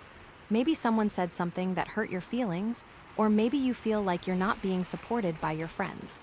The Three of Swords could be highlighting a need to address those issues, to have an open and honest conversation with your friends about how you're feeling. It's like the joy and celebration of the Three of Cups was masking some underlying problems, and the Three of Swords is now bringing those problems to the surface. And it could also be about family, like I said earlier. Maybe there's some unresolved trauma from your childhood, or some difficult dynamics within your family. The Six of Cups can bring up a lot of childhood memories, both good and bad, and the Three of Swords could be indicating that there's still some pain associated with those memories. Maybe you need to have a conversation with a family member about something that happened in the past, or maybe you just need to acknowledge the pain and allow yourself to heal. Maybe it's about setting boundaries with family members, or learning to accept them for who they are, even if they're not perfect. Family stuff can be so complicated, right? It's like you love them, but they also drive you crazy. And sometimes, the people who are closest to us can also be the ones who hurt us the most. Ooh, maybe it could even be a heartbreak related to a creative project. Like you poured your heart and soul into something, and it just didn't work out. As you know, that could be a deeply personal kind of pain. It's like part of you has been rejected when the thing you made is rejected. I feel like this Three of Swords is really asking you to be honest with yourself about what's causing you pain. What are you really sad about? What are you really angry about? What are you really disappointed about? Don't try to brush it under the rug. Don't try to pretend it's not there. Acknowledge the pain and allow yourself to feel it. It's okay to be sad. It's okay to be angry. It's okay to be disappointed. These are all normal human emotions. And the more you try to suppress them, the stronger they're going to become. So let yourself feel it. Let yourself cry. Let yourself scream into a pillow. Whatever you need to do to release those emotions. And be gentle with yourself, okay? This is a tough time, and you deserve to be treated with kindness and compassion. Talk to yourself like you would talk to a friend who's going through a hard time. What would you say to them? What would you do for them? Do those things for yourself. Now, let's talk about healing. Because even though the Three of Swords is a painful card, it's not all doom and gloom. It's also an opportunity for growth and healing. It's like you can't heal a wound until you acknowledge that it's there. And this card is shining a spotlight on your wounds so you can start the healing process. The Rhodonite is going to be key here, really searching for where you can bring back balance to your emotions and your heart. The Six of Cups, with its energy of nostalgia and kindness, can be a powerful tool for healing. Think about those happy memories from the past. What brings you comfort? What makes you feel safe and loved? Surround yourself with those things. Spend time with people who make you feel good. Watch movies that make you laugh. Listen to music that soothes your soul. Do whatever it takes to create a sense of comfort and security in your life. It's like wrapping yourself in a warm blanket when you're feeling cold. It's about nurturing yourself, taking care of your needs, and reminding yourself that you are worthy of love and happiness. This is about really taking the time to see the positives in your history, even if you are hurting. And don't be afraid to reach out for help. Talk to a therapist, a counselor, a friend, a family member. Don't try to go through this alone. It's okay to ask for help. It's okay to lean on others. In fact, it's a sign of strength, not weakness. It shows that you're willing to be vulnerable, that you're willing to ask for what you need. And there are people who care about you and want to support you. Let them. Let them be there for you. Let them help you carry the burden. You know, sometimes the best way to heal is to forgive. Forgive yourself, forgive others. Forgive the people who hurt you, forgive yourself for making mistakes. Forgiveness is not about condoning their actions, it's about releasing yourself from the burden of bitterness. It's about choosing to move forward, to let go of the past, and to create a more positive future. It can be really hard, especially when you've been deeply hurt, but it's so worth it. It's like taking a heavy weight off your shoulders. It frees you up to move forward, to live your life to the fullest. And forgiving yourself is just as important as forgiving others. We all make mistakes, we all do things we regret. Don't beat yourself up about it. Learn from your mistakes and move on. Be kind to yourself, be compassionate, and remember that you are worthy of love and forgiveness, especially with that rhodonite nearby. It's like it's there to remind you to forgive yourself, to come back to center. Self-compassion is key here. Treat yourself with the same kindness and understanding that you would offer to a friend in the same situation. Acknowledge your pain, validate your feelings, and remind yourself that you are not alone. Everyone experiences heartbreak at some point in their lives. It's a part of the human experience, and it doesn't make you weak or flawed. It just makes you human. So be kind to yourself, be patient, and trust that you will get through this. And remember the balancing act from earlier, right? The overindulgence of the Three of Cups. Maybe this Three of Swords is here to teach you that everything in moderation, you know. Maybe that initial celebration was a bit too much, and this is the universe correcting things. Or maybe it's about finding a balance between looking to the past for comfort and staying present in the moment. The Six of Cups can be a beautiful source of healing, but it's important not to get stuck there. You can't live in the past, you have to move forward. So find a balance between cherishing those memories and creating new ones. Find a balance between seeking comfort and challenging yourself to grow. Also, don't let this heartbreak define you. It's a part of your story, but it's not the whole story. You are so much more than your pain. You are strong, you are resilient, you are capable of overcoming anything that comes your way. Don't let this experience make you bitter or cynical. Use it as an opportunity to grow, to learn, and to become a better version of yourself. This is a chance to redefine yourself, to create a new identity that is not based on your past hurts. Another way to look at the Three of Swords is as a wake-up call. Maybe this heartbreak is showing you that something needs to change in your life. Maybe you've been ignoring a problem for too long, or maybe you've been settling for less than you deserve. This card is urging you to confront those issues, to make some tough decisions, and to take action to improve your life. It could be about setting boundaries with people who are hurting you, or about ending relationships that are no longer serving you. It could be about changing your career path, or about pursuing a passion that you've been neglecting. It could be about moving to a new city, or about making some other major life change. Whatever it is, this card is telling you that it's time to take control of your life and to create the future that you want. This might be tied into those friendships from the Three of Cups too. Are there any friends who are actually holding you back? Are there any relationships that have become toxic? It might be time to distance yourself from those people, even if it's painful. Sometimes, the best thing you can do for yourself is to let go of relationships that are draining your energy and bringing you down. Or maybe it's about changing your own behavior. Are you engaging in any self-destructive habits? Are you sabotaging your own happiness? Are you holding yourself back from achieving your goals?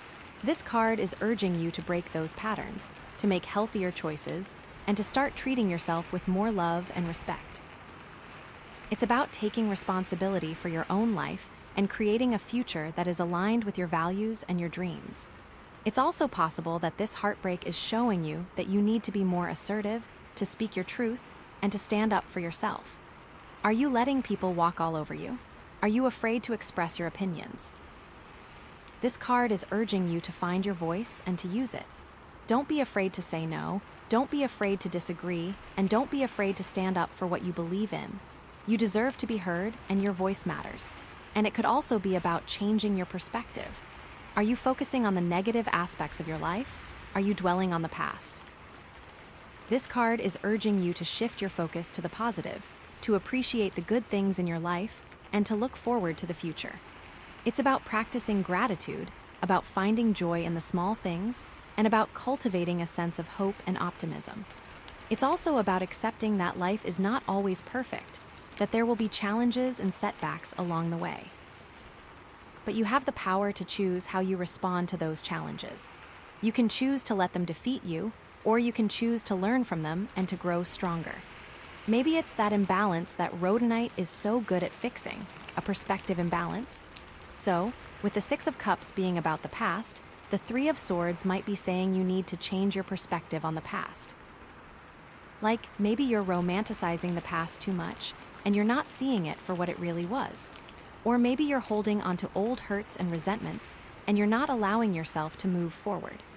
This card is urging you to let go of the past, to forgive yourself and others, and to create a more positive future.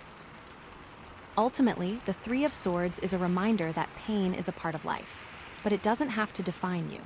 You have the power to heal, to grow, and to create a life that is filled with joy, love, and purpose. Use this experience as an opportunity to learn more about yourself, to connect with your inner strength, and to create a future that is aligned with your highest potential. And remember that you are not alone. There are people who care about you and want to support you. Reach out for help when you need it, and never give up on yourself. So, where does this leave us? Well, I think it's clear that you're going through a period of intense emotional healing. The Three of Swords is highlighting some deep wounds that need to be addressed, but it's also offering an opportunity for growth and transformation. The key is to be honest with yourself about what's causing you pain, to allow yourself to feel your emotions, and to take action to create a more positive future. And don't forget the Rhodonite. It's there to help you find balance, to heal your heart, and to embrace tender acceptance. The next cards will hopefully give us some more clues about how to navigate this process. But for now, I think it's important to focus on self-care, self-compassion, and seeking support from others. What do you think so far? Does any of this feel particularly relevant or stand out to you? I'm really curious to hear your thoughts. I really do think that next card might show us how to balance, since right now, we're really just acknowledging that it's needed. Oh my gosh, the Lovers. Wow, okay, this is interesting, especially after the Three of Swords, right? I mean, we go from heartbreak to, well, potential love, or at least big decisions about love. It's like the universe is saying, okay, you felt the pain, now what are you going to do about it? Okay, this could mean so many things. First thought, it could be a new relationship coming in, right? Like, after the Ten of Swords ending and the Three of Swords heartbreak, maybe this is a fresh start, a chance to find love again. Or it could be about an existing relationship and a big decision needs to be made. Like, are you going to commit to this person or are you going to walk away? It's a crossroads moment. Or, and this is important too, it could be about self-love, about choosing to love yourself and to prioritize your own needs and happiness. Especially with the Rhodonite, it really feels like whatever decision, it needs to bring you back to balance. See, the Lovers isn't just about romance, it's about choices, alignment, and partnerships of all kinds.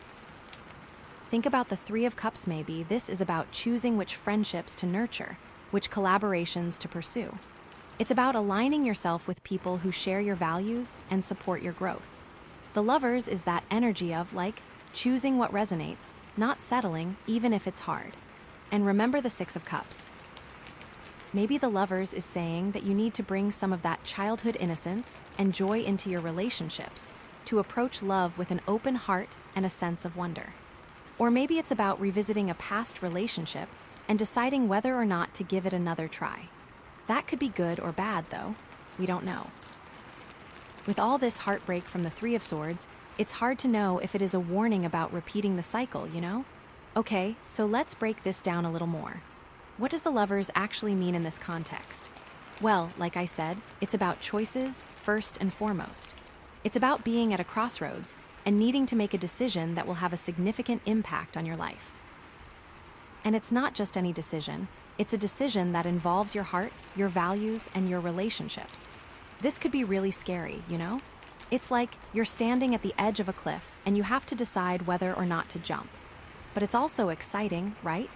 It's an opportunity to create something new, to build a life that is aligned with your true self. It's a chance to find love, connection, and fulfillment. And it's not just about romantic love, it's about all kinds of love. Self-love, family love, friend love, creative love. It's about finding what makes your heart sing and choosing to pursue it. The Lovers is also about harmony, about finding balance in your relationships and in your life. And with that Rhodonite nearby, it's like a double emphasis on finding that equilibrium. Think about the Three of Cups and the Ten of Swords. That's a pretty extreme example of disharmony, right? So, the Lovers is saying, okay, how can you create more balance? How can you find more peace and stability? And that's not always easy. It requires compromise, communication, and a willingness to see things from another person's perspective. It requires being honest with yourself and with others about your needs and your boundaries. But it's worth it, right? Because when you find that harmony, when you create that balance, you feel so much more grounded, so much more secure, so much more happy. You're not constantly being tossed around by the waves of life.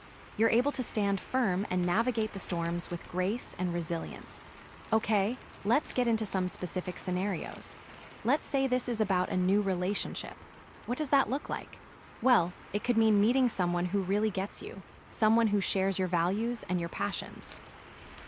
Someone who makes you feel seen, heard, and loved for who you truly are. It's that feeling of, wow, I've been waiting for you my whole life.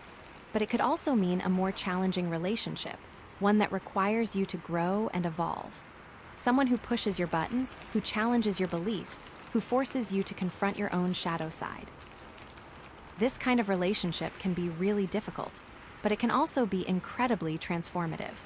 It's like you're being given an opportunity to heal old wounds, to break old patterns, and to become a more whole and authentic person. But with the Three of Swords lurking nearby, it could be repeating an old pattern, right? And it's important to remember that the Lovers isn't just about finding the one. It's about finding yourself in the relationship. It's about maintaining your own individuality, your own passions, and your own sense of self. It's about creating a partnership where both people are able to thrive, both individually and together.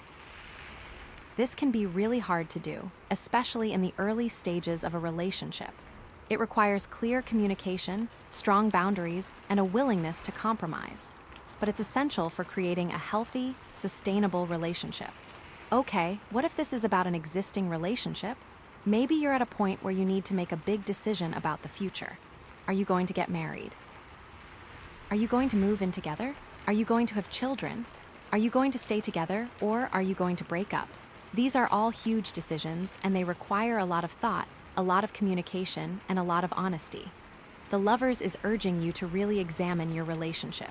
What are the strengths? What are the weaknesses? What are your shared goals? What are your individual needs? Are you both on the same page? Are you both willing to put in the work to make the relationship succeed? If you're not, then it might be time to walk away. It's better to end a relationship that isn't working than to stay in it and be miserable. And remember, even though breakups are painful, they can also be opportunities for growth and healing. The Ten of Swords reminds us of that, right? But if you are both committed to making the relationship work, then the Lovers is encouraging you to take the next step, to deepen your connection, to strengthen your bond, and to create a future together. This might involve making some sacrifices, compromising on some things, and being willing to put in the effort to make the relationship a priority. But it's worth it, because a strong, healthy relationship can bring so much joy, so much support, and so much love into your life. But is it worth the heartbreak the Three of Swords is bringing up? That's the question. And what if this isn't about a romantic relationship? What if it's about something else entirely? Well, the Lovers can also represent partnerships of all kinds. It could be a business partnership, a creative collaboration, or even a close friendship. It's about finding someone who you can work with, who you can trust, and who you can create something amazing with. Think about the Three of Cups. Maybe the Lovers is saying that you need to choose your friends wisely, to surround yourself with people who lift you up, who support your dreams, and who make you feel good about yourself. It's about creating a tribe of people who you can rely on, who you can laugh with, and who you can cry with. Or maybe it's about a creative partnership. Maybe you're being called to collaborate with someone on a project that you're really passionate about. This could be a really exciting opportunity to create something beautiful and meaningful. But it's also important to choose your collaborators wisely. Make sure you're working with someone who shares your vision, who respects your ideas, and who is willing to put in the work to make the project a success. It might be a new job. The lovers can represent finding a job where you feel aligned with your values, a job where you can really shine. It's like not just a job, but a vocation. And what about self-love? I think this is a really important aspect of the lovers, and one that often gets overlooked. Because you can't truly love someone else until you love yourself. You can't build a healthy relationship until you have a healthy relationship with yourself.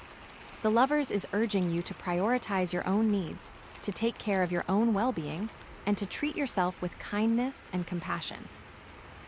It's about accepting yourself for who you are, flaws and all, and loving yourself unconditionally. And it's about making choices that are aligned with your own values, even if they're not popular with others. This can be really hard to do, especially if you've been taught to put others first. But it's essential for your own happiness and fulfillment. You deserve to be loved, you deserve to be happy, and you deserve to live a life that is aligned with your true self. So, start treating yourself that way. Think back to the Three of Swords. Maybe this card is about choosing to love yourself after heartbreak. Maybe it's about saying, okay, I've been hurt, but I'm not going to let that define me. I'm going to choose to love myself, to heal myself, and to move forward. This is a really powerful message, and one that we all need to hear from time to time. Especially with the Rhodonite, it really highlights the need to balance that sadness, to love yourself in the face of that pain. So, how do you actually cultivate self-love? Well, it starts with self-awareness. You need to know yourself, to understand your strengths and weaknesses, your values and your passions. You need to be honest with yourself about what you need and what you want. Then, you need to start practicing self-care. This means taking care of your physical, emotional, and mental health. It means eating healthy, exercising regularly, getting enough sleep, and spending time in nature. It means setting boundaries, saying no to things that drain your energy, and surrounding yourself with people who support you. It also means practicing self-compassion. This means treating yourself with the same kindness and understanding that you would offer to a friend who is going through a hard time. It means acknowledging your pain, validating your feelings, and reminding yourself that you are not alone. And it means practicing self-forgiveness. This means letting go of past mistakes, forgiving yourself for your imperfections, and moving forward with a sense of hope and optimism. We all make mistakes, we all have flaws, and we all deserve to be forgiven. The key to self-love is to be patient, to be persistent, and to be kind to yourself. It's not something that happens overnight, it's a lifelong journey. But it's a journey that is well worth taking. Because when you love yourself, you open yourself up to a world of possibilities. You become more confident, more resilient, and more able to create a life that is filled with joy, love, and purpose. And you become a much better partner, friend, and collaborator. Let's talk a little bit more about the symbolism of the Lover's card, because there's a lot going on there. In many decks, the card depicts a nude man and woman standing beneath an angel, often with a sun shining brightly above. This imagery represents the union of opposites, the harmony between masculine and feminine energy, and the divine blessing on the relationship. The nudity symbolizes vulnerability, authenticity, and a willingness to be seen for who you truly are. It's about stripping away the masks and pretenses and connecting with someone on a soul level. The angel represents divine guidance, protection, and the higher purpose of the relationship. It's a reminder that love is not just a human emotion, it's a spiritual force that can transform our lives. The sun symbolizes enlightenment, clarity, and the power of love to illuminate our path. It's about seeing things clearly, making conscious choices, and moving forward with confidence and optimism. It's like, even with the clouds of the Three of Swords, the Lovers is saying the sun will come out again. The Lover's card is often associated with the zodiac sign Gemini, which represents communication, duality, and the ability to see things from multiple perspectives.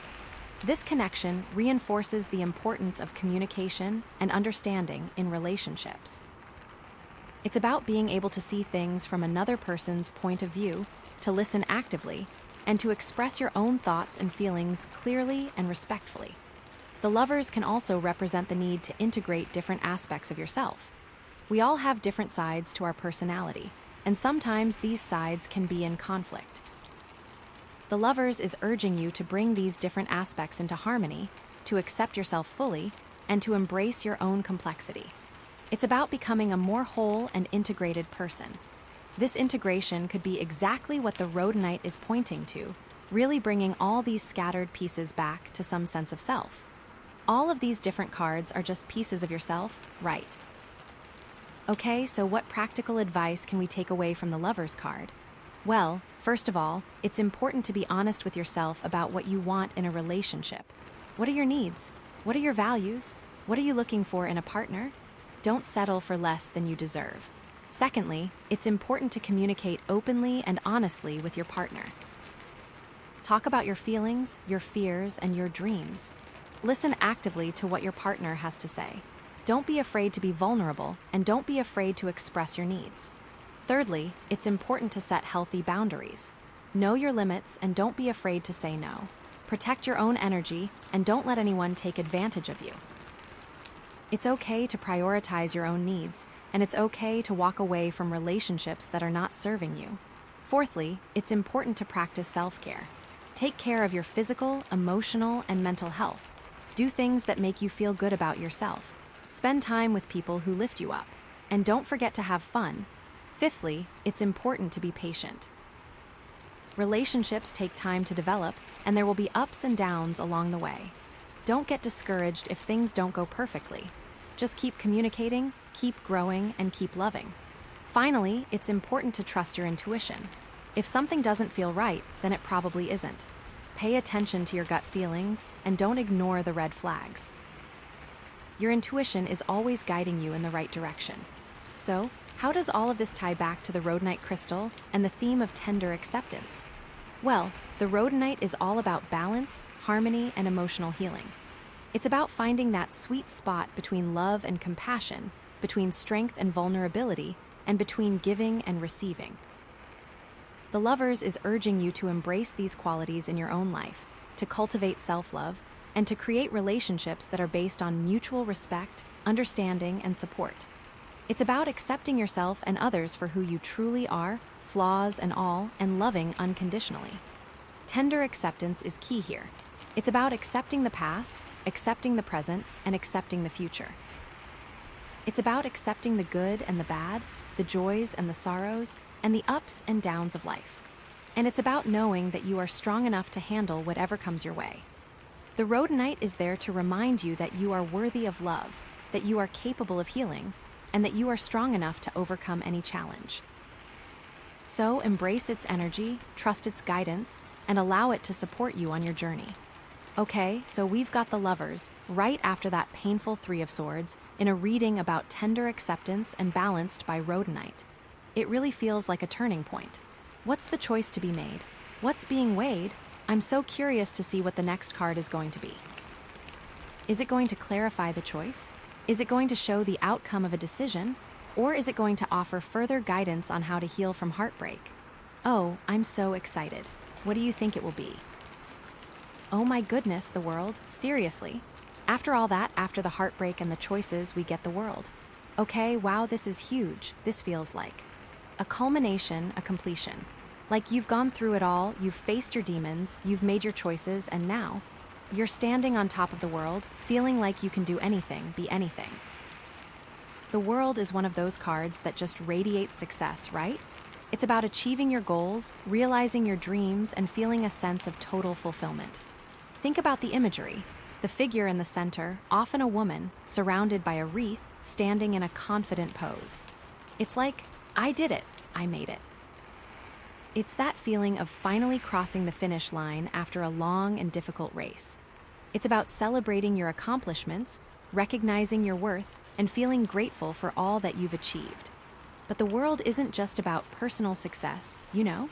It's also about connection, about feeling like you're part of something bigger than yourself. Think about the four figures in the corners of the card, often representing the four elements or the four evangelists. They symbolize the interconnectedness of all things, the idea that we're all part of a larger whole. It's about recognizing that your success is not just your own, that it's also a reflection of the support and love that you've received from others.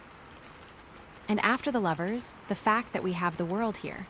It feels like no matter what choice you make, it leads to a place of completion, a place of feeling whole and fulfilled. This isn't just about one specific thing. It's about reaching a point in your life where everything feels aligned, where you're living in accordance with your values, and where you're contributing to the world in a meaningful way.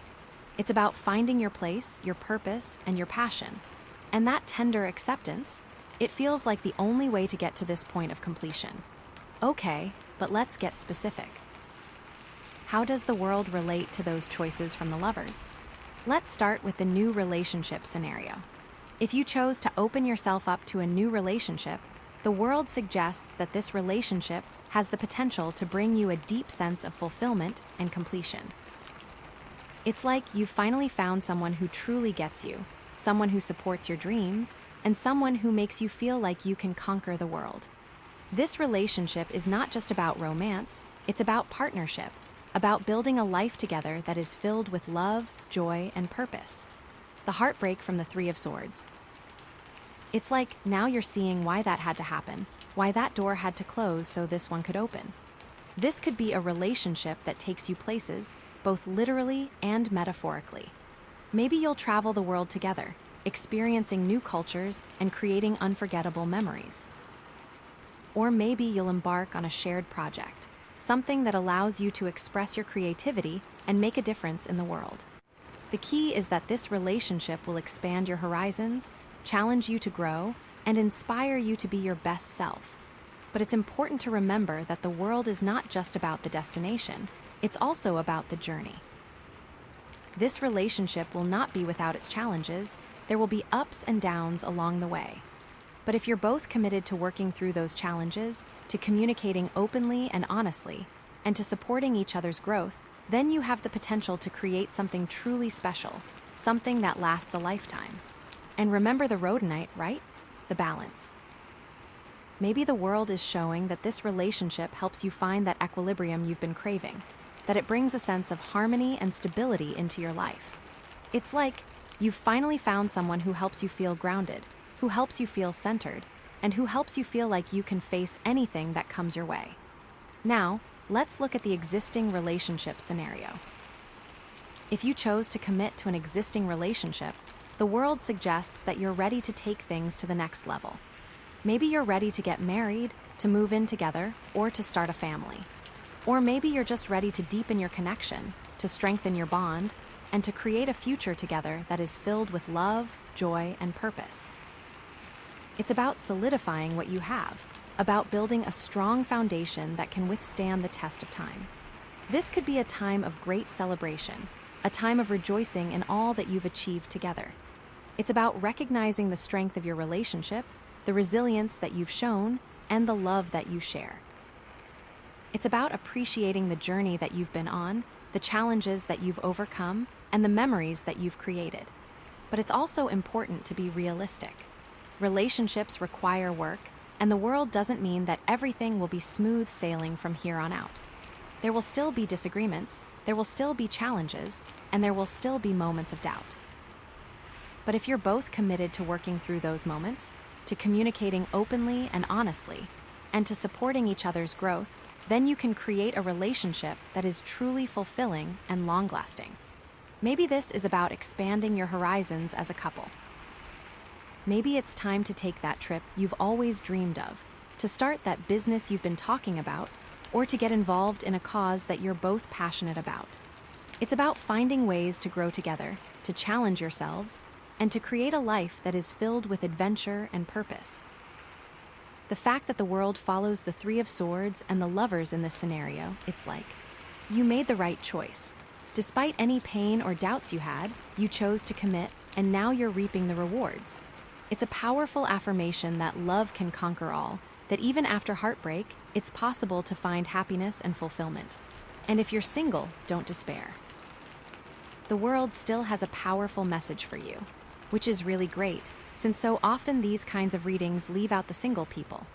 It all depends on whether you chose to prioritize self-love. If you chose that, if you chose to focus on your own needs and your own happiness, the world suggests that you're finally feeling complete and whole on your own. You've reached a point where you don't need a relationship to feel fulfilled, where you're comfortable in your own skin, and where you're living a life that is aligned with your values.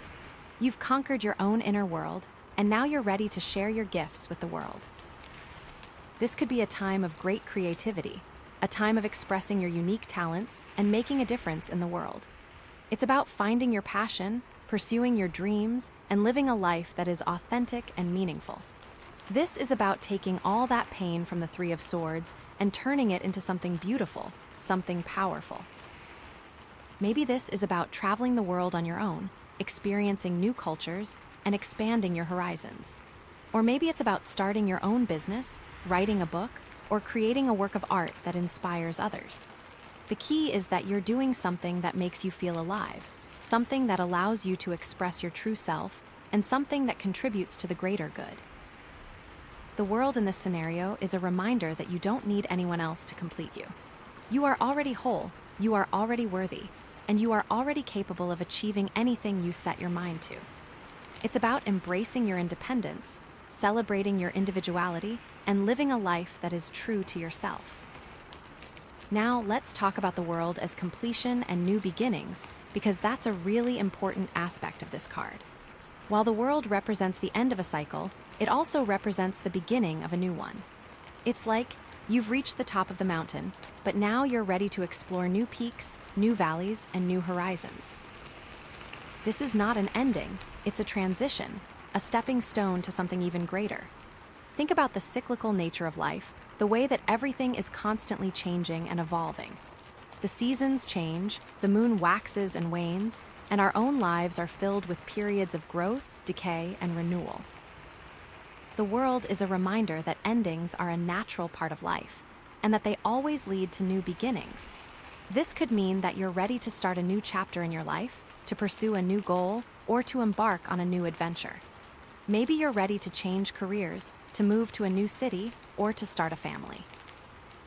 Or maybe you're just ready to deepen your spiritual practice, to explore new areas of knowledge, or to connect with your inner self on a deeper level. The key is to be open to new possibilities, to be willing to step outside of your comfort zone, and to trust that the universe is guiding you in the right direction. Don't be afraid to take risks, to try new things, and to embrace the unknown. The world is full of wonders waiting to be discovered, and you have the power to create a life that is filled with joy, love, and purpose. Maybe the heartache from the Three of Swords was actually the catalyst for this new beginning. Maybe it forced you to reevaluate your life, to let go of what wasn't working, and to create space for something new to come in. It's like sometimes we need to hit rock bottom before we can start climbing back up, and the world is showing you that you're well on your way to the top. With the Rhodonite nearby, it feels like you're learning to navigate these cycles with grace and compassion, to accept the endings, and to embrace the beginnings with an open heart. You're learning to trust the flow of life, to surrender to the universe, and to know that everything is happening for your highest good. Okay, let's dive a little deeper into the symbolism of the World card, because there's even more to unpack here. Like I said, the central figure is often a woman, which represents the feminine principle of intuition, creativity, and receptivity. She's often nude, which symbolizes vulnerability, authenticity, and a willingness to be seen for who she truly is. She's surrounded by a wreath, which represents completion, wholeness, and the cyclical nature of life. The four figures in the corners of the card, the lion, the ox, the eagle, and the angel, represent the four elements of earth, water, air, and fire. They also represent the four evangelists, Matthew, Mark, Luke, and John. They symbolize the interconnectedness of all things, the idea that we're all part of a larger whole, and the presence of divine guidance and protection. The World card is often associated with the planet Saturn, which represents structure, discipline, and responsibility. This connection reinforces the idea that achieving your goals requires hard work, dedication, and a willingness to commit to the process. It's not just about dreaming big, it's about putting in the effort to make those dreams a reality. The world can also represent a journey, either literal or metaphorical. Maybe you're planning a trip around the world, or maybe you're embarking on a spiritual quest to discover your true self. Either way, this card is encouraging you to expand your horizons, to explore new territories, and to learn from different cultures and perspectives. Think about the Three of Cups. Maybe the world is about expanding your circle, connecting with people from all walks of life, and building a global community of support. It's about recognizing that we're all interconnected, that we all have something to offer, and that we can learn so much from each other. The world is also a reminder that you are a microcosm of the universe, that you contain within yourself all the elements and qualities that exist in the world around you. You have the power to create your own reality, to manifest your dreams, and to live a life that is aligned with your highest potential. The Three of Swords is a very personal pain, and the world shows that it can be overcome, that you can still reach this point of feeling connected and complete. It's about finding that balance between your inner world and your outer world, between your personal needs and your global responsibilities. So, what practical advice can we take away from the World card? Well, first of all, it's important to celebrate your accomplishments. Take some time to acknowledge all that you've achieved, to recognize your worth, and to feel grateful for all the blessings in your life. You deserve to celebrate your success, so don't be afraid to indulge in some self-care and to treat yourself to something special. Secondly, it's important to share your gifts with the world. Find ways to use your talents and skills to make a difference in the lives of others. Volunteer your time, donate to a cause that you care about, or simply offer a helping hand to someone who is struggling. The world needs your light, so don't be afraid to shine. Thirdly, it's important to stay open to new possibilities. Don't get complacent, don't get stuck in a rut, and don't be afraid to try new things. The world is constantly changing, and you need to be willing to adapt and evolve in order to stay relevant and fulfilled. Fourthly, it's important to connect with others.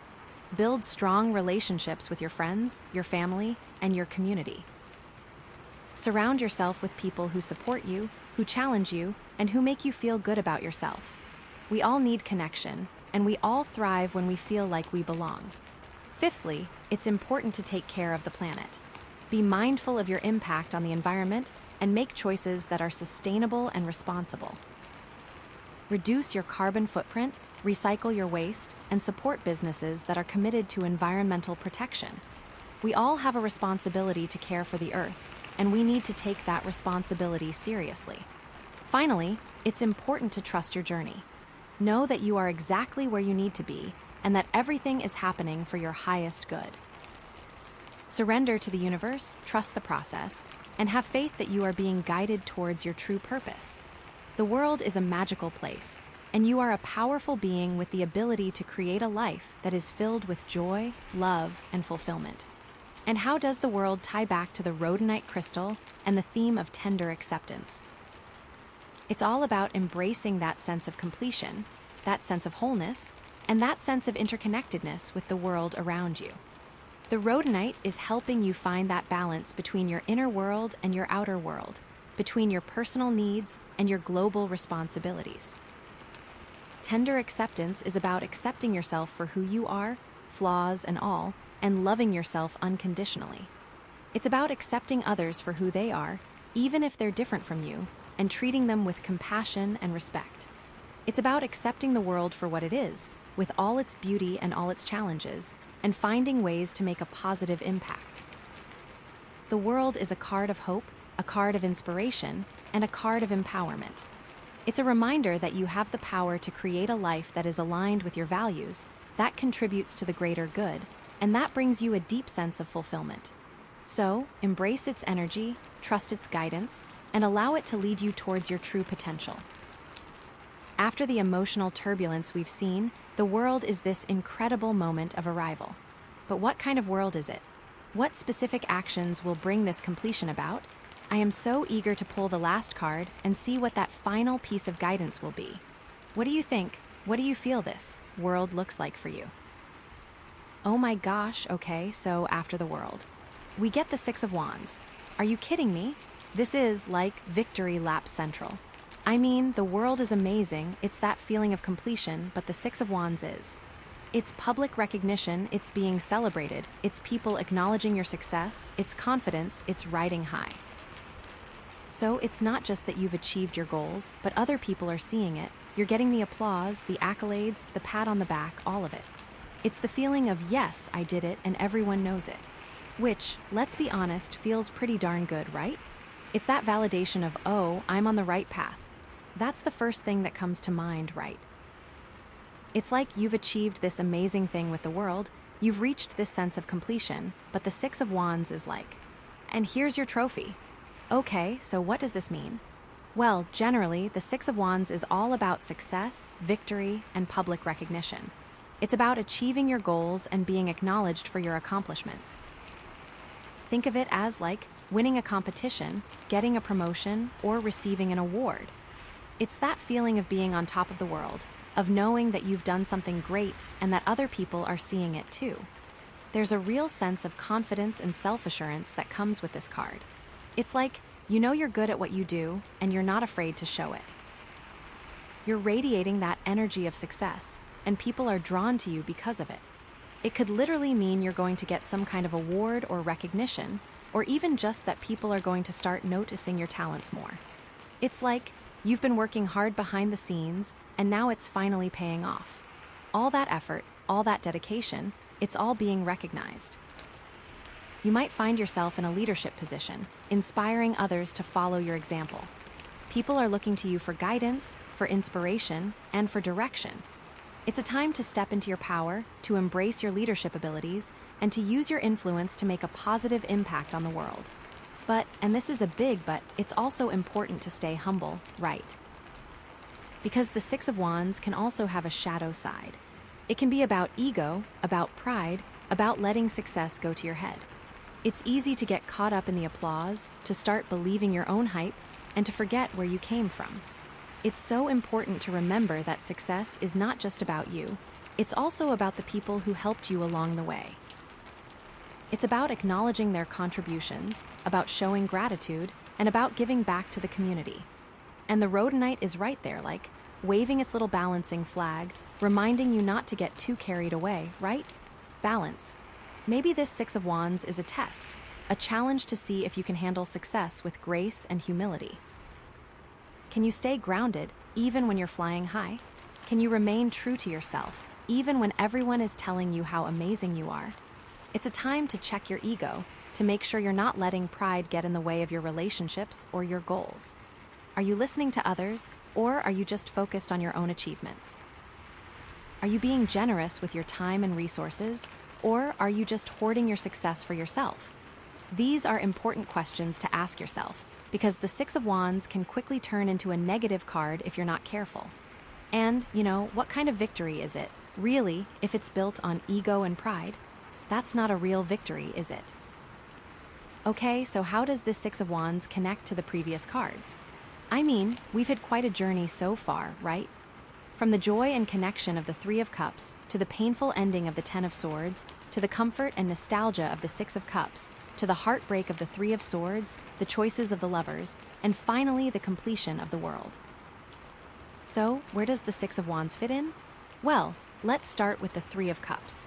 Maybe the success and recognition of the Six of Wands is related to a collaborative project that you started with your friends. Maybe you've all been working hard on something together, and now it's finally paying off. You're getting the recognition you deserve, and you're celebrating your success as a team. This could be a really fulfilling experience, a chance to bond with your friends, to share your joy, and to feel proud of what you've accomplished together. But it's also important to remember the shadow side of the Three of Cups, which can be about overindulgence and gossip. Are you getting so caught up in the celebration that you're neglecting other areas of your life? Are you letting gossip or drama distract you from your goals? It's important to stay grounded, to maintain a sense of balance, and to make sure you're not letting the good times go to your head.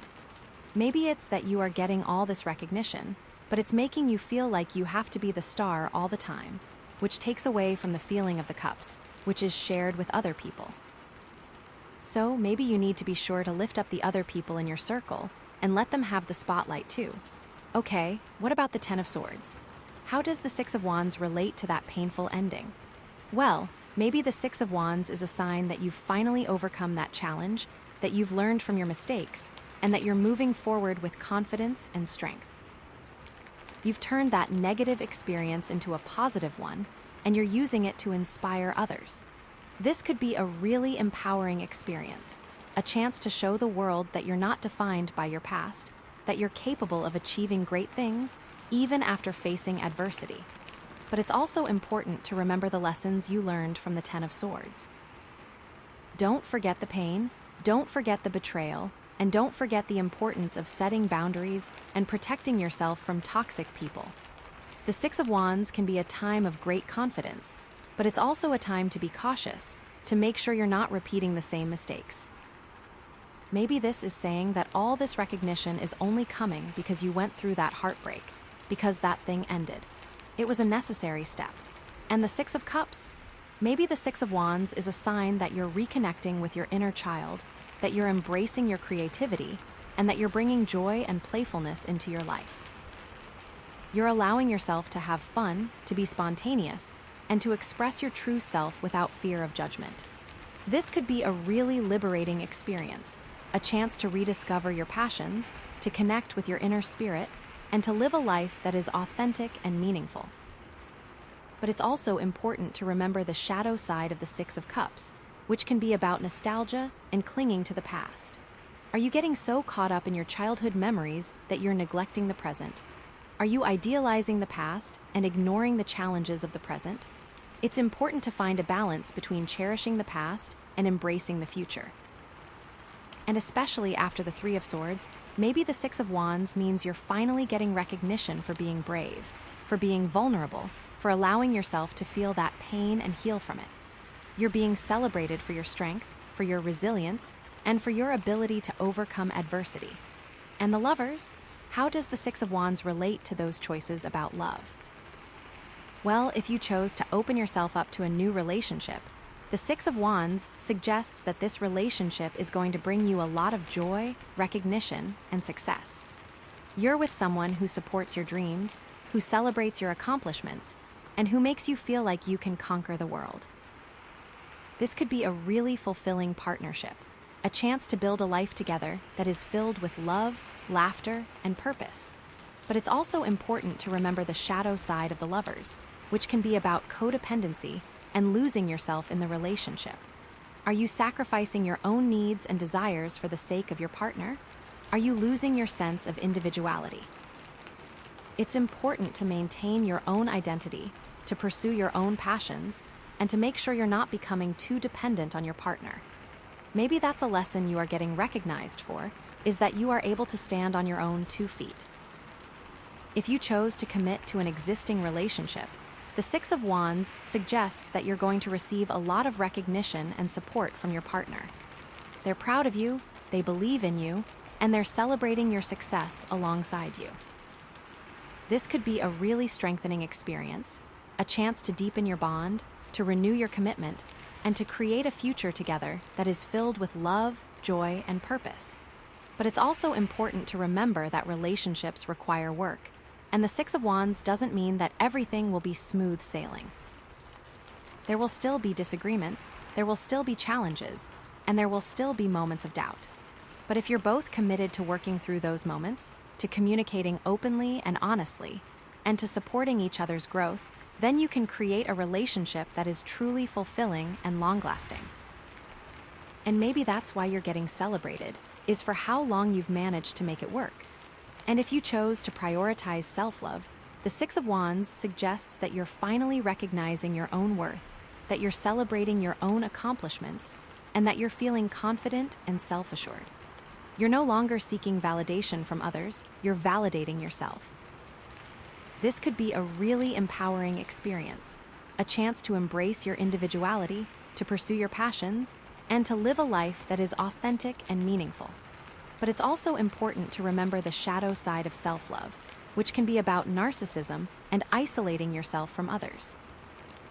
Are you becoming too self-absorbed, too focused on your own needs, and too dismissive of the needs of others? It's important to find a balance between self-care and connection to make sure you're not neglecting your relationships or your responsibilities. Maybe that's why you are getting the win, because you finally realize the love you need has to start with you. The world represents completion, and then Six of Wands almost feels redundant, right? It can come off as arrogant because it is such a public display. So, it's important to make sure that the success you have isn't going to your head and you are staying balanced. So, let's dive into some specific scenarios. Let's say you're an artist and you've just had your first solo exhibition. The Six of Wands could mean that your show is a huge success, that you're getting rave reviews from critics, and that people are actually buying your art. You're feeling confident, inspired, and validated as an artist. But it could also mean that you're getting caught up in the hype, that you're starting to believe your own press, and that you're losing touch with your artistic vision.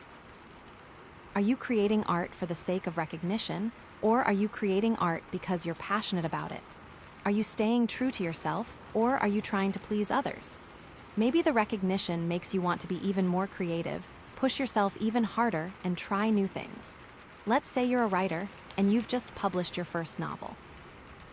The Six of Wands could mean that your book is a bestseller, that you're getting invited to book signings and interviews, and that people are telling you how much your book has impacted their lives. You're feeling grateful, humbled, and inspired to write more. But it could also mean that you're becoming obsessed with your book sales, that you're comparing yourself to other authors, and that you're losing sight of the joy of writing. Are you writing for the sake of fame and fortune, or are you writing because you have a story to tell? Are you staying true to your voice, or are you trying to imitate others? If you are a business owner, this card could mean that your business is booming. You are getting new clients left and right, and your profits are soaring. You're feeling successful, confident, and in control. But it could also mean that you're becoming greedy, that you're overworking your employees, and that you're neglecting your personal life. Are you running your business with integrity, or are you cutting corners to make more money? Are you treating your employees with respect, or are you taking advantage of them? If you are in school, this card could mean that you are acing all your classes, and you are getting recognized for your academic achievements. You're feeling smart, capable, and motivated to learn more. But it could also mean that you're becoming arrogant, that you're looking down on your classmates, and that you're neglecting your social life. Are you using your knowledge to help others, or are you just showing off? Are you being a supportive classmate, or are you competing with everyone? What if you are a stay-at-home parent? Well, Six of Wands can show that you're finally getting recognition for all your hard work raising your children. Maybe your kids are thriving, maybe your spouse is appreciative, or maybe you're just feeling proud of yourself for creating a loving and supportive home. But it could also mean that you're becoming too focused on your children's achievements, that you're neglecting your own needs, and that you're losing sight of your own identity. Are you allowing your children to be themselves, or are you pushing them to be perfect? Are you taking care of yourself, or are you sacrificing everything for your family? Maybe it's about getting recognized for that sacrifice. Maybe it's that people are finally seeing how much work goes into it. Okay, let's think about relationships a little more. What if you are getting recognized at work and it's making your partner feel insecure? Maybe they're feeling jealous of your success, or maybe they're feeling like you're not paying enough attention to them. It's important to communicate openly and honestly with your partner, to reassure them that you still love them, and to find ways to celebrate your success together. Maybe you can plan a special date night, or maybe you can involve them in your work in some way. What if you are getting recognized for your physical appearance, and it's making you feel objectified? Maybe people are complimenting you on your looks, but they're not appreciating your intelligence or your personality. It's important to set boundaries, to let people know that you're more than just a pretty face, and to focus on developing your inner qualities. You can use your appearance to your advantage, but don't let it define you. What if you are getting recognized for your activism, and it's putting you in danger? Maybe you're receiving threats, or maybe you're being targeted by hate groups. It's important to protect yourself, to take precautions, and to surround yourself with people who support you. You can still fight for what you believe in, but don't risk your safety or your well-being. This is about knowing how to be a leader. Think back to the Three of Swords. Is there a chance the recognition is tied to that heartbreak? Like, Maybe you are getting recognized for surviving that heartbreak, for being strong. It can be inspiring for other people to see someone overcome something difficult and use their powers to make something better. It's like that thing almost killed you and now people are applauding you. Amazing. And now, to bring it all back to the rhodonite crystal and the theme of tender acceptance. The rhodonite, as we know, is all about balance, harmony, and emotional healing. It's about finding that sweet spot between confidence and humility, between success and service, and between recognition and responsibility. The Six of Wands is urging you to embrace these qualities in your own life, to use your success to make a positive impact on the world, and to stay grounded in your values. It's about accepting your achievements with grace, acknowledging the contributions of others, and giving back to your community. Tender acceptance is key here, because it's about accepting yourself for who you are, flaws and all, and loving yourself unconditionally. It's about accepting your success without letting it go to your head and using it as an opportunity to grow and evolve. It's about accepting your responsibilities as a leader and using your influence to make a positive difference in the world.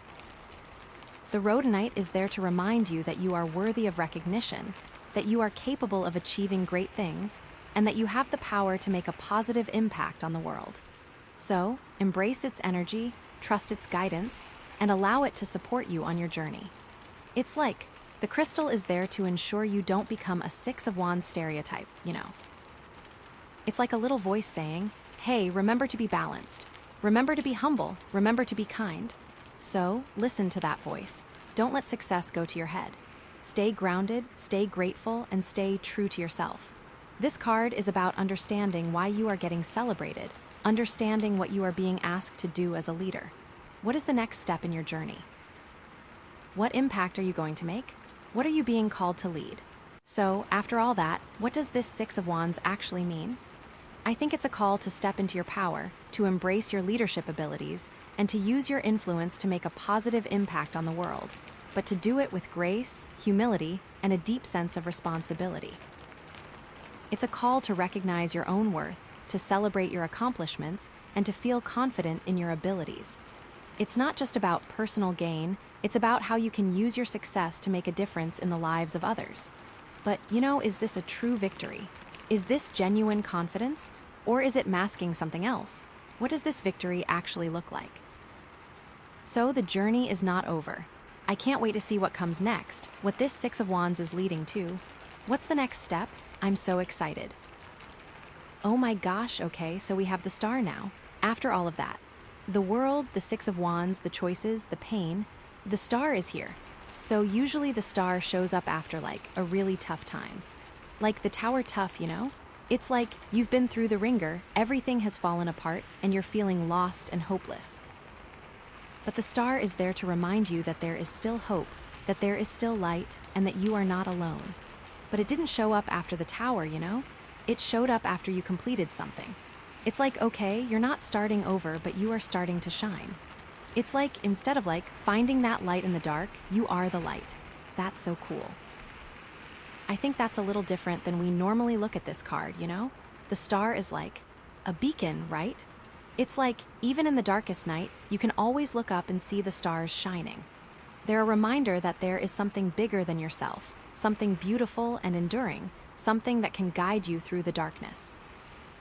And that image of the naked woman, kneeling by the water, pouring water from her jugs. It's about healing, about renewal, about connecting with your inner self.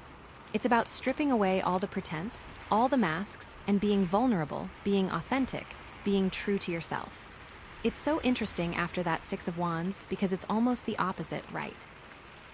Six of Wands is people celebrating you. The star is about stripping it all away and showing yourself. It's about recognizing that you are a part of something bigger than yourself, that you are connected to the universe, and that you have a purpose in this world. And it's about trusting that purpose, about having faith that you are on the right path, even when you can't see where it's leading. That trust is really where that tender acceptance comes from. The star is a reminder that even after the storm, there is still beauty, there is still hope, and there is still healing. It's a time to connect with your inner self, to rediscover your passions, and to find your purpose in the world. This isn't just about hope, It's about using what you have to give hope. It's a time to share your gifts, to shine your light, and to inspire others to do the same. Okay, so how does the star relate to all of those other cards we've already seen? How does it relate to our whole story arc? Well, let's start with the Three of Cups. The star is about taking that joy, that connection, that sense of community, and using it to inspire others. It's about spreading that joy, sharing that connection, and building a community that is based on love, support, and understanding. It's about creating a ripple effect, where your happiness and your positivity spread to others, creating a world that is more joyful and connected. Maybe it's about using your connections from the Three of Cups to help others find their own path, to mentor someone, to share your knowledge and experience, and to help them achieve their goals. It's also about recognizing that you are a role model, whether you like it or not. People are watching you, they're inspired by you, and they're looking to you for guidance. So, it's important to be mindful of your actions, to be authentic in your words, and to be a positive influence on the world. It's about living your life in a way that inspires others to be their best selves, to pursue their dreams, and to make a difference in the world. The star is almost making the Three of Cups bigger, like expanding it out to the wider world. What about the Ten of Swords? The star is about healing from that pain, about learning from those mistakes, and about using that experience to help others who are going through similar struggles. It's about turning your pain into purpose, about becoming a beacon of hope for those who are lost and hurting. It's about showing the world that even after the darkest night, there is still light, that there is still hope, and that there is still healing. You went through that so you can help others. And the Six of Cups? The star is about taking that nostalgia, that comfort, that sense of innocence, and using it to create a better future. It's about remembering the good old days, but not getting stuck in the past. It's about using those memories to inspire you to create a world that is more kind, more compassionate, and more loving. The star is about creating a world where everyone feels safe, where everyone feels loved, and where everyone has the opportunity to thrive. It's about creating a world that is worthy of the innocence of a child. What kind of place do you want the children to grow up in? And especially after that Three of Swords. The star is about taking that heartbreak, that pain, that sense of loss, and using it to become more compassionate, more empathetic, and more loving. It's about recognizing that pain is a part of life, that everyone experiences it, and that it can be a powerful catalyst for growth and transformation. It's like, yes, you went through that, you felt that, so now you can shine for others. And because of the balance from the crystal, you won't get too far into that sadness again. The star is about using your own experience with heartbreak to help others heal, to offer them comfort and support, and to show them that they are not alone. It's about creating a space where people can be vulnerable, where they can share their pain, and where they can find healing and hope. It's about becoming a source of light in the darkness, a beacon of hope for those who are struggling. If you never went through that, how would you help? Those lovers' choices? The star is about shining your light, no matter what you choose. If you chose a new relationship, the star suggests that this relationship is going to be a source of inspiration, healing, and hope for both of you. You're going to support each other's dreams, you're going to encourage each other's growth, and you're going to create a life together that is filled with love, joy, and purpose. But it's also about using your relationship to inspire others, to show the world what a healthy, loving, and supportive relationship looks like. If you chose to commit to an existing relationship, the star suggests that this relationship is going to become even more meaningful, even more fulfilling, and even more inspiring. You're going to deepen your connection, you're going to strengthen your bond, and you're going to create a future together that is filled with love, joy, and purpose. But it's also about using your relationship to inspire others, to show the world what a committed, loving, and lasting relationship looks like. If you chose to prioritize self-love, the star suggests that you're going to become a beacon of self-love, a role model for others who are struggling to love themselves. You're going to embrace your individuality, you're going to pursue your passions, and you're going to live a life that is authentic, meaningful, and inspiring. But it's also about using your self-love to inspire others, to show the world what it looks like to be confident, self-assured, and happy with who you are. The star is really just like expanding out whatever decision you made and sharing it. It's almost like the success of the Six of Wands wasn't the end, it was just the beginning. I can't get over the two of them together, you know? The success is there, but it's like it's almost wasted if it doesn't become something bigger. Okay, so what does all of this actually look like? What does the star mean in practical terms? What does it look like to use success to inspire others? The recognition of the Six of Wands is supposed to shine outward, and you can use the star as a telescope to focus it. You know, how do you really put it into action, you know? It's all a little conceptual right now. Well, let's say you're an artist. The star could mean that you're using your art to express your emotions, to heal your wounds, and to inspire others to do the same. You're creating art that is authentic, meaningful, and thought-provoking, and you're sharing it with the world in a way that is both vulnerable and powerful. Maybe you're donating a portion of your art sales to a charity that supports mental health, or maybe you're teaching art classes to children who have experienced trauma. The star is about using your art to make a positive impact on the world, to bring beauty, healing, and inspiration to those who need it most. The point is the art itself isn't enough. It needs to be like doing something. Let's say you're a writer.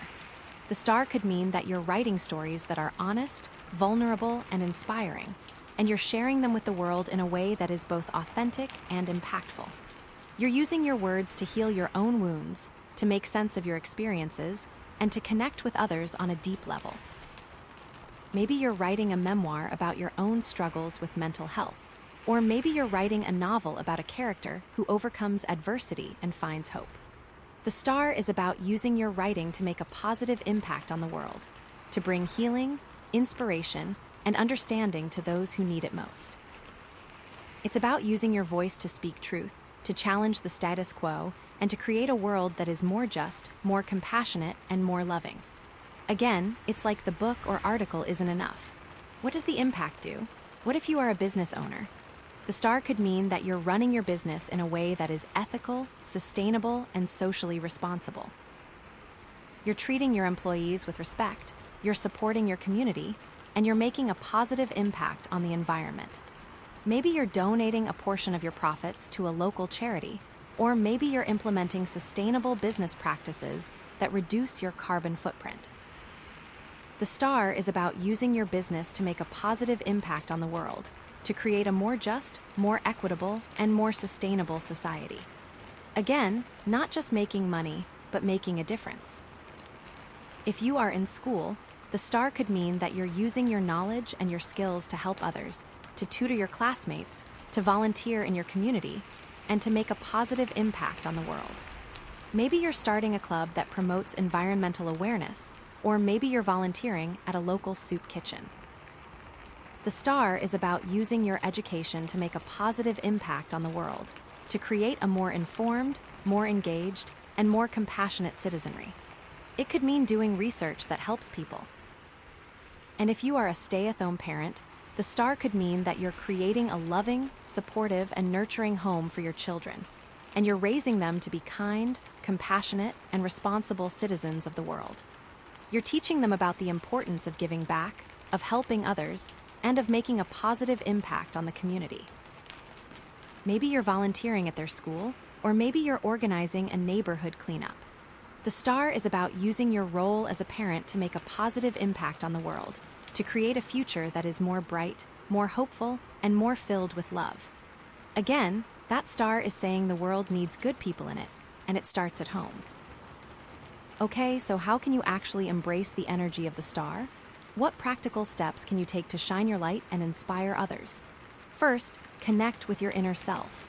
Take some time to meditate, to journal, to spend time in nature, to do whatever helps you connect with your inner spirit and rediscover your passions. It's hard to shine your light if you don't know what your light is, right? Second, identify your gifts. What are you good at? What do you enjoy doing? What makes you feel alive? What are your unique talents and skills? Third, find your purpose. What do you want to contribute to the world? What kind of impact do you want to make? What problems do you want to solve? What causes do you want to support? Fourth, take action. Start small, start simple, but start. Don't wait for the perfect opportunity. Don't wait until you're ready, just start doing something, anything, to move you closer to your goals. Fifth, share your story. Be open, be honest, and be vulnerable about your own experiences. Share your struggles, share your triumphs, and share your lessons learned. Your story can inspire others, it can give them hope, and it can show them that they are not alone. Sixth, support others. Be a source of encouragement, a source of inspiration, and a source of support for others. Help them to identify their gifts, to find their purpose, and to take action towards their dreams. The star shines brightest when it shines on others. Seventh, celebrate your success. Acknowledge your accomplishments, recognize your worth, and feel grateful for all that you have. Don't be afraid to celebrate your success, and don't be afraid to share your joy with others. 8. Stay grounded. Remember where you came from, remember what you've learned, and remember the importance of humility. Don't let success go to your head, and don't forget to give back to the community. I think that crystal will help. 9th, trust the process. Have faith that you are on the right path, even when you can't see where it's leading. Trust your intuition, trust the universe, and trust that everything is happening for your highest good. 10th, be patient. Rome wasn't built in a day, and neither is a life of purpose and meaning. It takes time, it takes effort, and it takes dedication. So be patient with yourself, be patient with the process, and trust that you will get there eventually. So, how does the star tie back to that rhodonite crystal and the theme of tender acceptance? The rhodonite, as we know, is all about balance, harmony, and emotional healing. It's about finding that sweet spot between confidence and humility, between success and service, and between recognition and responsibility. The star is urging you to embrace these qualities in your own life, to use your success to make a positive impact on the world, and to stay grounded in your values. Tender acceptance is key here. It's about accepting yourself for who you are, flaws and all, and loving yourself unconditionally. It's about accepting your journey with all its ups and downs and trusting that you are exactly where you need to be. It's about accepting the world with all its beauty and all its challenges and finding ways to make a positive contribution.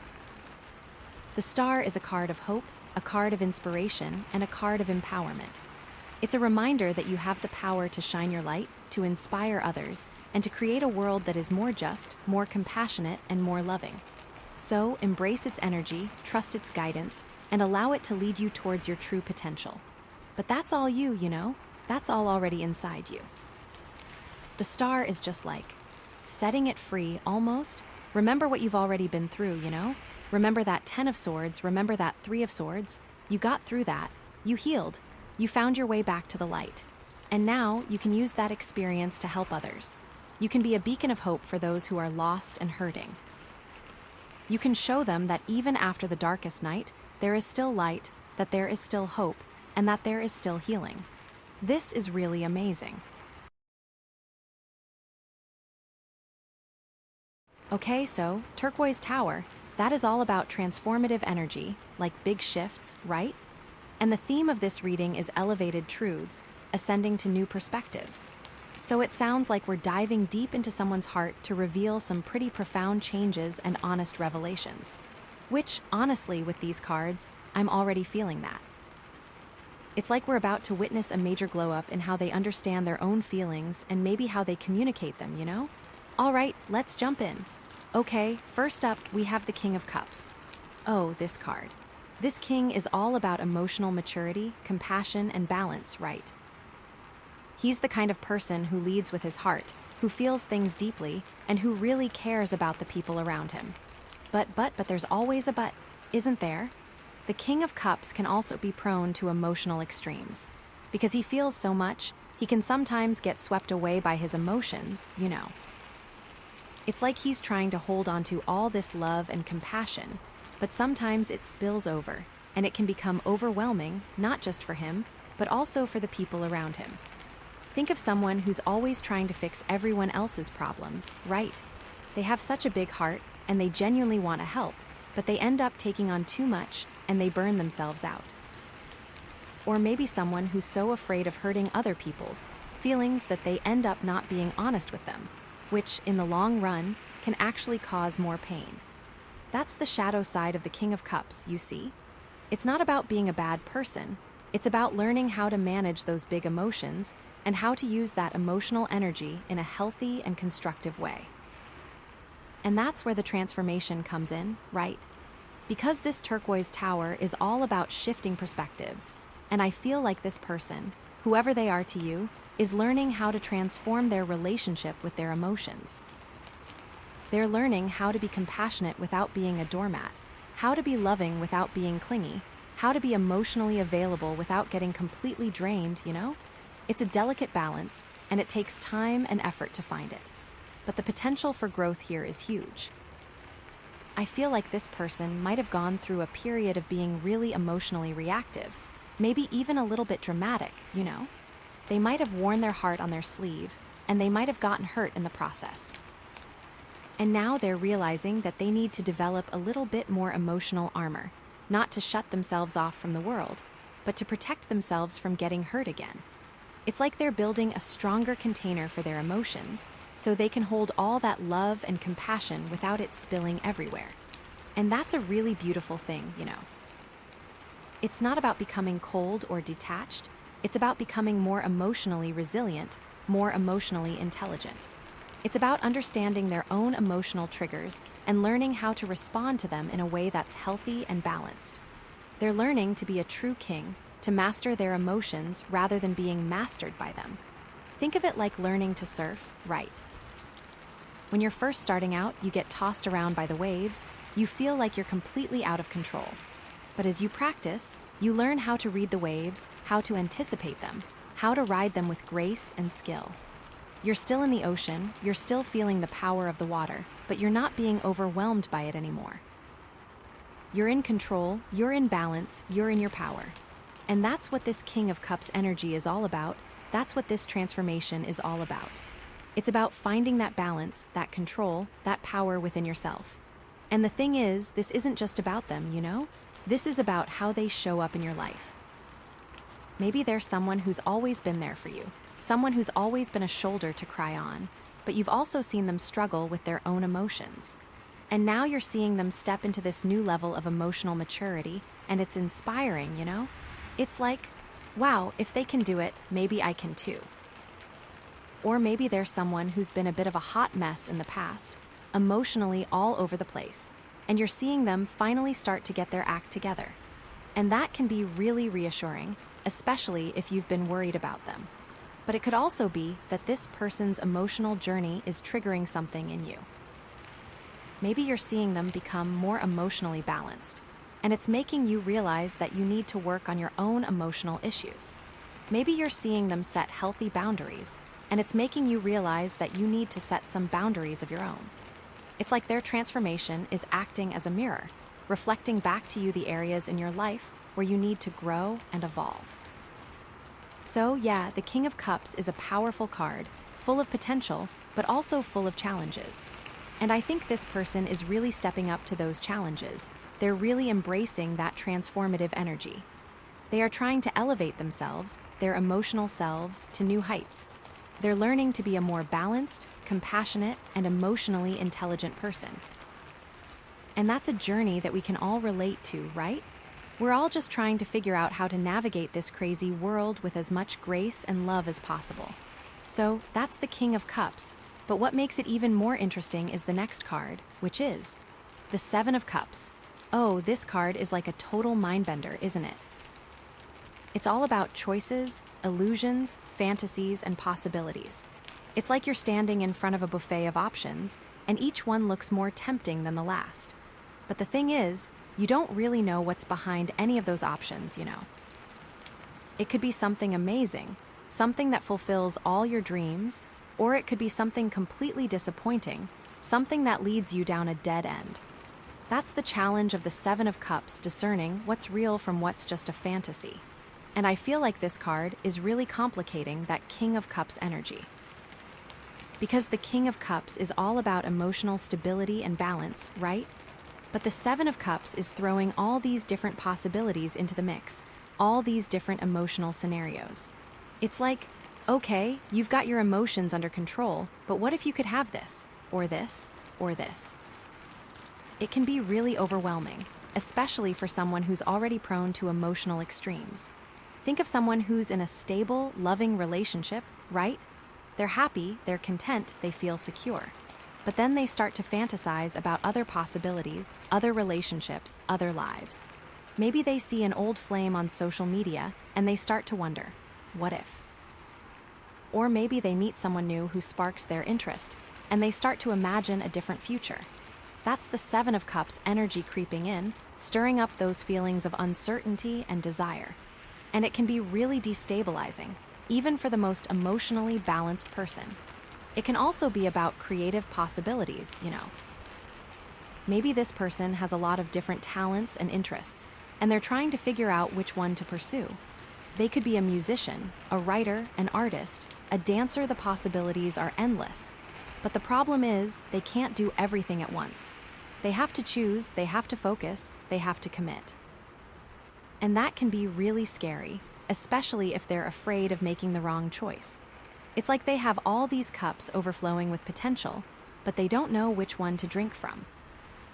And I feel like this is where the transformative energy of the turquoise tower comes in again, because this person is learning how to navigate this sea of possibilities without getting lost in the illusions. They're learning how to trust their intuition, how to discern what's truly in their best interest, and how to make choices that are aligned with their values and their goals. They're really learning how to see through the smoke and mirrors and get to the heart of the matter. This could also mean that this person is struggling with some unrealistic expectations, either of themselves or of others. Maybe they have this fantasy of what their life should be like, what their relationship should be like, what their career should be like, and they're constantly comparing themselves to that ideal. And that can lead to a lot of disappointment and frustration, because reality never quite lives up to the fantasy. They're learning that they need to let go of those unrealistic expectations and embrace the reality of their life, with all its imperfections and challenges. And that's a really important lesson, you know? Because life is never going to be perfect, relationships are never going to be perfect, careers are never going to be perfect. There's always going to be challenges, there's always going to be setbacks, there's always going to be disappointments. But that's okay, that's part of the human experience. The key is to learn how to accept those imperfections and to find joy and gratitude in the present moment, even when things aren't perfect. So, how does this affect you, right? How does this person's Seven of Cups energy impact your life? Well, maybe there's someone who's always full of ideas, always dreaming up new possibilities, and it's exciting to be around them, you know? They inspire you to think outside the box, to explore your own potential, to dream bigger. But it can also be a little overwhelming, because they're always changing their mind, always pursuing the next shiny object, and it can be hard to keep up. Or maybe there's someone who's constantly creating drama in their life, always jumping from one crisis to the next, and it's exhausting to be around them. They're always caught up in their own fantasies and illusions, and they're not really grounded in reality. And you're constantly trying to bring them back down to earth, to help them see things clearly, but it's like talking to a brick wall. It could also be that this person's Seven of Cups energy is triggering something in you. Maybe you're seeing them struggle with their choices, and it's making you realize that you need to make some choices of your own. Maybe you're seeing them get lost in their fantasies, and it's making you realize that you need to get more grounded in reality. It's like their struggles are acting as a mirror, reflecting back to you the areas in your life where you need to take action and make some decisions.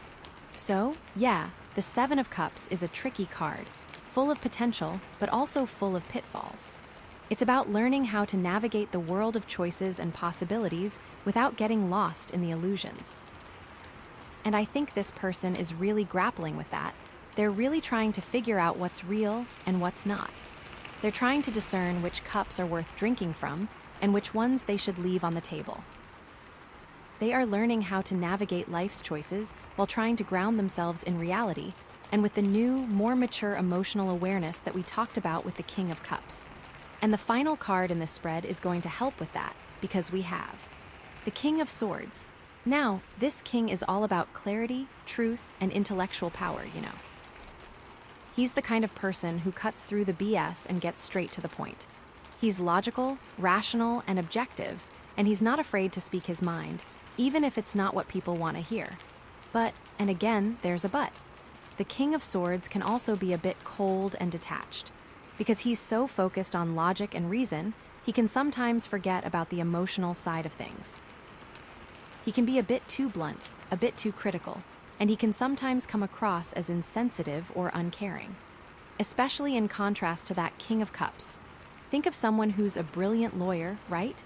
They know the law inside and out, they can argue their case with precision and skill, and they're not afraid to take on anyone, no matter how powerful they are. But they can also be a bit ruthless, a bit calculating, and they can sometimes put their own interests ahead of the interests of their clients. That's the shadow side of the King of Swords, a reliance on logic without compassion. Or maybe someone who's a brilliant scientist, right? They're always seeking the truth, they're always conducting experiments, and they're always pushing the boundaries of knowledge. But they can also be a bit detached from the real world, a bit isolated in their own thoughts, and they can sometimes forget about the human implications of their work. They can be so focused on the pursuit of knowledge that they forget about the importance of ethics and morality. So this energy is really about needing to balance the truth with compassion, and I feel like this person, whoever they are to you, is learning how to find that balance. They're learning how to use their intellectual power to speak their truth, but they're also learning how to temper that truth with compassion and understanding. They're learning how to be honest without being hurtful, how to be direct without being insensitive, and how to use their words to build bridges instead of walls. I feel like they're learning how to elevate their communication, you know. Because this turquoise tower is all about elevated truths, it's like this person is finally learning how to communicate their truth in a way that's both clear and compassionate. They're not afraid to speak their mind, but they're also mindful of the impact of their words on others. They're learning how to use their voice to inspire, to motivate, and to empower rather than to criticize, to judge, or to control. This is that transformative energy at work, transforming how they speak their truth to the world. Maybe they've gone through a period of being really passive-aggressive, right? They're afraid to speak their mind directly, so they resort to sarcasm, to subtle digs, to backhanded compliments. And that can be really frustrating for the people around them, because they never really know where they stand. It's like they're walking on eggshells, afraid of saying the wrong thing and setting them off. But now they're learning how to be more assertive, how to express their needs and their opinions in a clear and direct way, without being confrontational or aggressive. Or maybe they've been on the opposite side of the spectrum, really brutally honest, and they've realized that sometimes the truth hurts, and it's not always necessary to say everything that's on your mind, you know. They're learning how to be more diplomatic, how to choose their words carefully, and how to deliver their message in a way that's more palatable for others. They're learning that sometimes it's better to be kind than to be right. It's like they're finally understanding the power of their words, right. They're realizing that words can be used to create or to destroy, to build up or to tear down, to heal or to wound. And they're choosing to use their words in a way that's aligned with their values, with their goals, and with their highest self. They're using their words to create a more positive, more loving, and more compassionate world. So, how does this affect you? How does this person's King of Swords energy impact your life? Well, maybe there's someone who's always been a voice of reason in your life, someone who can always see things clearly, even when you're caught up in your emotions. And you really value their perspective, you trust their judgment, and you know that they'll always tell you the truth, even if it's not what you want to hear. But it can also be a little intimidating, because they can be so critical, so analytical, and so quick to point out your flaws.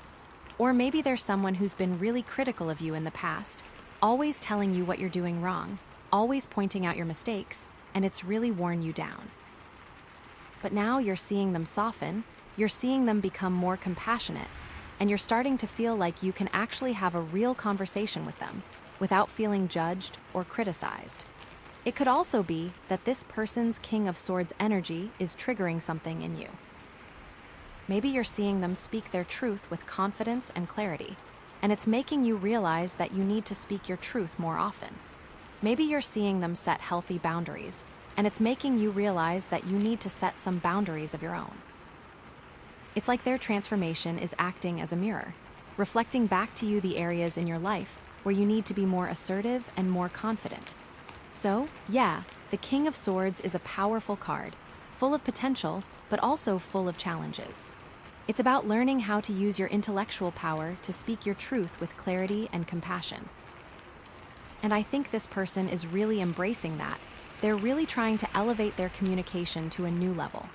All right, so we have the King of Cups, the Seven of Cups, and the King of Swords all together. It's like this person is on a journey to integrate their emotions, their choices, and their intellect, They're learning how to balance their heart with their mind, how to make choices that are aligned with their values, and how to speak their truth with clarity and compassion. And this transformative energy is really helping them to elevate themselves to a new level of understanding and awareness.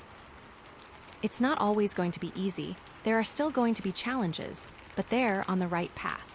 They're learning, they're growing, and they're evolving. And that's something to be celebrated, It's like all this energy is blending together to create a more well-rounded, more balanced, and more authentic version of themselves. And that's how this elevated truth of this reading really resonates. Okay, so that's the overview of these 3 cards together. I am so curious to see how the next cards build on this foundation. And now for the next card to add to all this energy, we have Strength. Okay, so right off the bat, Strength is a major arcana card, which means it's kind of a big deal, It's not just some passing phase. It's a fundamental energy that's at play here. And Strength, at its core, is about inner power, courage, and compassion. But it's not the kind of power that comes from external sources, like money or status or physical strength. It's the kind of power that comes from within, from your own ability to overcome challenges, to face your fears, and to stay true to yourself, even when things get tough. When I see this card, I think about that quiet, unwavering strength that some people possess, It's not about being loud or aggressive or dominant. It's about being calm, centered, and resilient. It's about having the inner resources to handle whatever life throws your way. Think of someone who's going through a really difficult time, like a serious illness or a major loss, but they still manage to maintain their composure and their dignity. They're not necessarily happy or cheerful, but they're not giving up either. They're drawing on their inner strength to get through each day, one step at a time. Or think of someone who's standing up for what they believe in, even when it's unpopular or controversial. They're not doing it for attention or for praise. They're doing it because it's the right thing to do, because they can't live with themselves if they don't. That's the kind of courage that the Strength card represents, that quiet determination to do what's right, regardless of the consequences.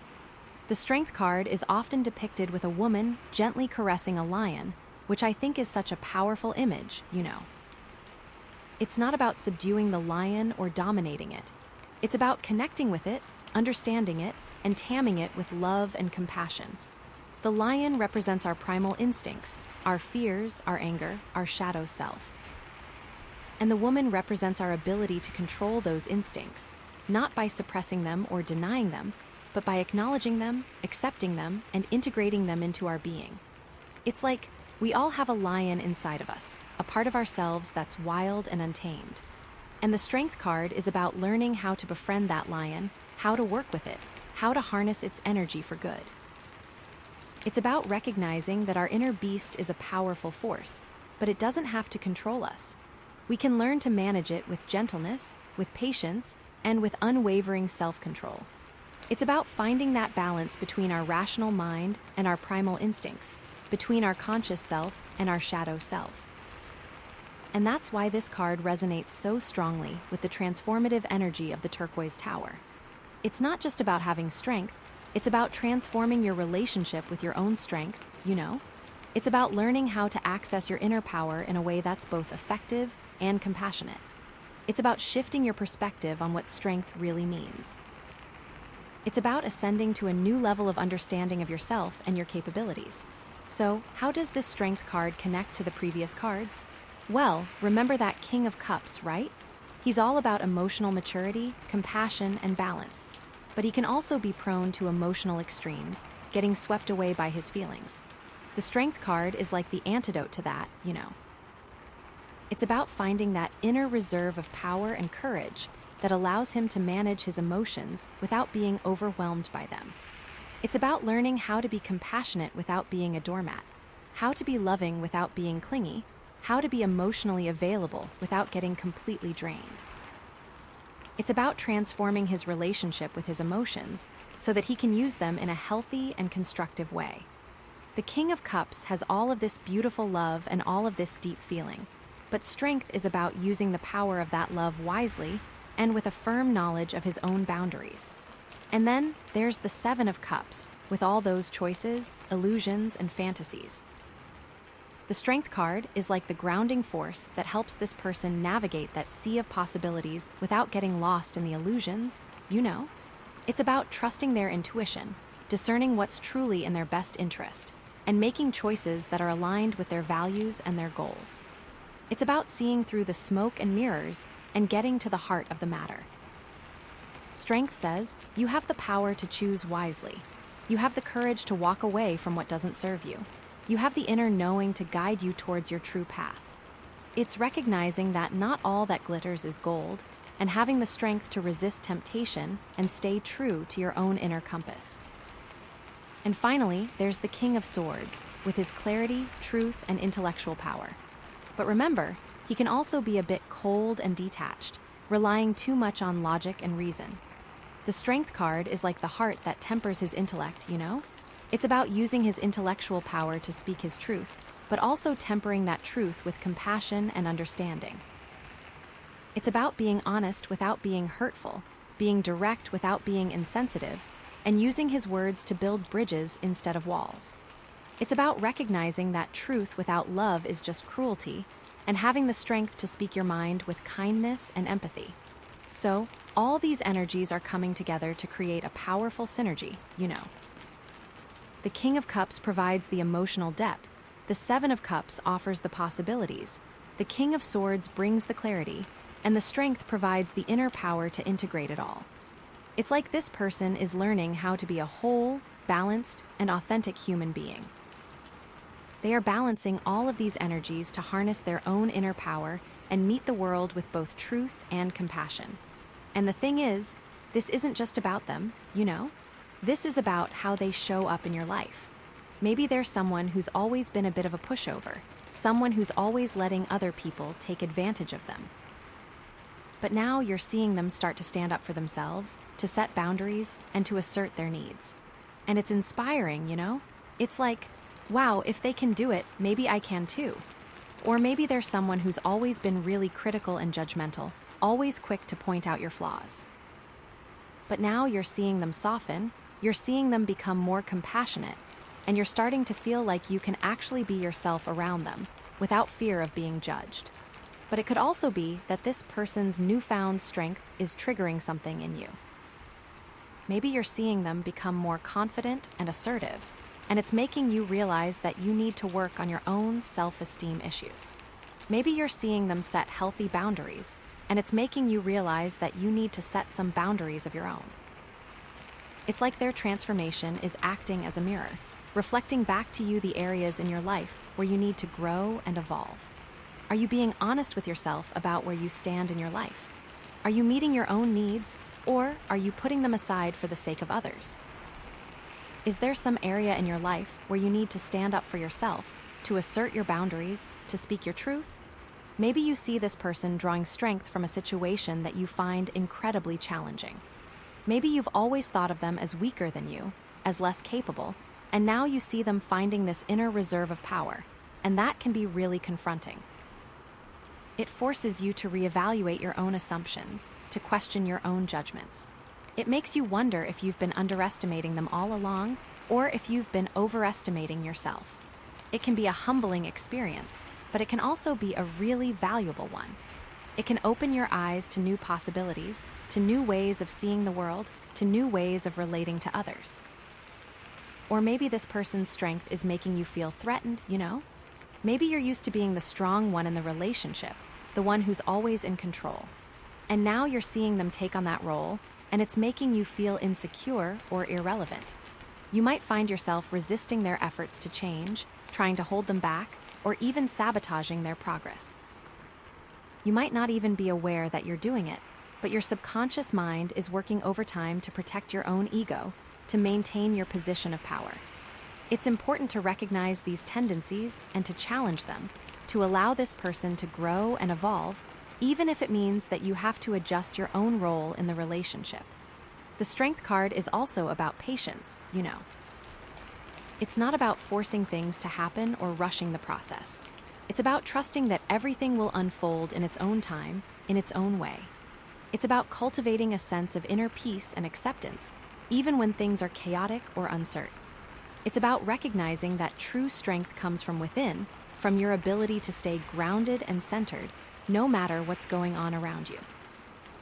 It's about understanding that growth takes time and that there will be setbacks and challenges along the way. But if you stay committed to your own inner work, if you keep drawing on your inner resources, you will eventually reach your goals. Think of a gardener tending to a delicate plant, you know. They don't try to force the plant to grow faster by pulling on its leaves or stretching its stem. They provide it with the right conditions: sunlight, water, nutrients, and then they wait patiently for it to blossom.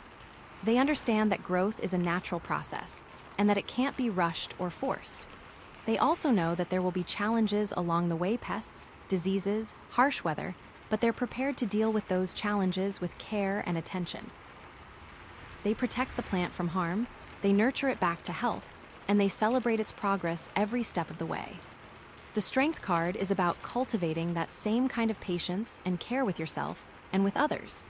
It's about recognizing that everyone is on their own journey and that they need to be given the space and the support to grow at their own pace. It's about accepting that there will be challenges and setbacks along the way, but that those challenges can actually be opportunities for growth and learning. It's about celebrating the small victories, the incremental progress, and the unwavering commitment to the process. It's about having faith in yourself, in others, and in the power of the universe to guide you towards your highest potential. And this really ties into the elevated truths theme, you know, because this isn't just about surface-level strength.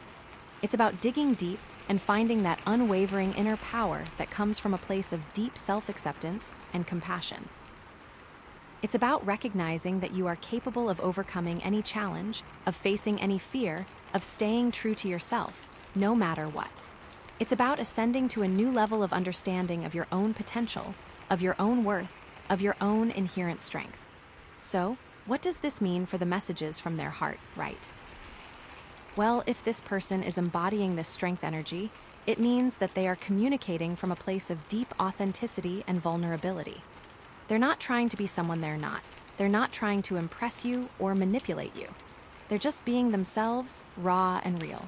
And that can be incredibly powerful, you know. When someone shows you their true self, their strengths and their weaknesses, their hopes and their fears, it creates a bond of trust and intimacy that can't be replicated any other way. It allows you to connect with them on a deeper level, to understand them more fully, and to appreciate them for who they truly are. It also means that they are communicating with compassion and empathy, you know. They're not just thinking about their own needs and desires, they're also thinking about yours. They're trying to understand your perspective, to see things from your point of view, to respond to your needs with kindness and sensitivity. They're not trying to win arguments or prove their point, they're trying to build bridges and create understanding. They're recognizing that communication is a two-way street, and that it requires mutual respect, active listening, and a willingness to compromise. But it also means that they are communicating with clarity and assertiveness. You know, they're not afraid to speak their truth, to express their needs, to set boundaries. They're not being aggressive or confrontational, but they're also not being passive or submissive. They're finding that balance between their own needs and the needs of others, and they're communicating that balance with confidence and grace. They're recognizing that their voice matters and that they have a right to be heard, to be respected, and to be valued. Maybe this person has always struggled to express their feelings, always held back for fear of being judged or rejected. But now they're finding the courage to open up, to share their innermost thoughts and emotions, to be vulnerable. And that can be incredibly scary, you know? It takes a lot of trust to let someone see you at your most vulnerable, to expose your weaknesses and your insecurities.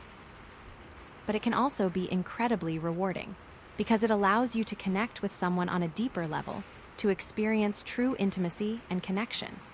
Or maybe this person has always been really critical and judgmental, always quick to point out your flaws. But now they're learning to be more accepting and compassionate, to see the good in you, to appreciate your strengths, and to forgive your weaknesses. And that can be incredibly healing, you know? It allows you to feel seen, to feel valued, to feel loved, just as you are. It frees you from the burden of trying to be perfect, of trying to meet their expectations, and it allows you to relax and be yourself. So, how do you respond to this newfound strength, right? How do you react to this person's messages from the heart? Well, the most important thing is to be open and receptive, to listen with an open mind and an open heart. To try to understand their perspective, to see things from their point of view, to respond to their needs with kindness and sensitivity. Don't interrupt them, don't judge them, don't try to fix them. Just listen, validate their feelings, and offer your support. It's also important to be honest with yourself about your own feelings, right? If you're feeling threatened or insecure, acknowledge those feelings and try to understand where they're coming from. Don't try to suppress them or deny them, because that will only make them stronger. Instead, explore them with curiosity and compassion and try to find the root cause of your discomfort. Are you afraid of losing control? Are you afraid of being vulnerable? Are you afraid of being rejected? Once you understand your own fears, you can start to address them in a healthy and constructive way. And finally, it's important to set healthy boundaries to protect yourself from being taken advantage of or manipulated. Just because this person is being more open and vulnerable doesn't mean that you have to let them walk all over you. You still have a right to set limits, to say no, to protect your own energy and your own well-being. Communicate your boundaries with clarity and assertiveness, but also with compassion and respect. Let them know that you care about them, but that you also care about yourself, and that you need to protect your own needs and your own boundaries. This strength card in this position is really about this person stepping into their power and finally speaking from that authentic place. It's about them finding that courage to be vulnerable, to be honest, and to be compassionate, both with themselves and with you. And it's an invitation for you to do the same, to meet them with that same level of honesty, vulnerability, and compassion. It's an opportunity to create a deeper, more meaningful connection based on mutual respect, understanding, and love. This elevated truth is that, in order to truly connect with others, we must first connect with ourselves, and that requires courage, compassion, and a whole lot of inner strength. I feel like this card is such a turning point, you know. It's like all the pieces are finally starting to come together. This person has been through so much, they've faced so many challenges, but they're finally finding their inner strength and using it to create a more positive, more fulfilling, and more authentic life. And that's something to be celebrated, you know. It's a testament to their resilience, their courage, and their unwavering commitment to their own growth and evolution. Okay, so we've got the King of Cups, the Seven of Cups, the King of Swords, and now Strength. It's like this person is on a journey to become the best version of themselves, to integrate their emotions, their choices, their intellect, and their inner power. And this transformative energy is really helping them to elevate themselves to a new level of understanding and awareness. But there are still a few more cards to pull, so it's not over yet. I'm so curious to see what the next cards reveal about the outcome of this journey. Will they succeed in finding true inner peace and strength? Will they be able to maintain this newfound balance and authenticity? What challenges will they face along the way? Okay, so building on all of that, adding to all that energy. We have the Queen of Swords, wow, okay. So like the swords, right, they're all about truth, clarity, intellect, and communication. But where the King of Swords is like this very forceful, almost like detached kind of truth, the Queen of Swords, she's different, you know.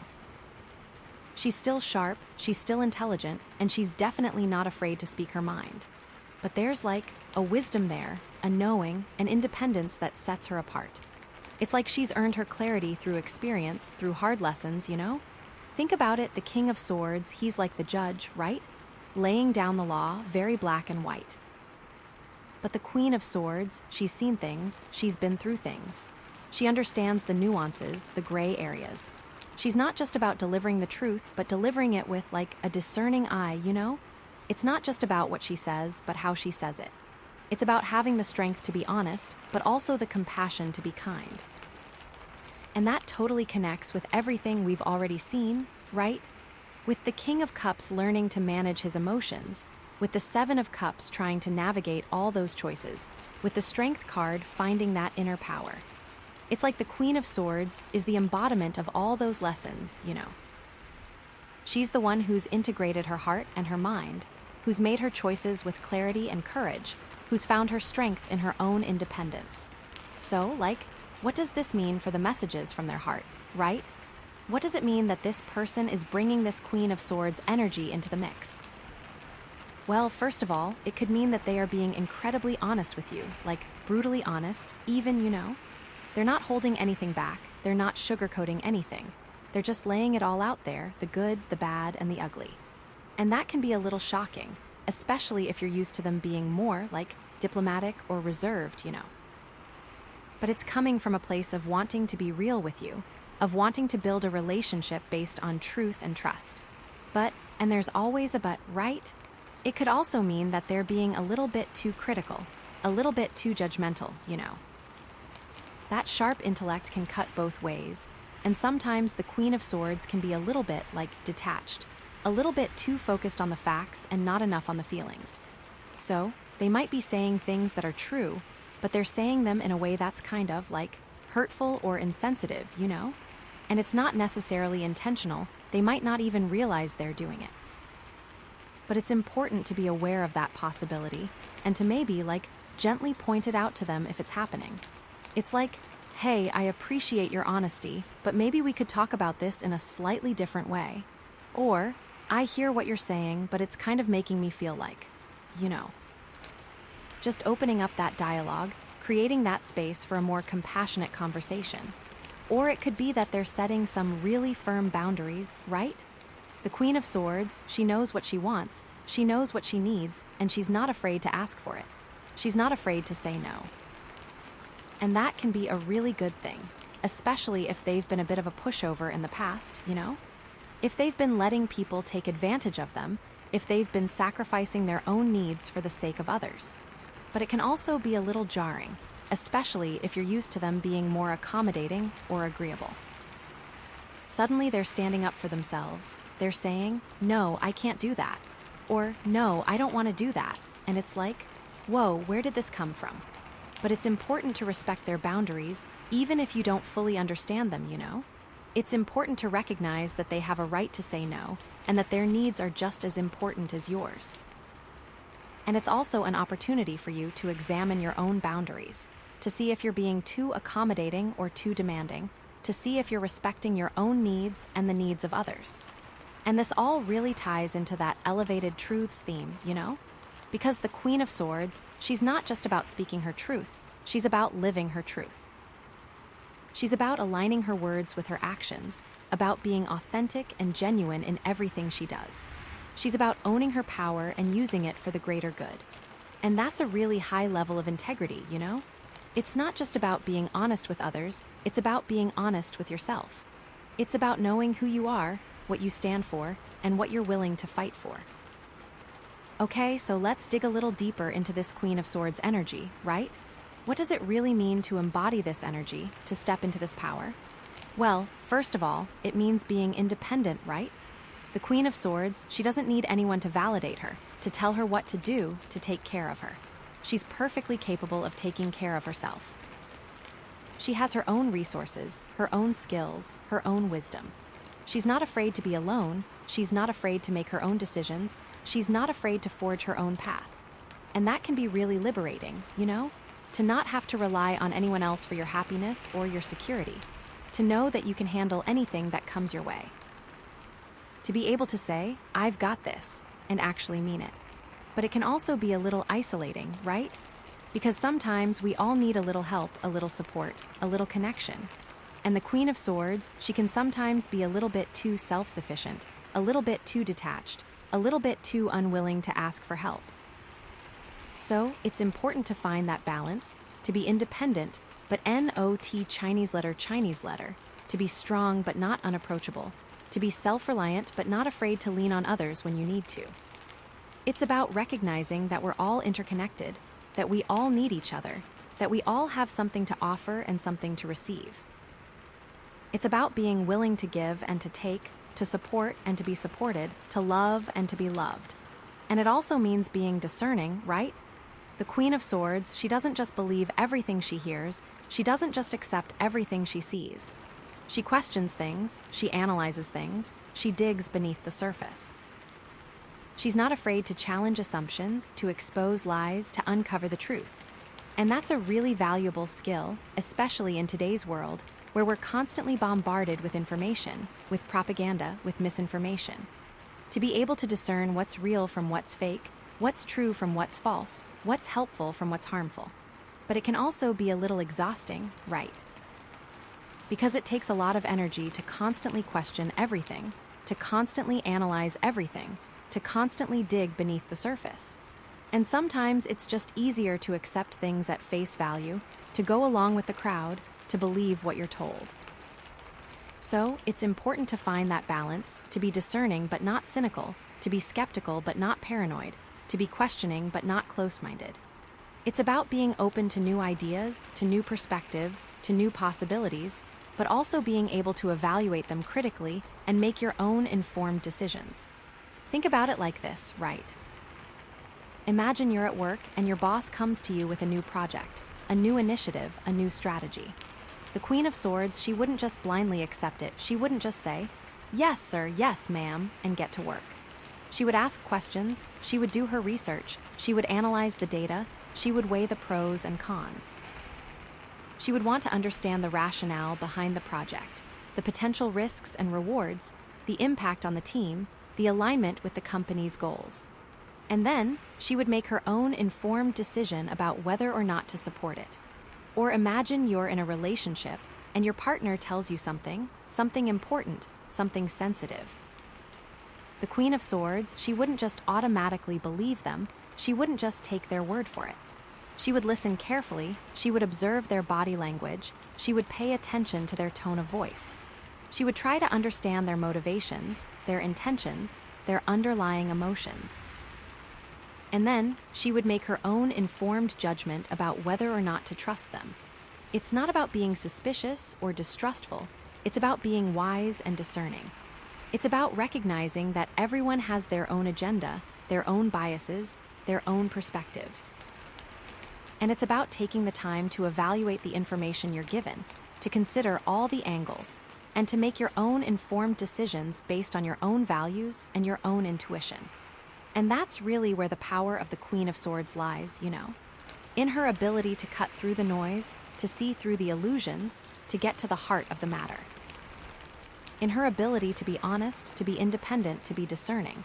In her ability to live her truth, to own her power, and to use it for the greater good. But let's bring this back to you, right? How is this Queen of Swords energy showing up in your life? Is this someone you need to embody? Is this how the other person is showing up to you? Is this a challenge? Well, maybe you're realizing that you need to be more independent, right? That you've been relying too much on others, that you've been giving away your power, that you need to take control of your own life. And the Queen of Swords is like, yes, it's time to step into your own power. It's time to be your own person. It's time to make your own decisions. And that can be really exciting, you know? To feel that surge of energy, that sense of empowerment, that knowing that you can do anything you set your mind to. To start saying no to things that don't serve you, to start saying yes to things that light you up, to start creating a life that's truly aligned with your values and your desires. But it can also be a little scary, right? Because it means letting go of old patterns, of old beliefs, of old relationships. It means stepping outside of your comfort zone, taking risks, facing your fears. It means being willing to be alone, to be different, to be misunderstood. So, it's important to be gentle with yourself, to take things one step at a time, to celebrate your progress, and to forgive your setbacks. It's about recognizing that growth is a process, not a destination, and that it's okay to stumble along the way. It's about being kind to yourself, patient with yourself, and loving towards yourself, even when you're feeling lost or confused. Or maybe you're realizing that you need to be more discerning, right? That you've been too trusting, that you've been too naive, that you need to start questioning things more. And the Queen of Swords is like, wake up, don't just believe everything you hear. Do your research, think for yourself. And that can be really eye-opening, you know? To start seeing things in a new light, to start questioning the narratives you've been told, to start uncovering the truth. To realize that the world isn't always what it seems, that there are hidden agendas, that there are power structures, that there are lies being spread. But it can also be a little overwhelming, right? Because it means confronting some uncomfortable truths, it means challenging the status quo, it means going against the grain. It means being willing to be unpopular, to be criticized, to be ostracized. So, it's important to be strategic about how you use your discernment, to choose your battles wisely, to focus on the things that truly matter to you. It's about being respectful of others' opinions, even when you disagree with them, and about being willing to listen to different perspectives. It's about being open to changing your mind, to learning new things, and to growing as a person. Or maybe, just maybe, this Queen of Swords energy is showing up in the form of another person, right? Maybe there's someone in your life who embodies these qualities, who's independent, who's discerning, who's honest, who's strong. And maybe they're challenging you, pushing you, inspiring you to be a better version of yourself. Think about it like this, right? Maybe it's a mentor, someone who's been through what you're going through, who can offer you guidance, who can share their wisdom, who can help you see things more clearly. They're not afraid to tell you the truth, even when it's hard to hear, and they're always there to support you, to encourage you, and to believe in you. Or maybe it's a friend, someone who's always been there for you, who knows you inside and out, who loves you unconditionally. They're not afraid to call you out on your BS, to challenge your assumptions, to hold you accountable. But they're also always there to celebrate your successes, to comfort you in your failures, and to remind you of your worth. Or maybe it's a partner, someone who's your equal, who respects you, who challenges you, who inspires you. They're not afraid to be vulnerable, to be honest, to be authentic. They're not afraid to disagree with you, to challenge your beliefs, to push you to grow. But they're also always there to love you, to support you, and to cherish you.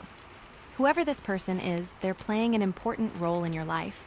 They're helping you to step into your own power, to live your truth, and to become the best version of yourself. So, it's important to appreciate them, to learn from them, and to be grateful for their presence in your life.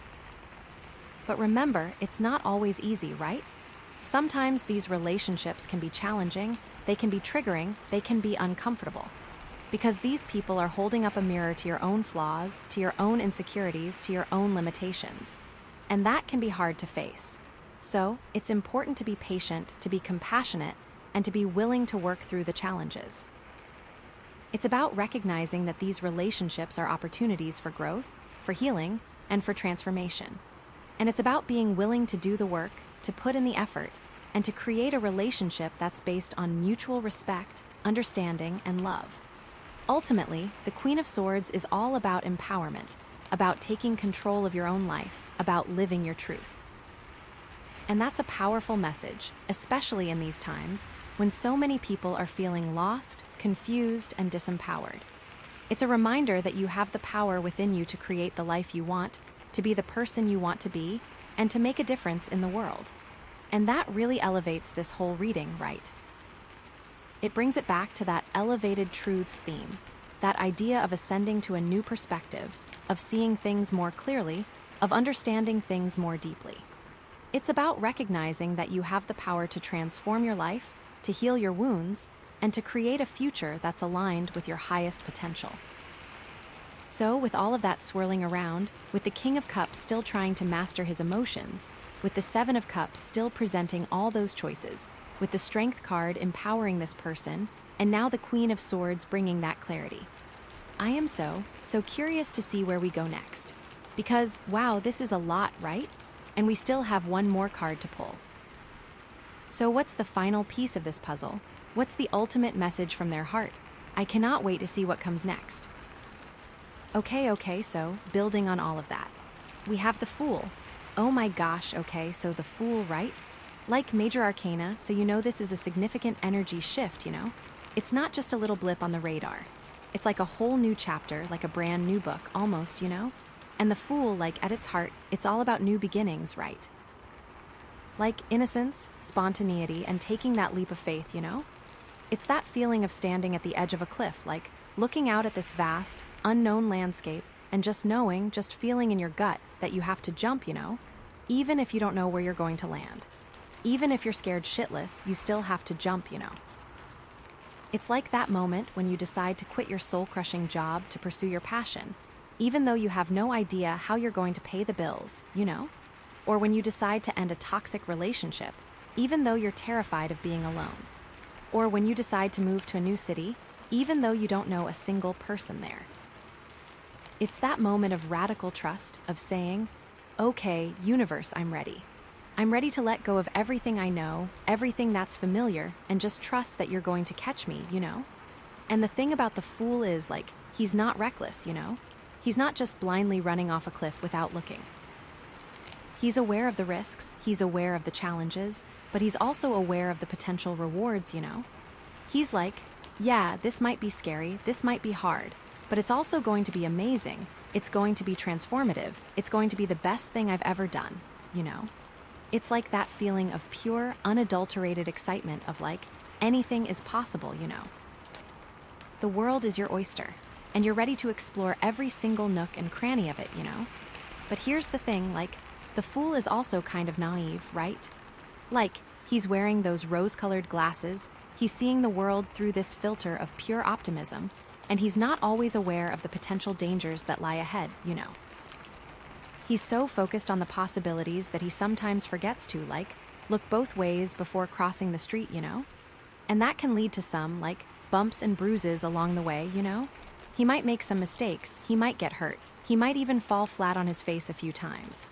But the thing is, like, the Fool always gets back up, He always learns from his mistakes. He always keeps moving forward because he knows that the journey is just as important as the destination, It's like he's not afraid to fail, he's not afraid to look silly, he's not afraid to be vulnerable because he knows that those are all just part of the process, He's like, okay, yeah, I messed up, but so what?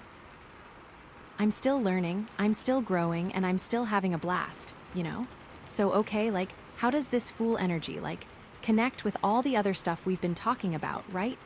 Like, with the King of Cups and the Seven of Cups and the King of Swords and the Strength and the Queen of Swords. Like, how does it all fit together, right?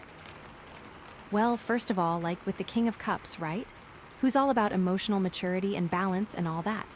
The Fool is like, okay, yeah, that's great, but like, don't get too serious, Don't get so caught up in trying to control your emotions that you forget to, like, have fun, Don't be afraid to let your inner child out to play, to be spontaneous, to be a little bit silly, It's like, the King of Cups is all about mastering your emotions, but the Fool is like, sometimes it's okay to just let them run wild, Sometimes it's okay to just feel everything, without trying to analyze it or control it or suppress it, And with the Seven of Cups, right?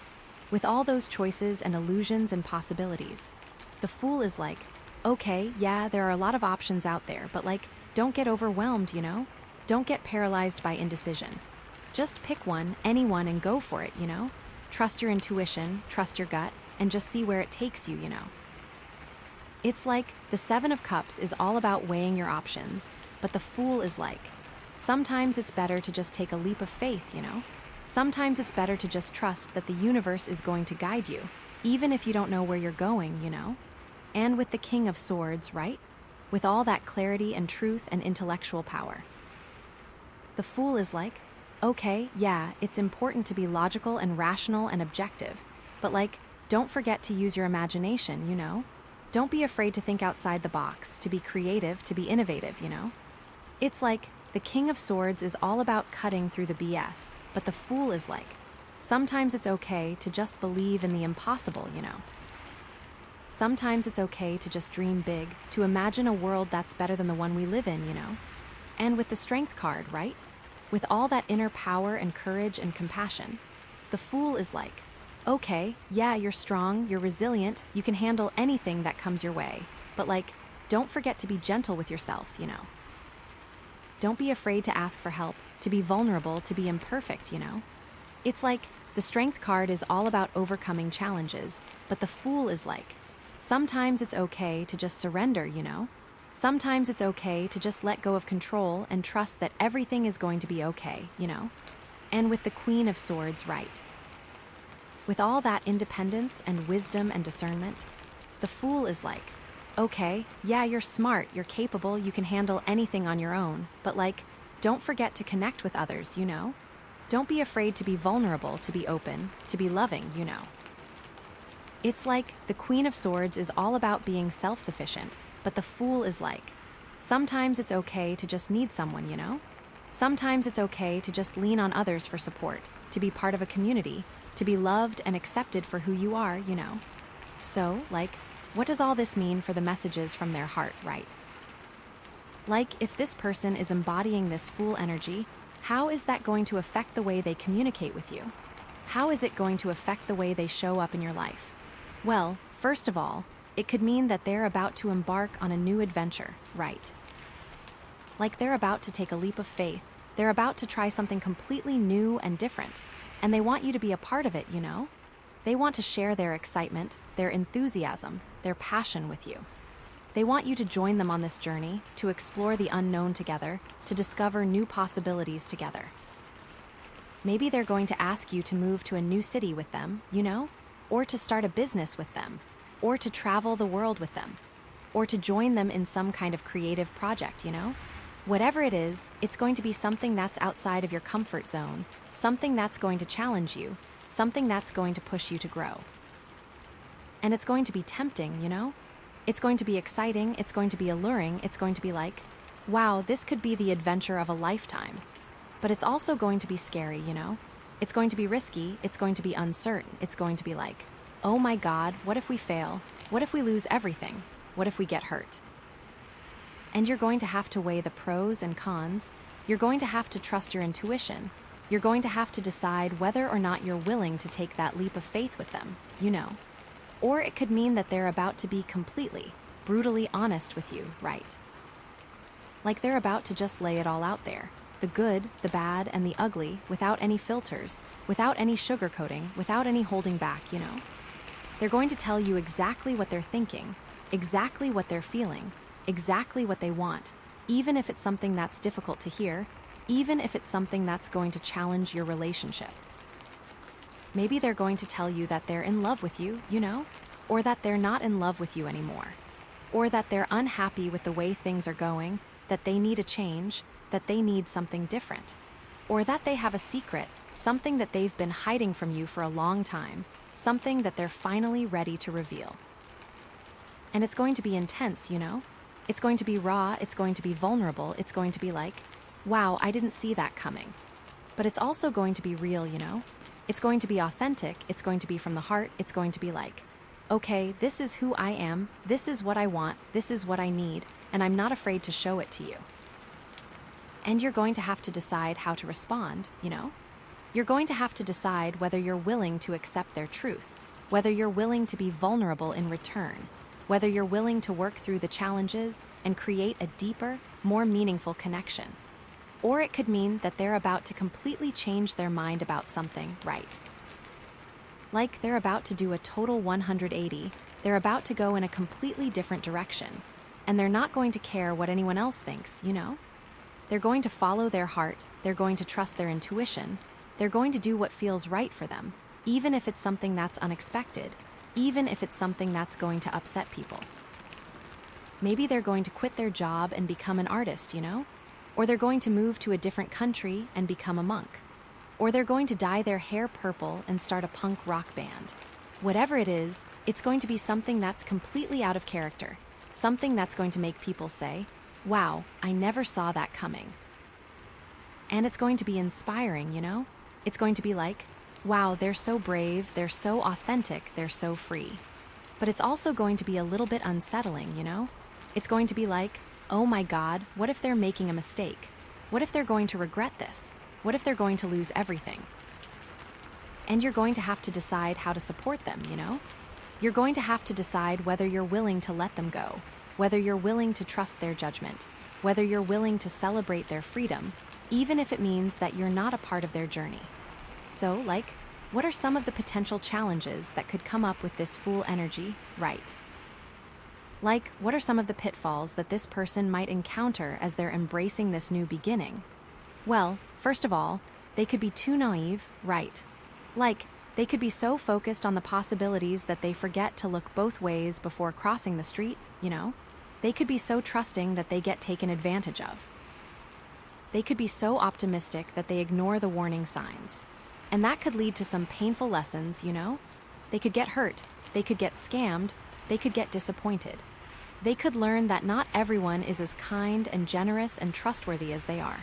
So, it's important for them to balance their optimism with a healthy dose of skepticism, To be open to new experiences, but also to be aware of the potential risks. To trust their intuition, but also to do their research. To be kind and generous, but also to set boundaries and protect themselves. Or they could be too impulsive, right? They could be so eager to jump into something new that they don't think things through, They could make rash decisions, they could act without considering the consequences, they could burn bridges that they later regret. And that could lead to some messy situations, They could get into trouble, they could hurt people's feelings, they could create chaos and drama. They could learn that sometimes it's better to slow down, to take a breath, to think before you act. So, it's important for them to balance their spontaneity with a healthy dose of planning, To be open to new opportunities, but also to consider the potential consequences. To trust their gut, but also to use their head. To be passionate and enthusiastic, but also to be responsible and accountable. Or they could be too unfocused, right? They could be so excited about all the possibilities that they don't commit to anything, They could start a million different projects, but never finish any of them. They could jump from one idea to the next, without ever really giving anything a chance to succeed. And that could lead to some feelings of frustration and disappointment, They could feel like they're spinning their wheels, like they're not making any progress, like they're wasting their time and their energy. They could learn that sometimes it's better to focus on one thing at a time, to commit to a goal, to see it through to the end. So, it's important for them to balance their curiosity with a healthy dose of discipline, To be open to new ideas, but also to prioritize their goals. To trust their intuition, but also to create a plan and stick to it. To be creative and innovative, but also to be organized and efficient. But what are some of the potential opportunities that could come up with this Fool energy, right? What are some of the amazing things that could happen as this person is embracing this new beginning? Well, first of all, they could discover their true purpose, right? They could finally figure out what they're meant to do with their life, what their passion is, what their calling is, They could find something that they're so excited about, something that they're so passionate about, something that they're so good at, that they can't wait to wake up every morning and do it, And that could be life-changing, It could give them a sense of meaning and purpose. It could give them a reason to get out of bed in the morning. It could give them the energy and motivation to overcome any obstacle. They could learn that they're capable of anything, that they can achieve anything they set their mind to, that they can make a real difference in the world. Or they could create a deeper, more meaningful connection with you, right? They could finally open up and be vulnerable. They could finally share their true self with you. They could finally create a relationship that's based on honesty, trust, and authenticity, And that could be incredibly rewarding, It could give them a sense of belonging. It could give them a sense of security. It could give them a sense of love and acceptance. They could learn that they're not alone, that they're loved and supported, that they can count on you to be there for them, no matter what. Or they could completely transform their life, right? They could finally break free from old patterns. They could finally let go of limiting beliefs.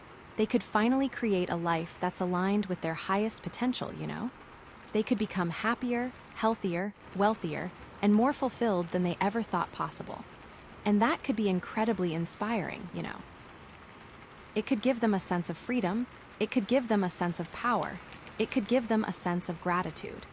They could learn that they're capable of anything, that they can change their life for the better, that they can create a future that's full of joy, abundance, and love. And that really elevates the elevated truths theme, right? Because it's not just about speaking your truth, it's about living your truth. It's about taking that leap of faith, about trusting your intuition, about following your heart, even when it's scary, even when it's uncertain, even when it's challenging. It's about embracing the unknown, about being open to new experiences, about discovering your true potential. And it really resonates with the transformative energy of the Turquoise Tower, right?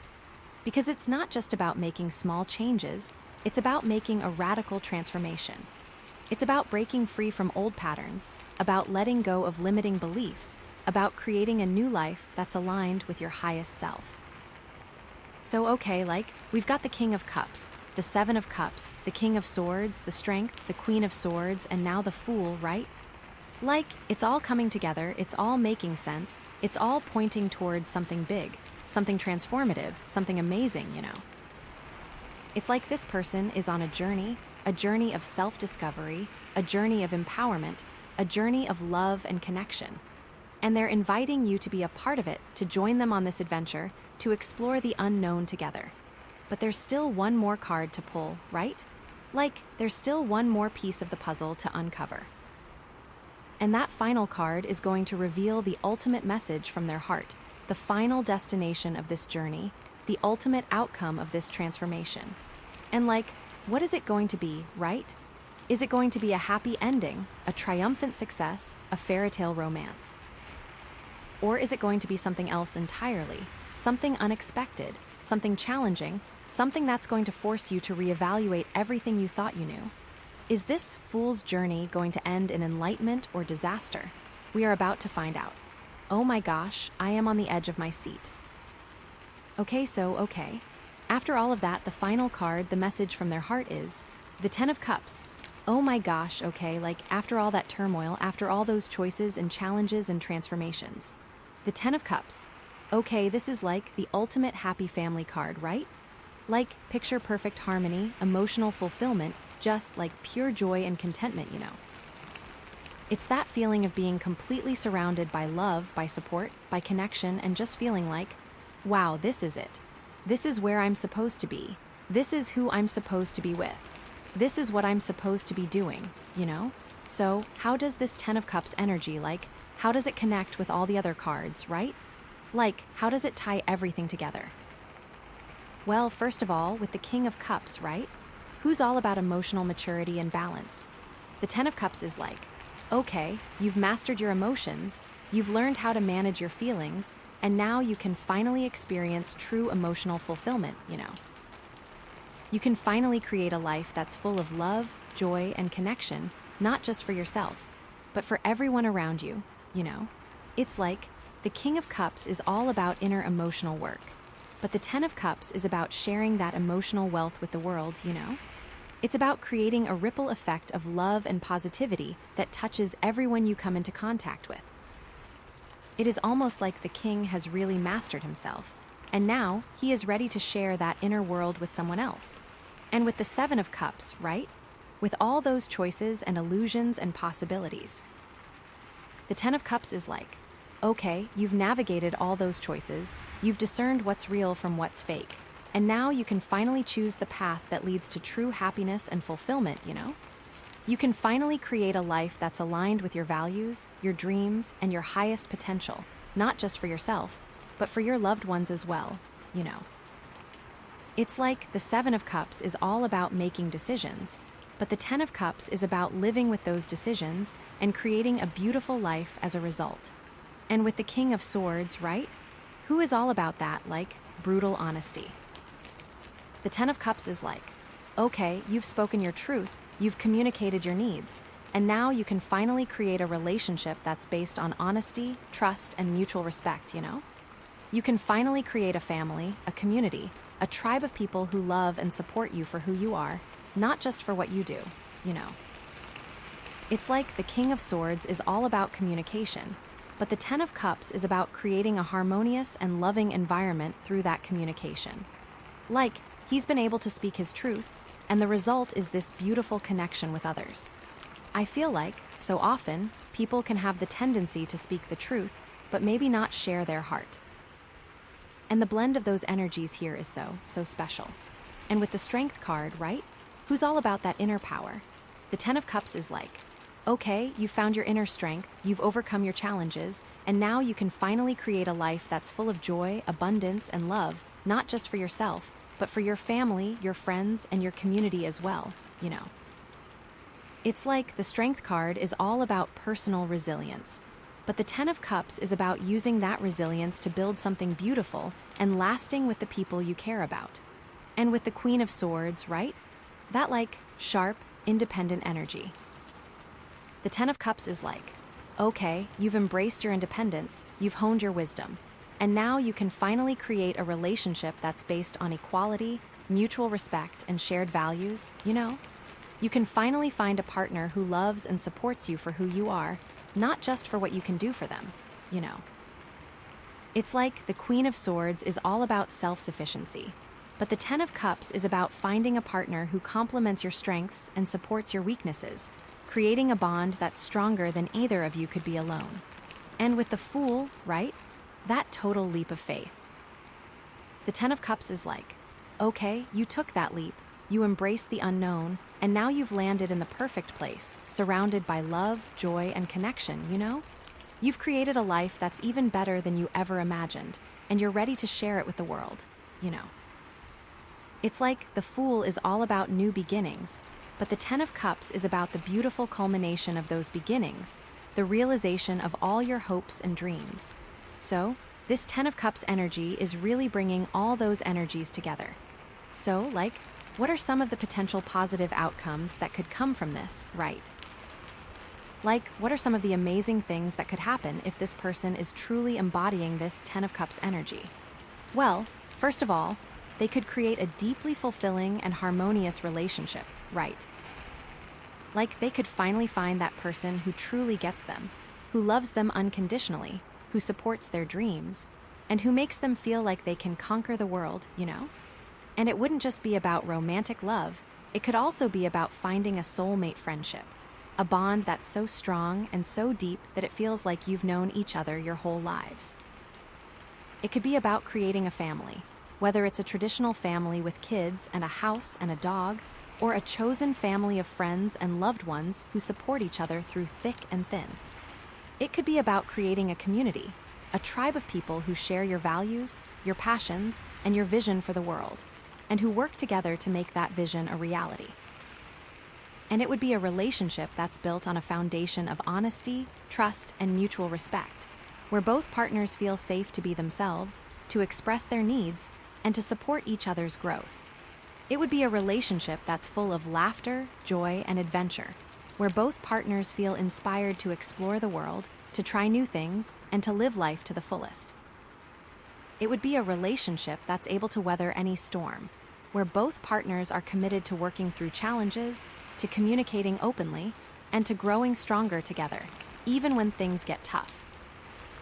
It would be a relationship that's a source of constant support, encouragement, and inspiration, where both partners feel loved, valued, and appreciated for who they are, not just for what they do. It would be a relationship that's a true partnership, where both partners are equal, where both partners have a voice, and where both partners are committed to creating a life that's fulfilling and meaningful for both of them. Or, like, they could create a thriving and supportive family environment, right?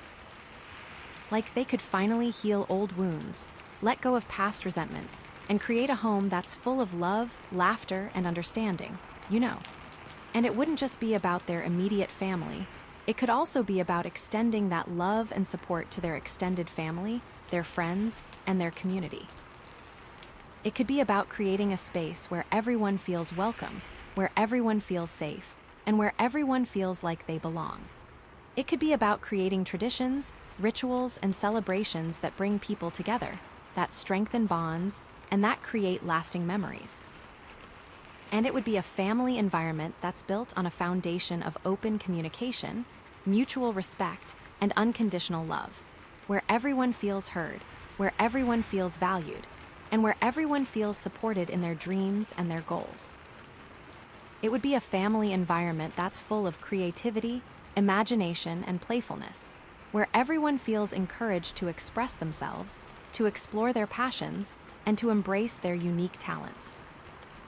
It would be a family environment that's able to weather any storm, where everyone is committed to working through challenges, to forgiving each other's mistakes, and to growing stronger together, even when things get tough.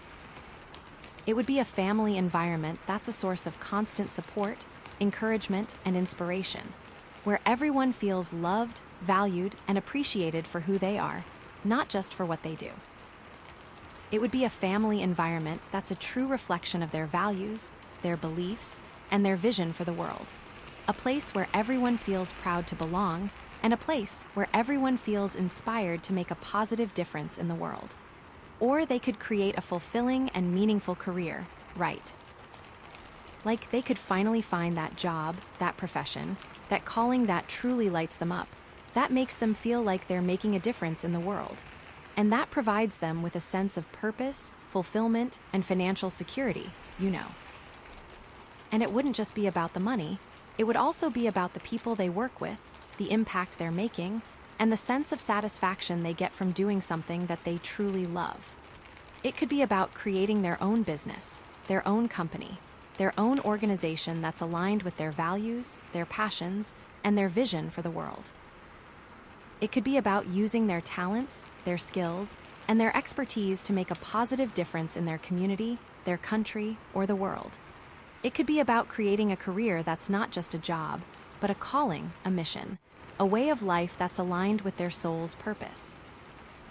And it would be a career that's built on a foundation of hard work, dedication, and perseverance, where they're willing to put in the effort to overcome challenges and to keep learning and growing, even when things get tough. It would be a career that's full of creativity, innovation, and collaboration, where they're encouraged to express their ideas, to share their talents, and to work with others to achieve common goals. It would be a career that's a source of constant inspiration, motivation, and fulfillment, where they feel valued, appreciated, and respected for their contributions. It would be a career that's a true reflection of their values, their beliefs, and their vision for the world, a way to make a positive difference in the lives of others and to leave a lasting legacy. And honestly, it could be all of these things, right? It could be like they're creating this amazing, multifaceted life that's full of love, joy, purpose, and fulfillment, and it's all interconnected. It's all supporting each other, and it's all making them feel like they're living their best life, you know? It's like they've finally figured out the secret to happiness, and they're ready to share it with the world. But, you know, there's always a but, right? What are some of the potential challenges and pitfalls that could come up, right? Like, what are some of the things that could prevent them from fully realizing this Ten of Cups vision? Well, first of all, they could get caught up in the fantasy of the perfect life, right? Like, they could become so focused on creating this ideal image of happiness that they forget to appreciate the good things they already have, you know? They could start comparing themselves to others, feeling like they're not good enough, like their life isn't good enough, like they're missing out on something. They could start chasing after external validation, seeking approval from others, trying to impress people, instead of focusing on their own inner happiness. And that could lead to some serious disappointment, right? Because the truth is, no one's life is perfect, and everyone has their own challenges, their own struggles, and their own imperfections. And if they're constantly comparing themselves to others, they're never going to be satisfied, they're never going to be happy, and they're never going to be able to appreciate the beauty and the joy that's already present in their lives. So, it's important for them to remember that the Ten of Cups isn't about creating a perfect life. It's about appreciating the imperfections, about finding joy in the everyday moments, and about creating a life that's authentic, meaningful, and fulfilling for them, not for anyone else. And it's important for them to practice gratitude, to focus on the good things they have, to appreciate the people in their lives, and to celebrate their successes, no matter how small. Or they could become too dependent on others for their happiness, right? Like they could start relying on their partner, their family, or their friends to make them happy, instead of taking responsibility for their own happiness, you know? They could start expecting others to fulfill their needs, to meet their expectations, and to solve their problems. They could start feeling entitled, like they deserve to be happy, like others owe them something. And that could put a lot of strain on their relationships, right? Because the truth is, no one can make you happy, and it's not fair to expect them to. Happiness is an inside job, and it's something that you have to create for yourself by taking care of your own needs, by pursuing your own passions, and by living a life that's aligned with your values. So, it's important for them to remember that the Ten of Cups isn't about relying on others for happiness. It's about creating their own happiness, and then sharing that happiness with others. And it's important for them to be independent, to take care of their own needs, to pursue their own passions, and to live a life that's authentic, meaningful, and fulfilling for them, regardless of what others think or do. Or they could lose sight of their own individuality, right? Like they could become so enmeshed in their relationships, so focused on pleasing others, that they forget who they are, what they want, and what makes them happy, you know?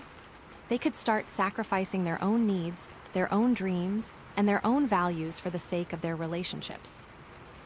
They could start conforming to others' expectations, trying to be someone they're not, and losing touch with their own authentic self. And that could lead to some serious feelings of resentment, right? Because the truth is, you can't pour from an empty cup.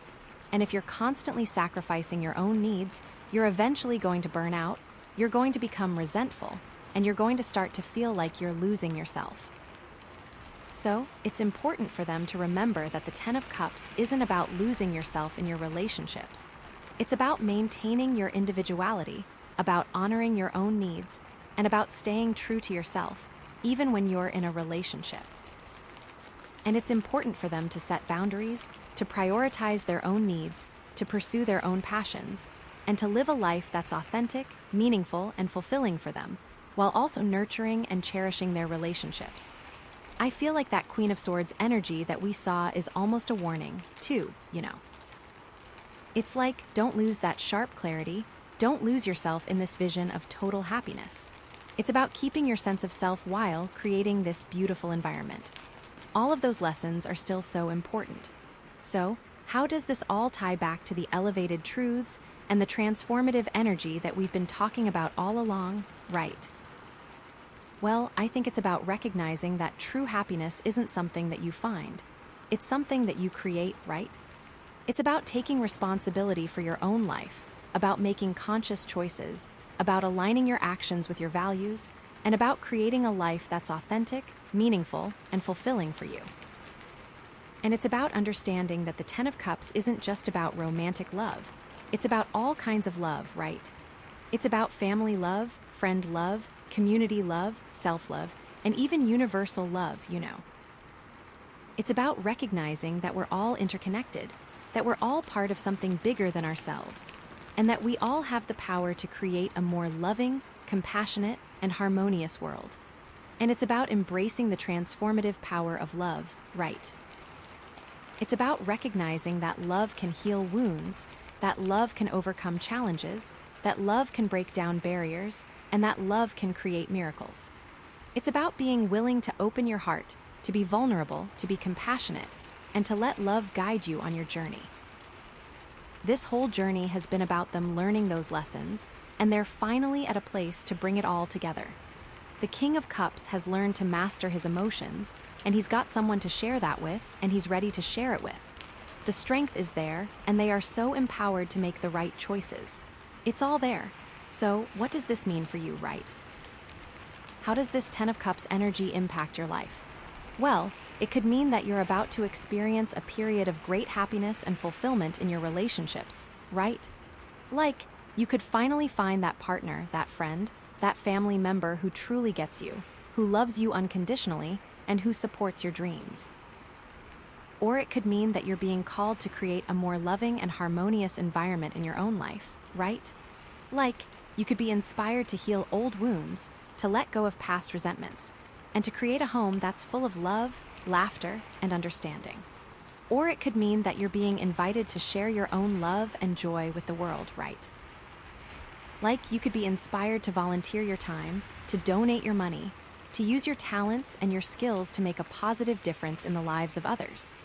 But no matter what it means for you, It's clear that the Ten of Cups is a message of hope, of joy, and of love, a reminder that we all have the power to create a more beautiful and fulfilling life for ourselves and for those around us. Okay, wow, what a journey, right? We've gone from the King of Cups to the Ten of Cups, from managing emotions to experiencing pure joy and contentment. We've seen this person navigate choices, speak their truth, find their inner strength, embrace their independence, and take a leap of faith. And now, they're finally ready to create a life that's full of love, happiness, and fulfillment. But what does this all mean in the long term, right? What's the ultimate outcome of this transformation? What are the lessons that this person is going to learn? And how is all of this going to affect your relationship with them? What's your role in this Ten of Cups story? So many questions. And I cannot wait to see what the next cards reveal. Because, honestly, I feel like we're just getting started. Okay, so, wow, right? We have gone on a journey here, my friend. Just thinking about this whole reading and all the cards that have come out, it's like we've watched a whole movie unfold, you know? A total, epic saga of self-discovery and transformation. It all started with the King of Cups, who was, trying to get his emotional act together, you know? He had all this love to give, but he was kind of a mess, emotionally all over the place. He was learning to manage those big feelings, learning to balance compassion with his own needs, you know? Learning to be emotionally mature, like a real king of his own heart, and that's no easy feat. Then comes the Seven of Cups, throwing all the possibilities into the mix, right? So many choices, so many options, so many shiny, tempting things to chase after. It was overwhelming, you know? How do you choose the right path when there are so many paths to choose from? He was learning to discern what's real, what's illusion, what's truly in his best interest, you know? And then the King of Swords shows up, bringing that clarity, that truth, that intellectual power, right? But also, a little bit of coldness, a little bit of detachment, you know? He was learning to balance his mind with his heart, to speak his truth with compassion, to use his words to build bridges, not walls. It's like the King of Cups is feeling everything, the King of Swords is analyzing everything, and somehow they're trying to work together, you know? And that's where the Strength card comes in, giving him that inner power, that courage, that resilience to face all those challenges, to overcome all those obstacles, to stay true to himself, even when things get tough. Because life isn't always easy, right? It throws you curveballs, it knocks you down, it tests your limits. But the Strength card is you got this, you have the power within you to overcome anything. And then the Queen of Swords steps in, bringing that wisdom, that independence, that discerning eye, you know. She's okay, you've got the strength, you've got the clarity. Now you need to use it wisely, you need to be independent, you need to trust your own judgment, and you need to live your truth. She brought a sort of earned wisdom to the mix that was really powerful, you know? And just when you think you've got it all figured out, the Fool comes crashing in surprise. It's time for a new beginning. It's time to take a leap of faith. It's time to embrace the unknown. Totally shaking things up, throwing caution to the wind, and just trusting that everything is going to be okay, you know? It's life is a journey, not a destination, and sometimes you just have to jump, even if you don't know where you're going to land. What a wild ride, right? And now, finally, after all of that, we arrive at the Ten of Cups, the ultimate happy ending, the picture-perfect family, the emotional fulfillment, the pure joy and contentment, you know? It's all those challenges, all those choices, all those transformations have led to this moment of pure, unadulterated bliss, like the kind you dream about. It's all the pieces have finally fallen into place and everything is just perfect. It feels like home, right? So the Ten of Cups, right? It's not just about being happy, it's about creating a life that's full of meaning, purpose, and connection. It's about building strong relationships, creating a supportive community, and living in harmony with yourself and with the world around you. It's it's not enough to just be happy on your own, you know? You want to share that happiness with others. You want to create a ripple effect of love and positivity that touches everyone you come into contact with. That's the real magic of the Ten of Cups, that sense of interconnectedness, that feeling that you're part of something bigger than yourself. It's you're not just living for yourself anymore, you're living for your family, for your friends, for your community, for the world. and that gives your life a whole new level of meaning and purpose. It's like you're not just trying to climb the ladder of success, you're trying to build a better world for everyone, and that's a pretty amazing feeling. And it's not just about the big things, it's also about the little things. It's about the simple joys of everyday life, like spending time with your loved ones, cooking a delicious meal, taking a walk in nature, or just cuddling up with a good book.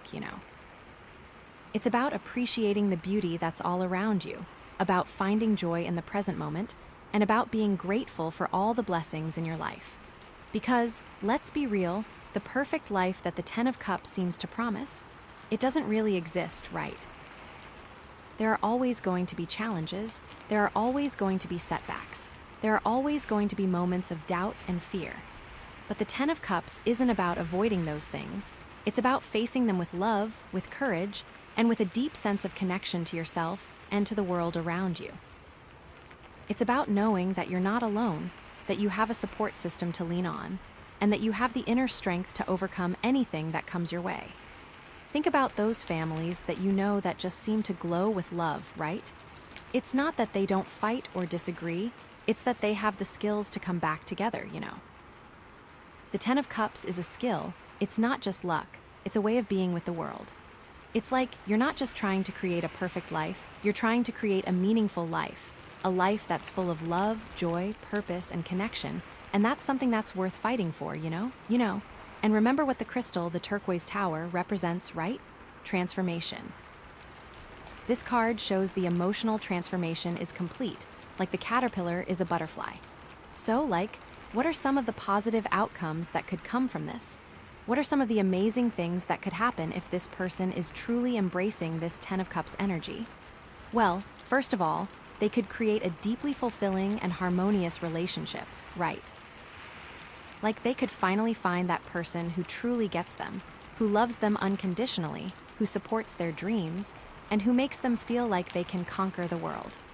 Maybe it's that soulmate connection you've always dreamed of, where you just click. Like you've known them your whole life. It's not even just about romance. It could be finding that best friend who just gets you, supports you, knows you better than anyone else. It could be someone who is like your family, your tribe. It's like you're not just finding a partner, you're finding your home, you're finding your safe space, and you're finding someone who truly sees you for who you are and loves you anyway. And it's built on honesty, trust, and just so much love. It would be a relationship that's full of joy, adventure, and constant support. Someone who is always in your corner. Or maybe they could create a thriving and supportive family environment, right? Like a home where everyone feels loved and safe, where you can really be yourself, and where you can heal any old wounds. It's about finally breaking free from those old patterns, from those old resentments, and creating a space where everyone feels welcome, where everyone feels supported, and where everyone feels like they belong. It's not just about your immediate family. It's about your extended family, your friends, your chosen family, your community, all coming together to create a network of love and support, and creating traditions to connect. It could be a family that is always there for each other, no matter what, and celebrates all those milestones, both big and small. It's a family that is able to get through challenges because of open communication and just deep, deep love. Or maybe it could lead to a fulfilling and meaningful career. It's like you finally figure out what you're meant to do, and you're making a real difference. It could be finding your dream job, or starting your own business, or just using your skills to help others. You're not just working for a paycheck, you're working for a purpose, something that you truly care about, and that's making all the difference. It's about that sense of satisfaction, like you are exactly where you are meant to be. And honestly, it could be all of these things, right? It's like they are creating this whole amazing life full of love, joy, purpose, and fulfillment, and it's all interconnected. You are able to share love, create a beautiful family, and feel fulfilled in your career. What a life, right? They've finally figured out the secret, and they're sharing it with the world. Wow, it is so much. But okay, let's be real, right? There are always challenges, there are always potential pitfalls. What could prevent them from fully realizing this Ten of Cups vision? Well, first of all, they could get caught up in the fantasy of the perfect life, right? Like, they start thinking that everything has to be perfect, and they forget to appreciate what they already have. They're always comparing themselves to others, like, oh, their life is so much better than mine, or I'm missing out on something, you know? They're focused on impressing people instead of just being happy, and that's like a recipe for disaster. No one's life is perfect, right? Everyone has struggles. The key is to appreciate what is, not to compare it to what could be. Remember all those lessons from the King of Cups, from the Strength card? Those still apply. It's about finding joy in the everyday, you know? Finding it in yourself, not in comparison to others. Because the Ten of Cups isn't about perfection, it's about being real, being authentic, and being grateful. Or they could become too dependent on others for their happiness. Like they think, oh, if I just have a partner, then I'll be happy. Or if I just have a family, then I'll be happy. They're relying on others to fill them up instead of taking responsibility for their own joy. And it's so important to remember the Strength and the Queen of Swords energies here. Their happiness has to come from within, you know? It can't come from someone else. It's not someone else's job to make you happy. And it's not your job to make someone else happy. That is not fair to anyone, you know? Because happiness is an inside job, you know? Or they could lose sight of their own individuality, right? Like, they become so focused on pleasing others that they forget who they are. They're sacrificing their own needs for the sake of the relationship, and they're losing touch with their own authentic self. The Queen of Swords, right? This is a reminder to not lose that sense of self, to be independent and aware. The person you are is so important, and you can't let go of that for the sake of a relationship, you know? It's not sustainable. You can't pour from an empty cup. Because at some point, you're going to run out of energy, you're going to become resentful, and you're going to start to feel like you're losing yourself, and that's terrible. Remember to set those boundaries, to put your own needs first sometimes, and to stay true to who you are, even when you're in a relationship. It's so important. So, how does all this tie back to those elevated truths and that transformative energy of the Turquoise Tower? Well, I think it's about realizing that true happiness isn't something you find, it's something you create, right? You get to choose it. It's a decision. It's about taking responsibility for your own life, making conscious choices, aligning your actions with your values, and creating a life that's authentic, meaningful, and fulfilling for you. All of those elevated truths from the other cards, all of those skills, they all build to this point. It's about transforming yourself so that you can create this Ten of Cups reality, you know. It's not just about, like, getting a happy ending. It's about becoming the kind of person who deserves a happy ending, like the kind of person who has done the work, who has overcome the challenges, and who is now ready to create a life that's full of love, joy, and purpose, you know. And remember, the Turquoise Tower is all about shifting your perspective, right? Ascending to new levels of understanding. So, this isn't just about surface-level happiness, it's about a deep, profound transformation that changes the way you see yourself, the way you see the world, and the way you relate to others, you know. It's about seeing that, even if things are hard right now, or even if you've been through hell and back, it is possible to get to this place of just genuine bliss, you know? So, like, what does this all mean for you, right? How does this Ten of Cups energy impact your life? Well, it could mean that you're about to experience a period of great happiness and fulfillment in your relationships. Maybe you're finally finding that partner, that friend, that family member who truly gets you, who loves you unconditionally, and who supports your dreams. Maybe you're creating a more loving and harmonious environment in your own life, healing old wounds, letting go of past resentments, and creating a home that's full of love, laughter, and understanding. Maybe you're feeling inspired to share your own love and joy with the world, volunteering your time, donating your money, using your talents and your skills to make a positive difference in the lives of others, you know. You might be thinking that you have to, like, turn your whole life upside down in order to create that Ten of Cups reality. Like you need to quit your job, move to a new city, or end all your current relationships, you know? But that's not necessarily true, you know?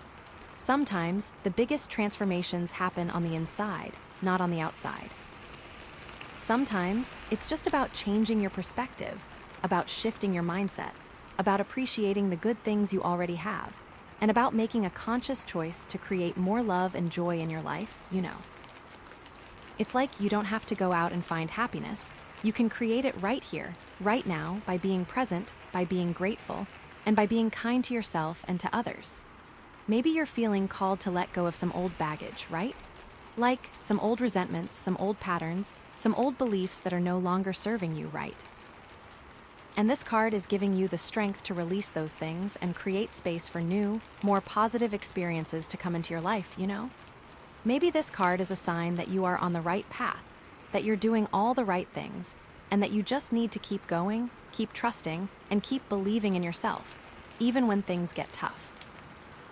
You are here, you are doing the work, and the universe is giving you the support to make it happen. Trust it, You're already amazing, you're already capable, and you're already worthy of all the good things that are coming your way.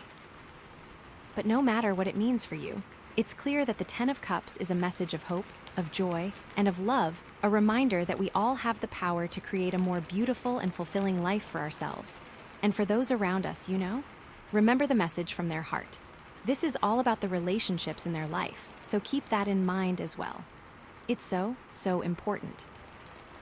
And remember that the messages from their heart can also give you guidance for your own life, It's all connected, all intertwined. So my friend, you've got this, okay? You have come so far. It's time to believe in yourself. This is your time. It's time to just embrace the love, embrace the joy, and create the life that you've always dreamed of,